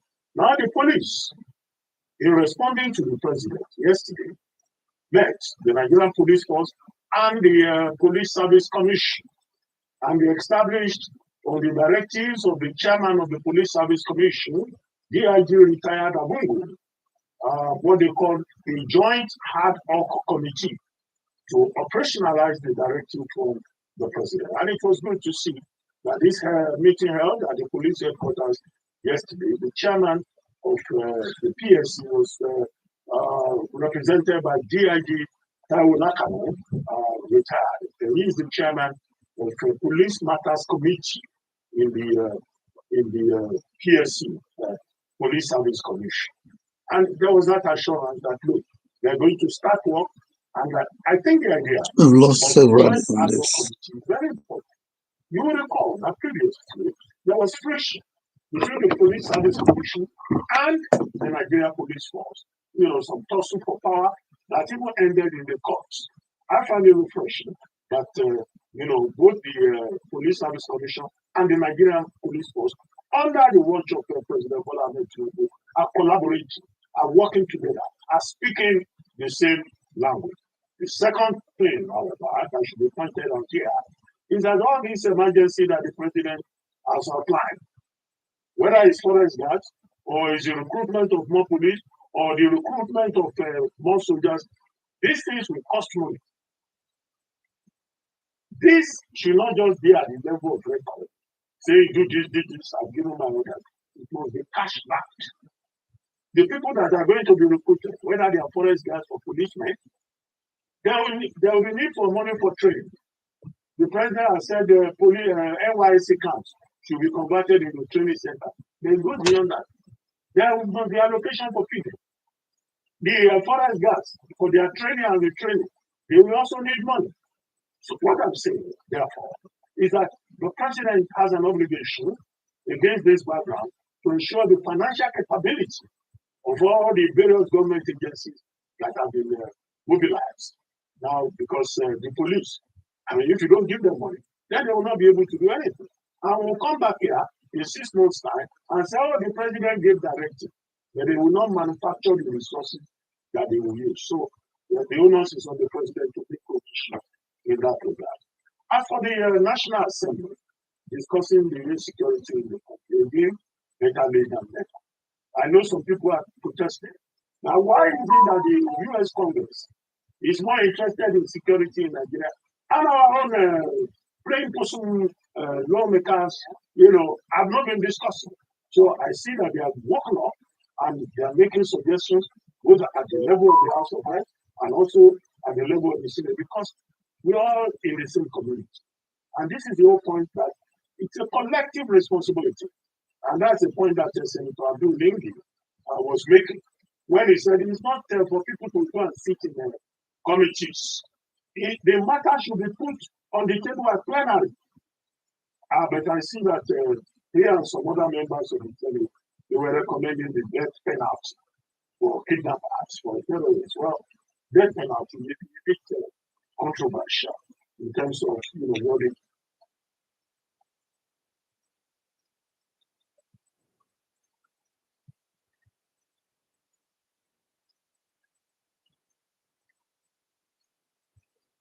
Let them definitely don't put that. Maybe don't say things that every friend don't say equal that time. There's nobody that can die for. Nothing. Then what is up? That people are that will be. They don't go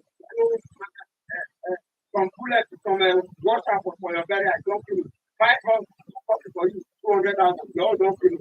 I'm telling you, I'm talking. You are coming to my comment to talk nothing.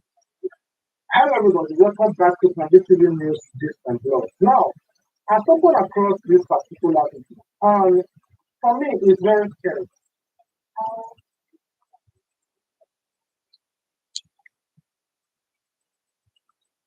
ProPlan, high quality nutrition to affect lifelong well-being, developed with period using edge science to support healthy choice and promote digestive health. See what nutrition can do. ProPlan, chosen by remarkable owners for their extraordinary. I know how many times. I heard that for judges, I don't know what they call themselves, training this too.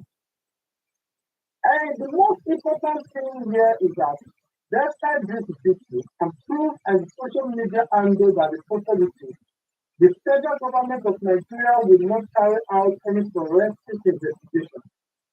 They will turn a black eye as if they never come across this video. But make a video and tell your president is terrible. Then you will know there is a forensic investigation that can trace your IP to your very house. Even if you relocate from that point to another place, they will still find you, and PSS is good at that. Make a video and talk about any service. Make a video and talk about any government official. You will know that there is a forensic analysis, the family or the threat to your place of people.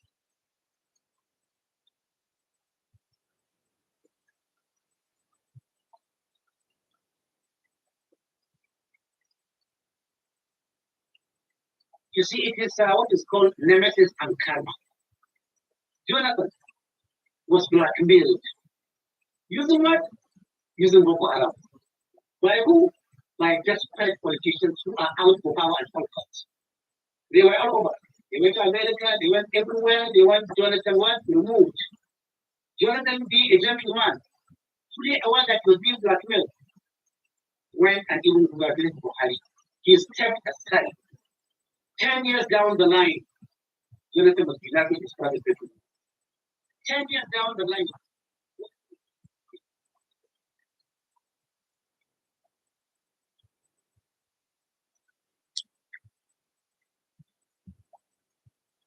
A December prayer of praise and deliverance. Part 2. My God, you cared enough to send your son, wrapped in swaddling clothes, to lie in a manger. You entered our chaos to bring us peace. So, Lord, amidst the carols and the crowds, let my prayer rise like incense before you. Do not let me go through this multitude without encountering the Holy One. Father, Psalm 54 verse 3 says, arrogant foes are attacked me.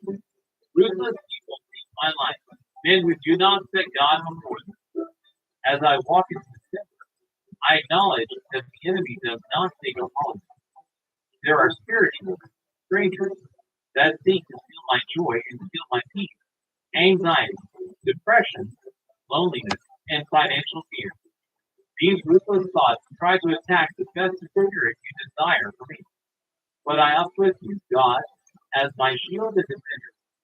Just as you protected the Holy Family from the wrath of Herod, guiding them safely to Egypt. Matthew 2, verse 13. I ask for your divine protection over my mind and spirit this month. I declare that no weapon formed against my joy shall prosper.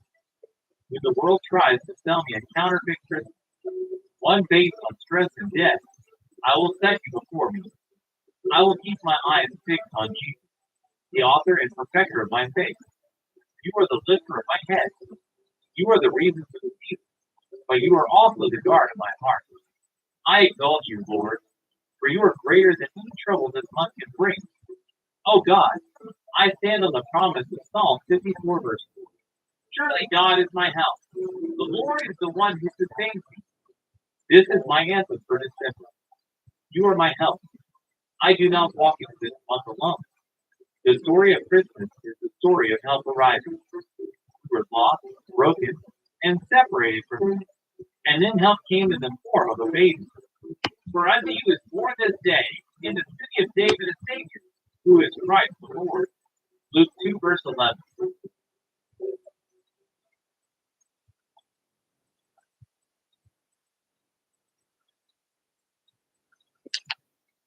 When you collect that books, there's a whole world of prizes waiting for you. Now you can choose walking sticks or games like higher chorus. Or how about the chance to win tickets to Captain Races?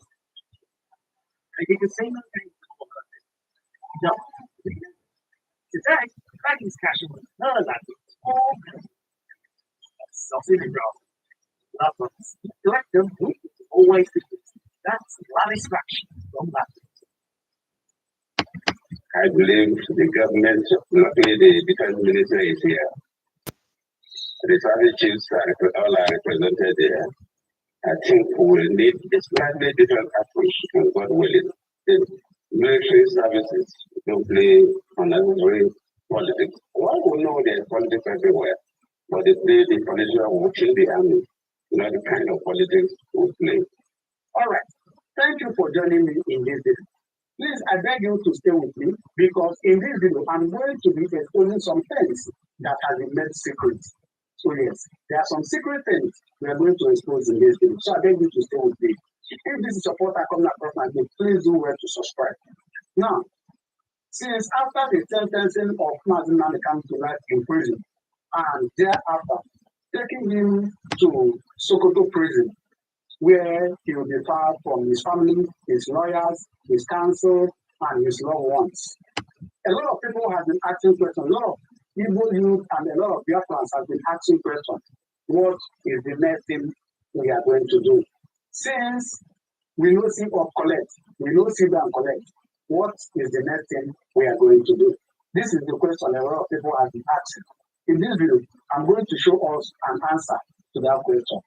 But before then, Goodluck Ebele Jonathan was invited to an event a couple of days ago, and he made a speech, speaking about the state of the nation. And he said something that prompts this video, which is a very secret exposition, I will call it. And that is what we are going to try to analyze in this video.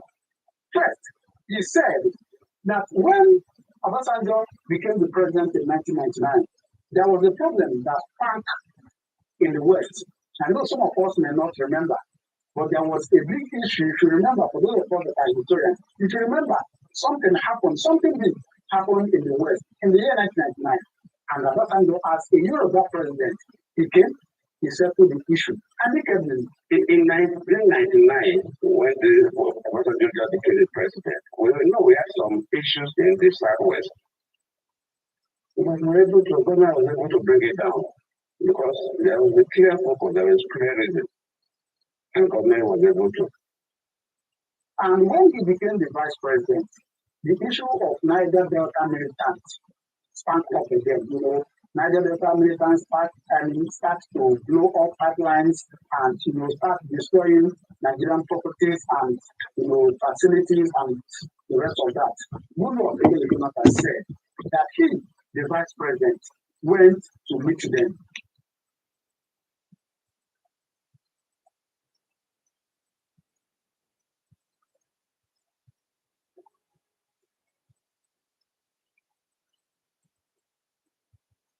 Increasing of as fabulous, we try to make it and that is very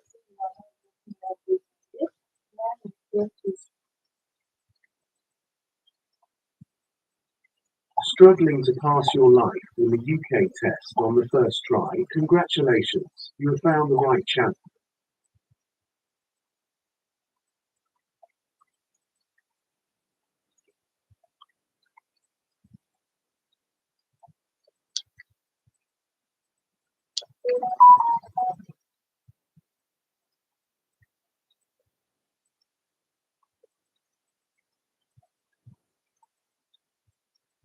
Here's the pressure of Tinubu to start sacking his ministers by the United States so that the US is demanding that Tinubu sacks his defense minister and the minister for state of defense, Netawali, if the US.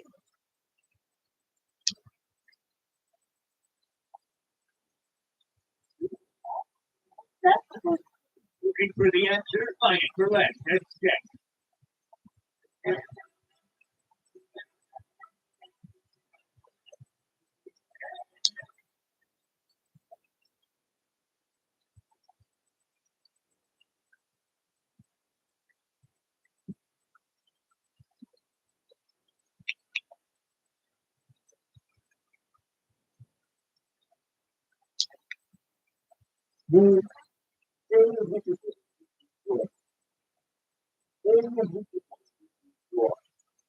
Most especially the government.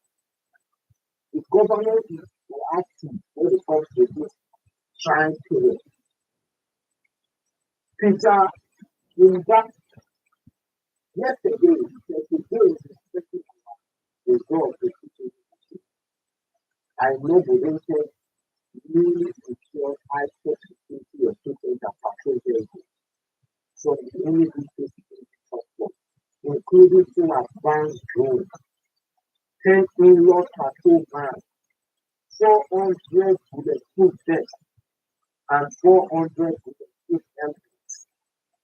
Bulletproof helmet, here I say the shoot gun over the brothers of hand coming of the shoot will meet your head. A security officer is gun over the street. A bulletproof vest, I say just a kind of main problem to so it will shoot. And also drones as well. Any group are serious on this particular matter. Look at them. Any group are serious on this particular matter. They are actually really, really serious. Still down. Because not if I'm not.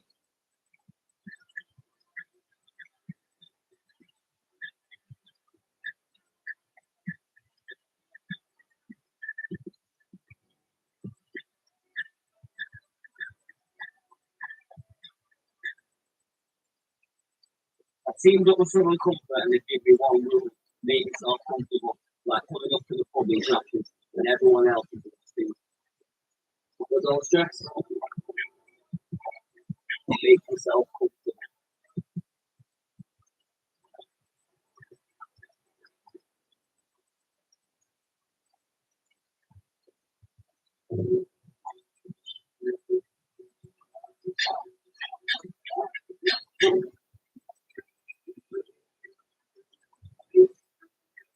Why am I losing?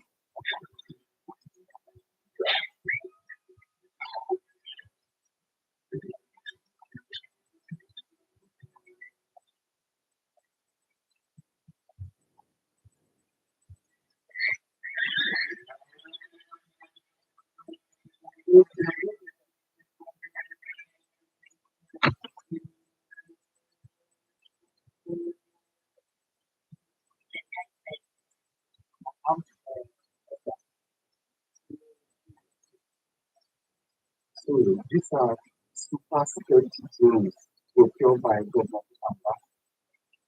In fact, these drones have the capability to see everything, monitor everything happening in every state and beyond.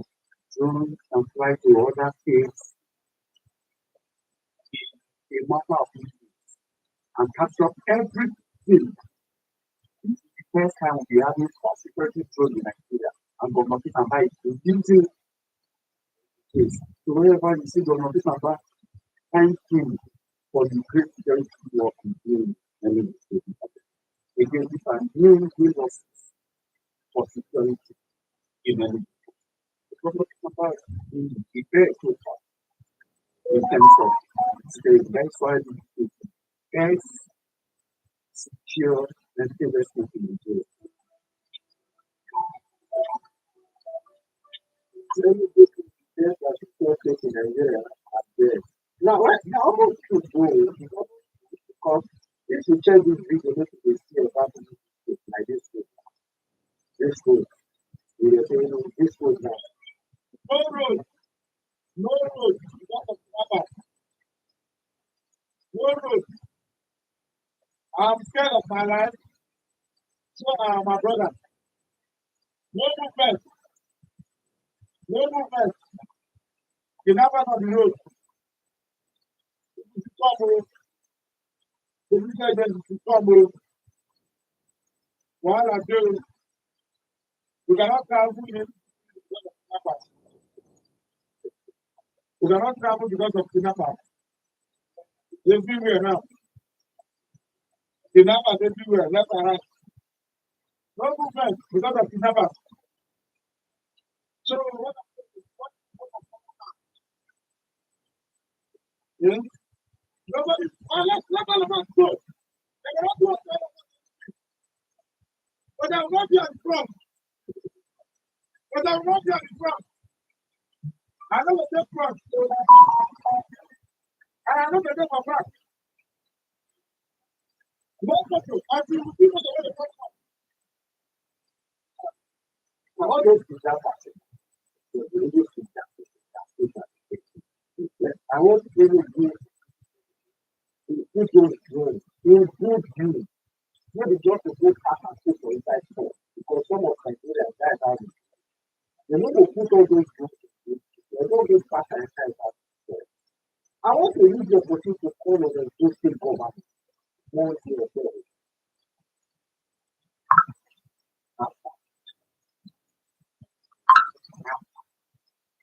We never say this so that we take place.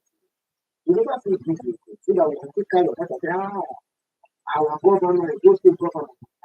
We never say this. Show us this, show us money.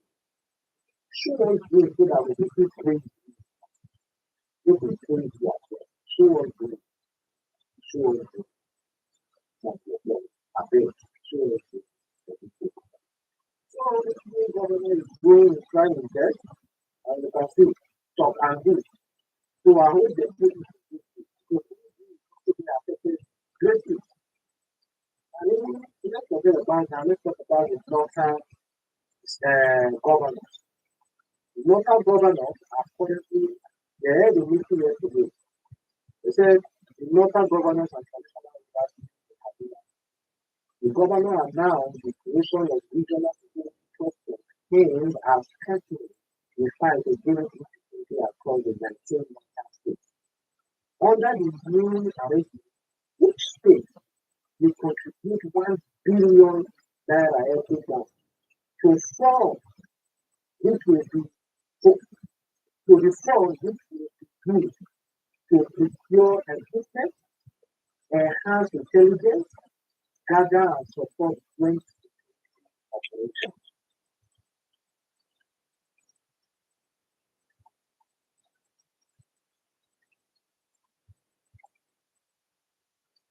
Heavy pressure on Tinubu to start sacking his minister by the United States. So that the US demanded that Tinubu sacks his defense. Most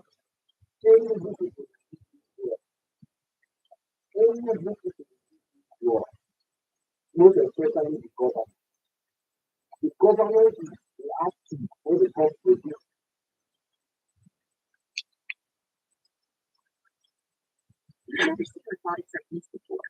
anti-foam foam, the foot comfort technology that fits any shoe and helps protect your feet from Every day, your arteries are quietly clogging. Your doctor won't mention it. But one powerful drink can open them up and slash your wrist naturally. I'm breaking down the science and the truth. Big Pharma would rather you ignore. You need this before your next lifetime. Most people think clogged arteries are from bad genes. Getting older is bad luck. But arterial inflammation, not age, not even cholesterol, is the real stuff of killing. So we give you 5 science-backed drinks that reduce visceral fat, drop inflammation, improve insulin sensitivity, lower inflammatory markers like ApoB, BRP, triglycerides, fasting glucose, and they support arterial repair and nitric oxide support. And yeah, it helps to clear your arteries fast. These aren't gimmicks, these are human study backed metabolic superpowers. Let's dive right in. Drink number 1. I call it the pomegranate artery repair elixir. Yes, pomegranate juice. And no, I'm not talking about the sugary bottled garbage you're going to find in the grocery store. I'm talking about real 4 to 8 ounces unsweetened 100% pomegranate juice. It's really surprising, but not many people, including your doctor, know about this study. It actually was published in 2004 in a human study published in Israel. Participants with carotid artery stenosis drank 1 ounce of pomegranate juice daily for a year. The result, the thickness of their arteries reduced by 30%. That's 30%. Their systolic blood pressure dropped by 12%. Their LDL oxidized particles dropped, get this, by 90%, 90%, and their antioxidant capacity skyrocketed. This is a literal reversal of never realized how much all that is getting on. I'm on here at school. I fell in love with design, expanding my team, taking probably about team as a drop design, experimenting with platform. Now I work for my little studio to translate my find out where you're interested in connections to mercury through.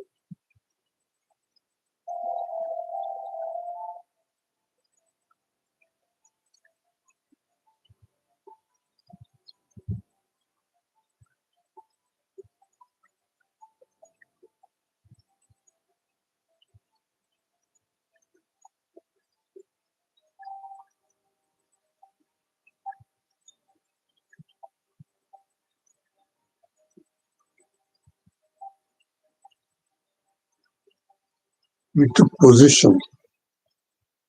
That's how you take a look. Sorry, one of the things. It's also carbonated and sugar, and more sugar. So basically, it's natural flavors well. Here's why this works. Pomegranates contain unique calories. Simply put, this is a compound that lowers oxidative stress, reduces oxidized cholesterol, cardiovascular shock. Now let's move on to stack coffee with butter, salt, and body. Very high polyphenol, chlorogenic acid, whole food coffee. 12 ounces of fat, 1 tablespoon of high quality food, adrenal function, and nitric oxide, and let's face it, your coffee.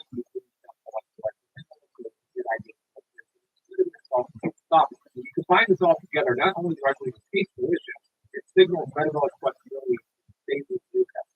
And human studies back this up. For example, a recent study, which was a meta-analysis, showed regular coffee intake improves endothelial function. This is measured by something called slow deviated dilation, which is a direct measure how flexible the arteries are.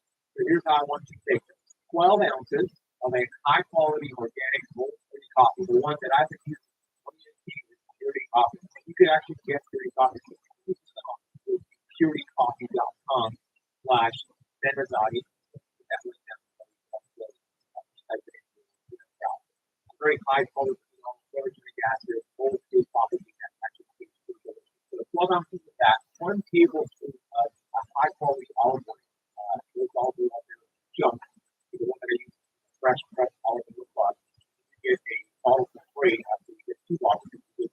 www.youtubeshorts.com/olive. So you put a tablespoon of the olive oil, and I'll put the one I use down below. Then you grab any kind of grass-fed butter, put a tablespoon of that in the coffee, and then a pinch of high-quality salt. I'll roll the rest of the coffee back down below, and then you either blend it in the blender or you just mix it with a spoon, and you sip on it in the morning. I do eat an hour and a half after waking up, and after this is actually a rich breakfast option for you. Vitamin high carbohydrate, bagels, cereal, and oatmeal. All right, drink number 3. I call it the artery opening cacao cardio tonic. What this does is helps you raise nitric oxide, lower the helps with fat loss. Most people think cacao is like dessert. It's raw, organic, unsweetened cacao is one of the most fully proven artery food on the planet.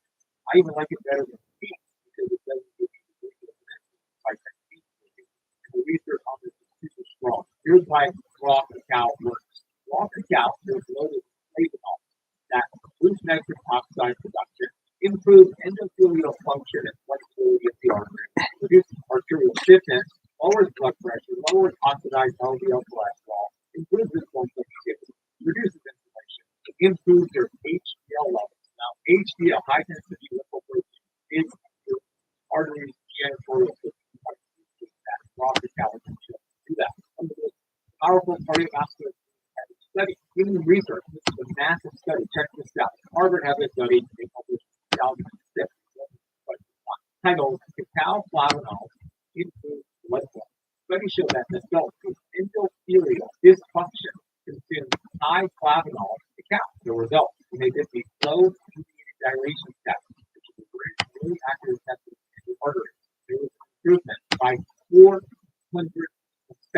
This is a direct measure of arterial health. Although there's more studies, the 2015 study, which is a meta-analysis of the American Journal of Nutrition, found that cacao flavanols significantly reduce systolic blood pressure, diastolic blood pressure, inflammatory marker CRP, and lower a 2022 trial called the Cosmos trial, 21,000 participants. Here's what it shows. Daily cacao extract reduced cardiovascular events by 7%. Massive human trial, massive results. Even I want you to take 1 tablespoon of organic raw cacao powder, 8 to 10 ounces of warm water, or unsweetened coconut milk or unsweetened macadamia. You want to add in a quarter of a teaspoon, just a little bit of Ceylon cinnamon, a pinch of sea salt, and if you want to flavor to a ball, you can add in half a teaspoon of raw honey, and you're going to add in 1 teaspoon of MCT oil to help with blood vessel dilation production. Even the cacao flavanols hit your bloodstream, hit your endothelium, as your oxide production jumps. Within 30 minutes, arteries open up, blood flow increases, insulin sensitivity improves, inflammation drops. This is a legit cardio pre-workout drink that you have as a here. I know people think chocolate isn't healthy, and that may be true, but raw cacao is different. It's one of the strongest nitric oxide and inflammation foods ever discovered. So we got 2 more drinks here. Fourth one is the insulin crushing apple cider vinegar cinnamon metabolic shot. Apple cider vinegar is one of the most studied metabolic compounds on earth. This is one that's working on cereal health. According to studies, apple cider vinegar improves insulin sensitivity, post-meal glucose by 34%, lowers triglycerides, satiety, where you feel full, you don't have to snack between meals, and it helps with fat burning. Lower insulin, lower inflammation equals lower plaque growth. These studies back this up. A 2018 study showed apple cider vinegar reduced fasting glucose and HbA1c, which is a measure of your glucose, in insulin-resistant adults. Apple cider vinegar can reduce postprandial glucose by 34% in the clinical trial. Cinnamon adds even more. It improves insulin sensitivity, it lowers fasting glucose, and it reduces inflammatory cytokines. Here's the recipe. Very simple. 1 to 2 tablespoons of apple cider vinegar, organic raw with some butter, 8 ounces of water, half a teaspoon of Ceylon cinnamon, and you can add in a lemon. Drink this for your highest carb meal of the day. Your arteries love this combo. You got drink number 5 now. This is the metabolic inherent golden artery vodka.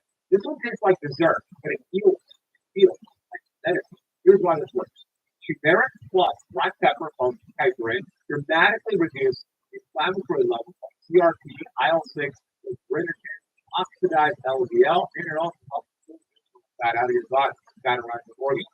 To keep this one of the most potent anti-inflammatory research ever studied. Human research, multiple random control trials show human lowers the inflammatory marker CRP as effectively as anti-inflammatory drug. Side effects. Why I canceled my mom's eye exam after finding out about this new trick. My mom's eyesight had been deteriorating for months, and we knew she needed to. The issue was we couldn't justify spending $700 to $900 at the optometrist for expensive progressive lenses. I purchased her reading glasses from Walmart, distance glasses from Target, computer glasses from Walmart Weekend, and even some multi-purpose glasses I discovered on the internet. 4 separate pairs for $350, and none of them really helped. She was constantly judging these glasses, squinting her eyes, adjusting her head position, and attempting to match the right pair to the activity. Checking her tablet required one pair, viewing the television required another, and walking outside required another. One afternoon, she was attempting to read the recipe card and quickly see the text properly with any of the glasses. That's when it hit me that we were simply wasting money on glasses that didn't truly address the vision issue. Several days later, I was visiting my friend who works as an optical engineer. I explained my mom's problem to him. All the glasses we purchased. He said that's not the way vision functions. Those inexpensive glasses are nearly magnifying lenses. They don't truly assist your eyes in focusing correctly. He pointed to an unusual pair of glasses on his forehead. He explained they were called true view glasses, and they provide flawless 20/20 vision at all distances. They were developed by an experienced optical engineer who recognized that the actual issue isn't simply magnification, it's assisting your eyes to properly focus. He explained most individuals aren't aware of it, but as we get older, a small muscle in your eyes, the ciliary muscle, becomes weaker and struggles to focus correctly at various distances. Standard glasses merely magnify objects, but don't assist this muscle. That's the reason we require different glasses for different needs. After hearing this explanation, I knew I had to get them to my mom. He provided me with 50% off and all data delivered. My mom tried them on and everything became perfectly clear at all distances. Perfect 20/20 vision rising plus functions required. She could read her tablet, use the television, and see those distinctly all with a single view. Here's how they work. The tablet automatically calibrates this year's delivery muscle at all distances. The advanced technology makes focusing seamless so you achieve clear vision whether you're examining small text or gazing across the room. He tossed all 4 pairs of the biggest glasses in the trash that very. He cautioned me to avoid the imitation adjustable glasses since they don't utilize the authentic adaptive lens technology and can actually cause more eye strain. True view glasses is the sole solution that truly address the underlying issue without intensifying it. It's straightforward, efficient, and genuinely provides the sharp vision at all distances that you require. And absolutely, it works for myopia, hyperopia, and reading difficulty, all without visiting contacts. It's a single purchase, manufactured to endure and removes the necessity for several pairs of glasses. I even purchased a pair for myself after witnessing how effective they work. After I experienced perfectly clear vision at all distances, I bought an extra pair. There's a 90-day money-back guarantee, so there's absolutely no risk. My colleagues have already purchased 3 after trying mine. Simply get one. Scan the QR code to get 50% off on your 2 glasses today. Review recipe: 10 ounces of warm, unsweetened coconut milk, half a teaspoon of high-quality turmeric, 1 pinch of black pepper, half a teaspoon of ginger, half a teaspoon of cinnamon. You can add in 1 tablespoon of grass-fed butter from grass-fed ghee. Mix it together, blend it, and drink it. Fat-burning, artery, cortisol, lowering, nighttime drink. It's great to have after your last. Chances are your doctor has never told you about that. But because the benefits is not reverse the prevention. Everything I just shared does not require prescription. They don't generate revenue. They don't keep you sick. And of course, these drinks are not the whole situation or solution. They become a massive part of rewiring the metabolism, dropping inflammation, and transforming the cardiovascular markers. So if you're tracking those markers, track them now and then drink these different drinks for about a month and you can rotate. I'll talk about that during the question. But then track ApoB, CRP, A1C, fasting, triglycerides, HDL, LPA, and CO2 score. Watch to transform every single one of these markers. Let me address the questions submitted on this topic to give you more clarity here. Before I do, I want to give you a valuable free resource. What you've been like is some of the healthiest vegetables you eat every day are silently wrecking your gut, cleaning your body, locking fat around. So I put together a free guide breaking down 5 vegetables You must avoid if you want real fat loss. And what you eat instead to reset your metabolism fast. This is the truth your doctor will never tell you that your belly fat only knows. Click the first link in the description box below if you're watching. Scan the QR code on the screen right now with your phone to grab your avoid list. It's less inflammation, less confusion, and a lot less belly fat in 7 days less. Now let's get to your question. Can these drinks actually reverse plaque disease forming? Both. On the show, it reverses plaque, and it also prevents it from building up. It's a good idea to drink it to be preventative. It's also a good idea to drink it to learning how to plaque. How often should I drink each one? Daily, weekly, I gave you 5 different options. I'm not saying to drink 5 drinks every single day. I think that's too much. So pick any one of the 5 and drink at least one of the 5 every day. Whichever one resonates. Maybe here's what you do. Here's what I would do. Younger, I would choose one drink that I mentioned today and have that for 7 days a week. The next week, I would move on to the next drink, 7 days a week. I would keep doing that. I like that sort of rotation. If I'm pre-diabetic or if I'm diabetic, which of these drinks is the safest to sell? I would say drink number 2, the high quality coffee with olive oil, butter, and salt. That's the safest. Pre-diabetic, can I combine 2 or more of these drinks in the same day, or is that too much? It might be too much. 2 maximum. I wouldn't do more than that. I would do 1 a day. So maybe you do a coffee one for breakfast, and you do something like the cacao drink for dinner. If you're okay to drink the pomegranate one, if you're trying to stay in ketosis because you know the pomegranate one, you probably want to skip the pomegranate one because it might make not super high, but high enough to prevent ketosis from getting back to ketosis. So maybe skip that one. Can I add sweeteners like stevia, mustard, you can. Mustard, stevia, xylitol, which is all fine, as it avoid though sugar and absolutely. How long does it take to see the blood pressure and the ApoB after 30 days? If you did testing day 1 and then 30 days after having these drinks, you'll see a difference in the last one. You also see it. So that's it. Hope this is valuable. Let me know which drink you're going to try first in the comment section down below. If you're watching on YouTube, please share with somebody else. Hey, thank you for watching.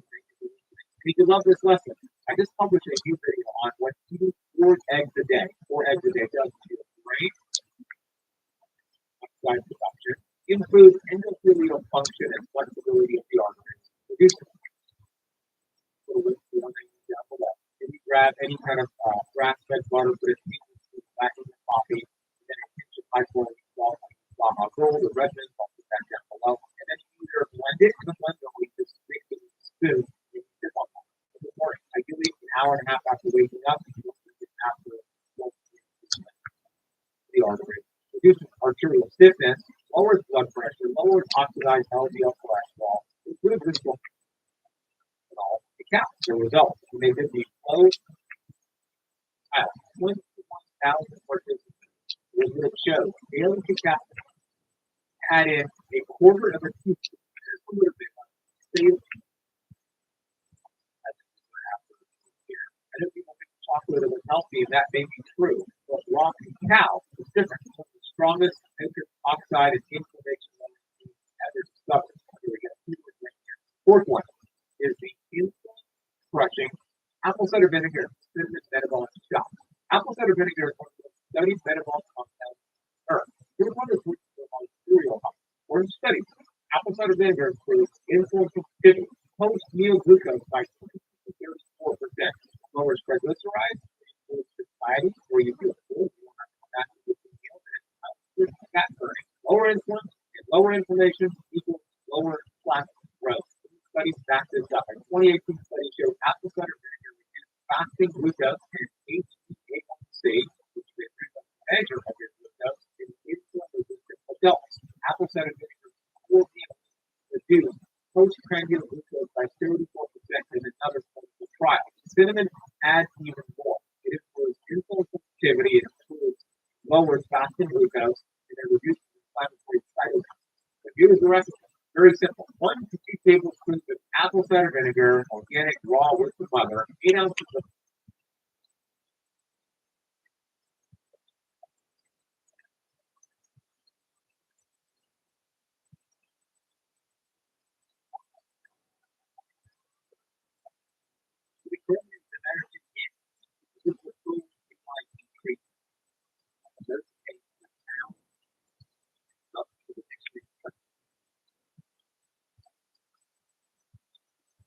Why some of our elders people will not respect themselves?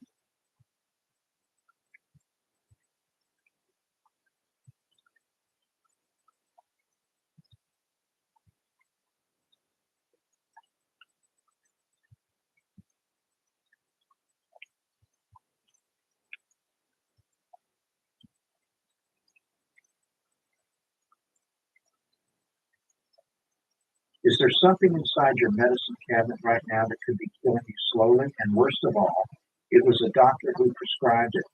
I'm not talking about experimental drugs or rare medications. If you're struggling with belly fat, brain fog, or low energy, it might be because you're using olive oil completely wrong, which you can releasing it's fat burning cortisol. Over 60? So this probably went around, but I just created a Bible page right from my phone about 6 days ago, and it already has over 18,000 followers, and it is now monetized. This was in just This website is an alternative to VO3, and it works like magic. Really mysterious. I tried it last night, and my clips are ready in minutes. No drama. Wow. You better send me the link before you get here. That's not already in your inbox. Guys, if you want to link this, you can now buy the iPhone 17 for just $10. No way. No, get it like that. For real, brand new, sealed, straight from Apple. The classic is absolutely stylish, affordable, and built to shine. If you want to upgrade your list, this is your plan. Order yours today.